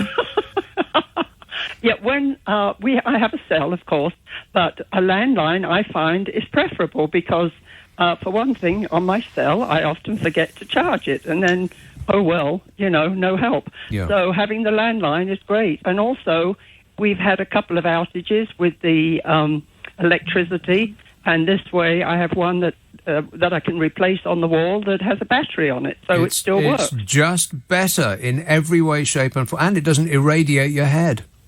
No, that is right. And, no blue lights, no anything. No, we've had it for a while, and, at one time, everyone said, "Oh, you need to get rid of it, Mum." My kids said, "Mum, you don't need it." And I went, no. But, and also, as far as clarity, you're right. Whoever I speak to, anywhere usually, the clarity is fine, where I have the same problem with my cell, or if I don't have clarity, then the thing goes out on me and you go under a bridge and it disappears. Precisely. I mean, everybody's got a landline. If you've got an internet, you've got a landline. It's just that everybody refuses to use it. No, what do you mean everyone has you mean they don't? Well, no, because I pay extra for a landline as opposed to my cell. Really? Well, yes, but if you've got the internet, doesn't a landline come with the internet? No. Oh. You can have it. Like I have over here, I have CenturyLink, and then we have options for. They always want you to bundle. They want you to bundle the television, the internet, and the phone. No, don't be trapped by that. Well, it depends. Some work and some don't. If I can't get Masterpiece Theatre with one of them, I tell them I'm not signing up. So that's it. Right. What's on Masterpiece Theatre? Downton Abbey. Oh, is it? Nice. Okay. Oh, what a question. Well, I've got no idea. I never even heard of it. Masterpiece Theatre, Downton Abbey, you say? Okay. Yeah, Masterpiece Theatre is the BBC special. I mean, is it? You've got Unforgettable, you've got Doc Martin. Right. All of those. Well, so you know what I'm talking about, Doc Martin? Oh, yes. And, you know, one time they had, following the show, they had a documentary on how it was filmed. I would like to see that. Yes, there is. It's out there. I'm sure if you Google it, you'll find it. Right. But what it showed was the problems they have is trying to keep all the people, especially Americans, out of the way because they all want to crowd in. And yes. It showed, you're right, there was massive number of trucks and, you know, just going in on one scene, and everybody, you know, all the visitors are climbing over the sea wall trying to get into it. Yes. It's quite a manoeuvre. I mean, they do have big, wide shots with nobody in it, and I just wonder how they manage to get that done. I mean, they'll have a shot of a whole hillside and there's nobody on it, whereas you think in the summertime in a place as beautiful as that, it'd be absolutely stuffed with people. How do they manage to do that? Very carefully, I guess. And where, by the way, do they all stay? Because there must be hundreds of people to make that production happen. Where do they stay? It's. I would love to see a documentary about how they do it. It's like magic. Okay, well, Google it. There is one, and I can't. It was some time ago because we haven't had Doc Martin here in the States for a little bit. Yeah. And I don't know if it's finished or if they're doing another episode. I think they just started a new series here. Oh, great. Okay, we'll eventually get it. We're a bit behind the times here, you know. But one of the things I wanted to tell you was you mentioned the reclining, comfortable seats in the movie theatres. They are fantastic. Well, we have them in all of the ones in Colorado Springs, but this is the funniest thing. When you go to sign up, you know, you go in to pay for your ticket, they say you have to show you where your reserved seat, and they show you the whole panorama of the theatre. Well, it's very hard if you're top, bottom, or middle. And the other day I went to see Downton Abbey, the movie, and it was like at noon, and she said to me, well, pick a seat. And I said, well, the whole place looks like it's empty. She said, well, we only have 3 people in there right now. And I said, does it really matter to pick a seat? She said, well, if you don't, the ticket won't, you know, pop up. Right. So, you know, I just chose These are the rules. You must obey the rules. But it looked so silly, you know, there was like 400 white spots and 3 green ones for the 3 people that were already in there. Maybe if you don't pick a seat, you're not getting in. I know. So anyway, yeah, they're very comfortable and they lay back and you can put your feet up. I know, it's like it's a dream, ain't it? Pete says Keir Starmer became a Sir for his work as Director of the Crown Prosecution Service before becoming an MP. Right. What, for doing his job, you mean? What a racket, eh? Just for doing your job, you get a fancy title and a badge. Keir Starmer. I'm sure Keir Starmer was a fruit-flavoured drink they used to sell at the cinema. Lucas says, I think we should ban people on trains. Humans are the problem, not the food. Well, that is a good point. Squid tweets, I don't know about eating on buses, but I was on a bus from Cork to Limerick where the driver had one hand on the steering wheel and another holding his mobile as he ordered a Chinese takeaway for collection. I think that should be illegal. Yeah, I was in a cab once and the guy had he was ordering tickets to go and see a concert as he was driving me through London. He had the phone in one hand and he had a piece of paper and a pen in the other hand. I'm not making this up. He was steering with his knees. I raised my finger in objection, and he turned around and said, I've never had a crash. No, he must have seen dozens of them in his rear-view mirror. Birmingham, hello, Shirley. Oh, hi, Nick. Shirley. Yeah, hi. I think I'll put you off the speaker just a moment. My God, I'm on speakerphone. Oh, no. Is it still echoing? No? No. It still sounds Still like echoing? you. No. Go on.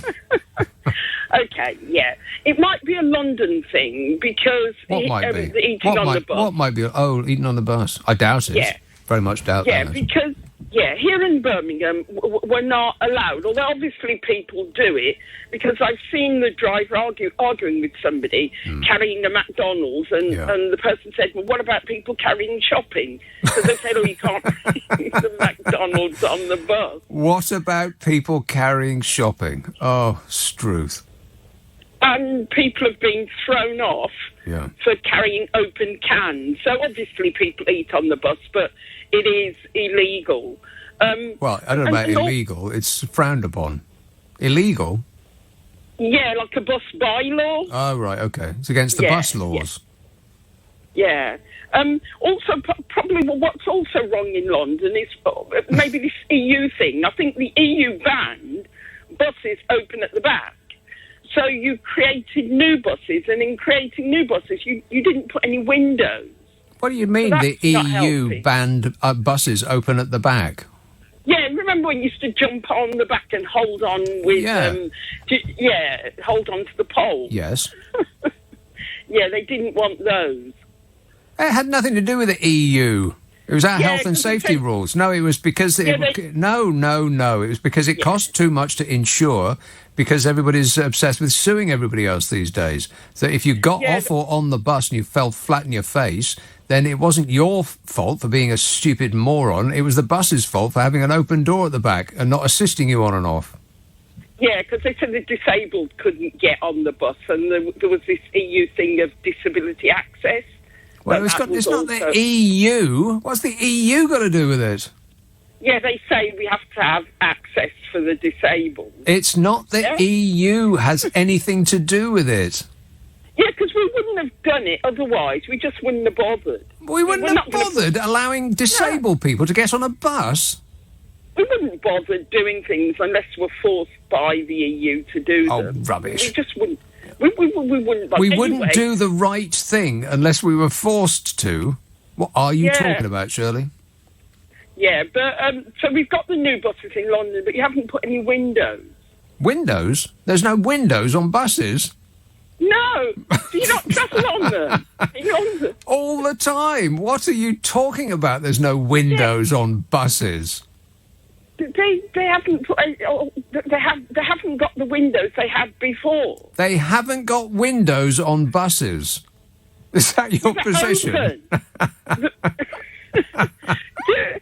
Come on, the London buses, the windows don't open. Oh, well, that's different. They don't open, right? They do have windows, but they don't open, right? Yeah, that's it. Yeah. Okay. Yeah. Which is a shame, actually, because I think that those new buses, which were designed by that star designer, Thomas Heatherwick, I think that they're the best buses on London's roads. If we can't have the old route master, and I understand that they're way too noisy and they're way too polluting and dirty and filthy and so on, but it was a beautiful bus, an iconic design, and the only thing that's matched the pleasantness or the sort of pleasure on the eye of the old route master is the new Thomas Heatherwick bus, the ones with 3 doors and 2 staircases. I mean, it's the best of all buses.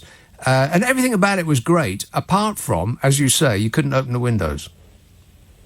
Yeah, I haven't been down to London for a while. Where does the staircase go? How come you've got 2? Well, you got one, you know those horrible square buses? They have the stair just as you come past the driver. Yeah. Well, they got that, but they also have the stair where it used to be on the old route master at the back as well. Do people use them? Oh, of course. Going up and down 2 lots of stairs. Well, yeah, I mean, it's better. More stairs, better. Is it? Yeah. It's true. Yeah. Can I make a serious point about the guy? Was he called Peter? No, not on this show. About Peter, who moaned about the black kids and the knife. There's a programme called Met Policing on Thursday, and they showed the Met unit operating in the Met, and they said on that programme, this is the BBC, they've got 100 units against knife crime. You know, the Tactical Support Group, Trident, the National Crime Squad are involved, counter-terrorist police. They've got 100 units. So why do they keep saying that they're not fighting knife crime? It's a hard thing to stop, really, because you can only react to it having happened. Yeah, they've got proactive units. And there's another programme today on the BBC about Hartlepool. There's no black kids there, and they've only got 10 police on each night. Right, and well, they're struggling. Well, I've got no idea. But, I didn't see it. I've got no knowledge of any kind whatsoever. Neither is that the kind of TV programme I want to watch. Dipping yourself in other people's misery. What do you want to watch that for? No, but the Met Police do have, and here in Birmingham, they're using the National Crime Squad, the counter-terrorist police. They're going to, if they're not careful, they're going to arrest every black kid out of existence. Yeah, that doesn't seem to be the case, and nor is it likely to happen in the future. No, but people say, they're not doing anything, but there are squads against them. Right. Well, as soon as they get their act together, it will be, then everyone will feel a lot safer. 100 squads, you say? Well, they should... yeah, well, that was on the Met Police. You saw it on TV. It must be true. Well, they should get on with it. All right, thanks a lot, Shirley. I've got to go. 0345 6060 973. Let's have Cheam. How delightful. Sue. Hello, lovely. How are you? I'm super. Thanks for asking.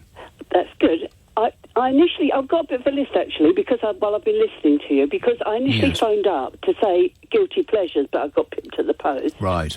And then I was going to say about the chairs in the cinemas that recline, which would be no good for me whatsoever, because within 5 minutes I'd be soundo snoring. Well, the thing that cinemas do these days is they turn it up really loud. Do they? God, I went to see... I mentioned this yesterday at length. I went to see Roger Waters. You know, these event cinemas, the things at the cinema. They do concerts and theatre shows and stuff like that. I didn't know about that.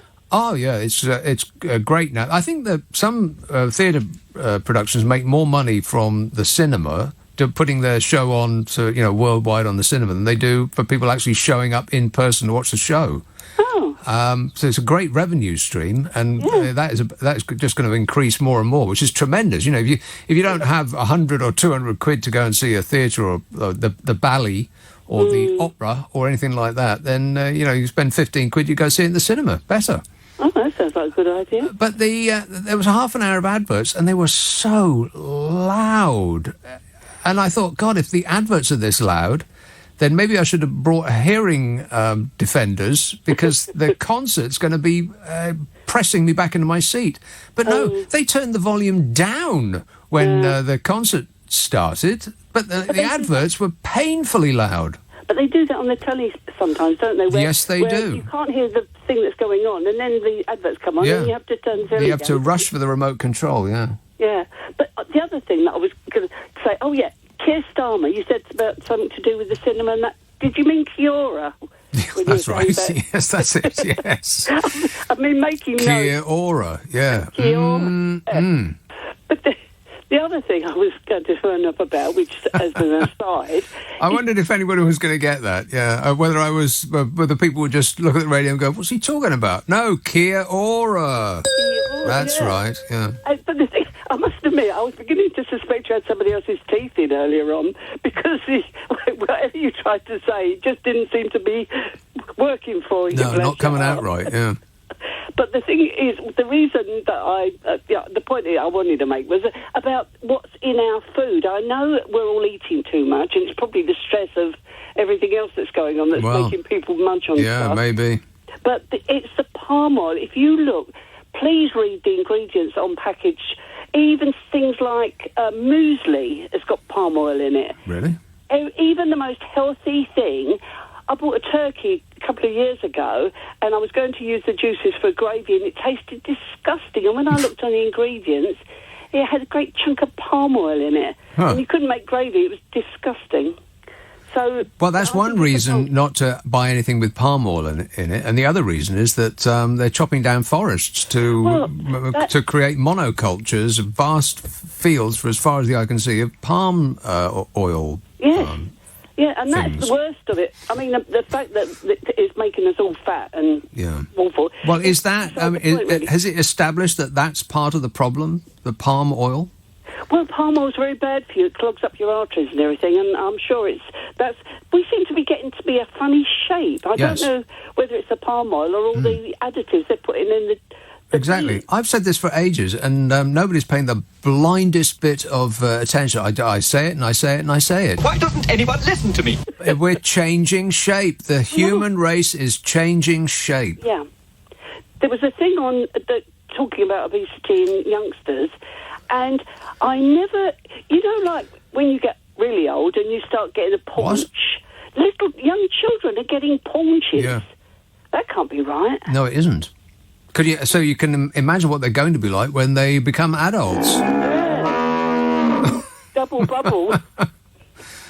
And if, of course, the supermarket shelves are about to be filled with the products that they sell in American supermarkets, when we get this huge and tremendous trade deal, then we will rapidly start to emulate our American cousins' shapes and sizes. But Nick, let me tell you this first as well.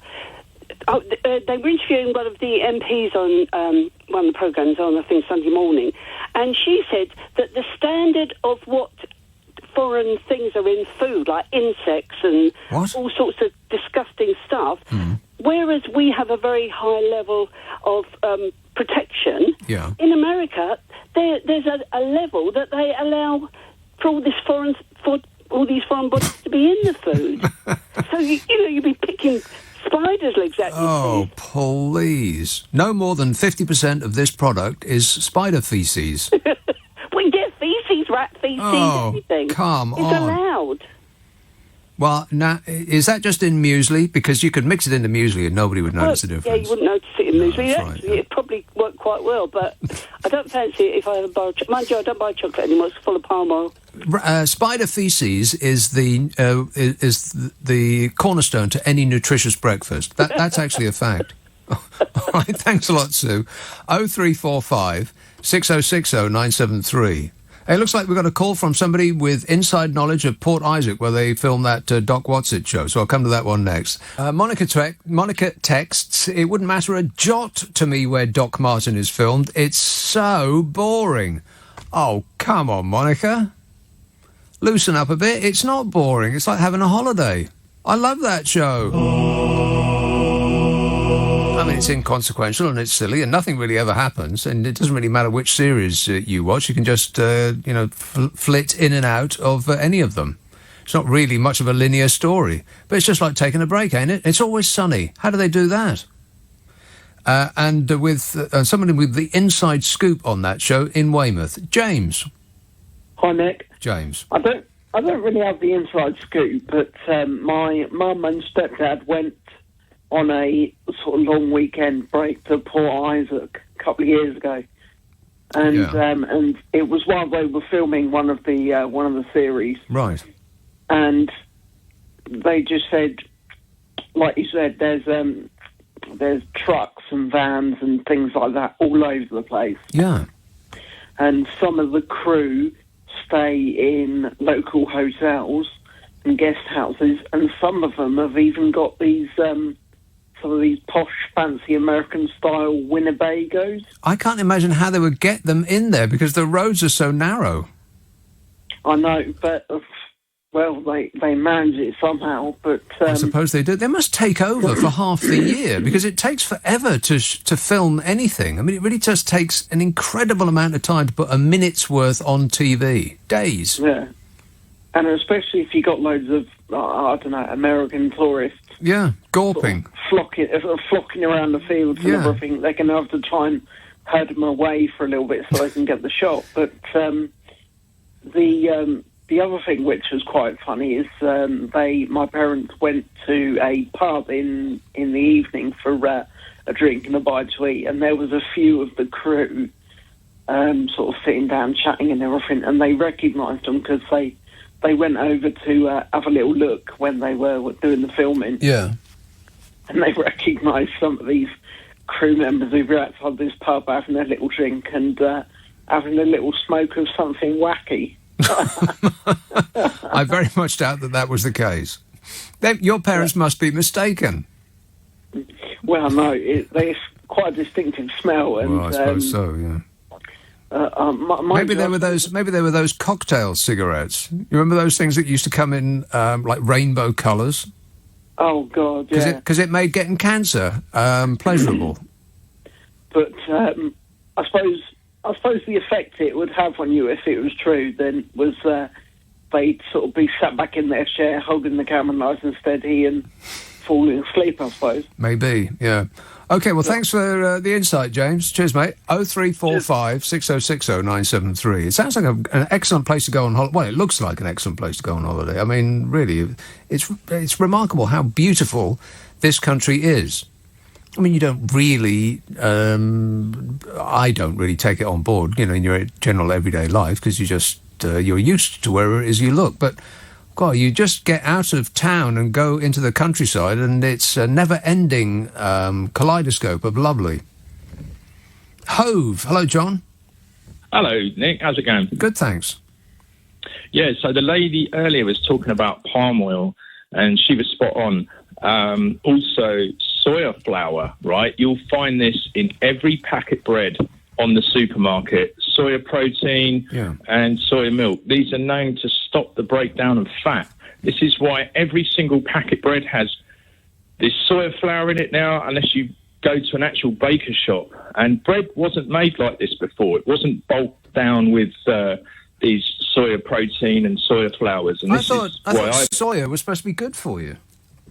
It is, but a lot of it comes from genetically modified crops. So even the stuff that purports to be organic can have up to 14% genetically modified produce, cross-pollination. That's correct, yeah. I checked with Alpro because Alpro are one of the biggest to jump on the soya milk market, and they're the biggest, one of the biggest shareholders in Monsanto. So join the dots. But everyone's switching over to oat milk and getting rid of the palm oil. All this palm oil as well, it causes inflammation and pain, chronic pain in a lot of people. And it's in all the chocolate now. The lady was absolutely spot on. Well, it's not in all of the chocolate. It might be in that chocolate-like product that you get in the newsagents. But you want to buy nice chocolate. Yeah, Swiss chocolate, correct. Yeah, or Belgian, correct. Or some English chocolate. Italian chocolate's my favourite. Yeah, nice one. So yummy. But just buy better and less. I mean, you don't have to stuff your face with pound after pound of chocolate-like product. Get some good stuff and just, have a square every now and again. There you go. Yeah. All right. Nice Thanks. one, Nick. Cheers, John. 0345 6060 973. Palm oil. Oat milk, he said. Ugh, that stuff's horrible. I tried every kind of non-milk milk. I don't know why. I just got it in my mind that I don't want to drink milk anymore. Because adults don't drink milk. The adult of any animal doesn't drink milk, apart from human adults. All other adults don't drink milk, do they? Any other animal species, they stop drinking milk when they're small. But we do. Love it, we do. And so I thought, well, I'll stop drinking this and see what happens. I tried every kind of milk that that's ever been invented, and they're all terrible. So I went back to drinking milk. There's oat milk, I couldn't drink that. Rice milk, hemp milk. Want to score some pot? That was the worst of them all. That is horrible. It's like somebody's squeezed squeezed juice out of their socks. Let's have Streatham. Hello, John. Hello, Nick. Hi, I've been told to speak directly into the microphone by your producer, Chappie. I can hear you loud and clear. Yes. People and eating on public transport. It's just I've had 3 or 4 incidents with people, maybe 5 or 6, in the last couple of months, and I'm just not going to leave my house anymore. It's just everyone's so aggressive now, Yeah. Now, when you say incidents, what do you mean? Well, I mean, just today I made the mistake of going into one of these £1 shops. Yeah. And then one of the tills broke down, and the customer actually, instead of having a go at the cashier, she looked back to all of us in the queue and went, "What are you looking at me for? It's not as if I give a bleep." And then obviously everyone averted eye contact, and I made the foolish mistake of saying to her, "I wasn't looking at you." And then we entered a bit of a... no! Warning! You engaged? And then we had a bit of a spat in which I thought the security guy, he was quite a big security guy. I thought he'd sort of intervene with the middle-aged lady, but he just stood there rolling his eyes, and then afterwards said to me, "Are you all right, buddy?" Which made me feel like sort of a frail, I think I think this phone call really encapsulates what's wrong with this country. I mean, this snapshot that we've got right now just tells us everything we need to know, John. They have a security guard at the pound shop. who did nothing. I mean, it really was worse a few years back. I haven't been to Croydon in years, but a few years back they used to have yellow vested security guards at the KFC, which is never a good sign. No. But no, I mean today's instance. I mean, it wasn't. I mean, I've dealt with worse, but after today, I had a nice little retort, which I'm ashamed to say I got from quite a infamous comedian's Twitter, but I just retorted back to her. I said, "This is one of the reasons I normally shop at Waitrose." That's not going to do you any favours standing in the queue at the pound store, John. Well, no, I think she seemed she was in her own mind. That was actually taken off. That was Jim Davidson had a bit of a spat with one of his Twitter followers, so I nicked that. But I thought at least it would get a few chuckles, but no one. Yeah, it also might get you stabbed. Keep your jokes to yourself in public always. Just maintain silence at all times and don't catch anybody in the eye. All right. This is the problem. I don't know what to do. I just one quick other one. This isn't food related, but I checked my bank balance, and then as I was walking back from the cash point, this was in Ipswich a few months ago, I saw some bank statements on the floor, and I just decided to just kick it along just for a laugh, and then one of these very well-meaning, he was a middle-class, well-dressed guy, he ran across from the other side of the road. I thought, "Oh, what's happening?" He bent down, he picked this bit of rubbish up, and he said, "At least you could throw it in the bin." And I said, "It's not mine, it was on the floor." He went, "Doesn't matter. Yeah. If you see something on the floor, put it in the bin." John, if you play with it, you bought it. Yeah. All right, thanks a lot, mate. I've got to go. Look at the time.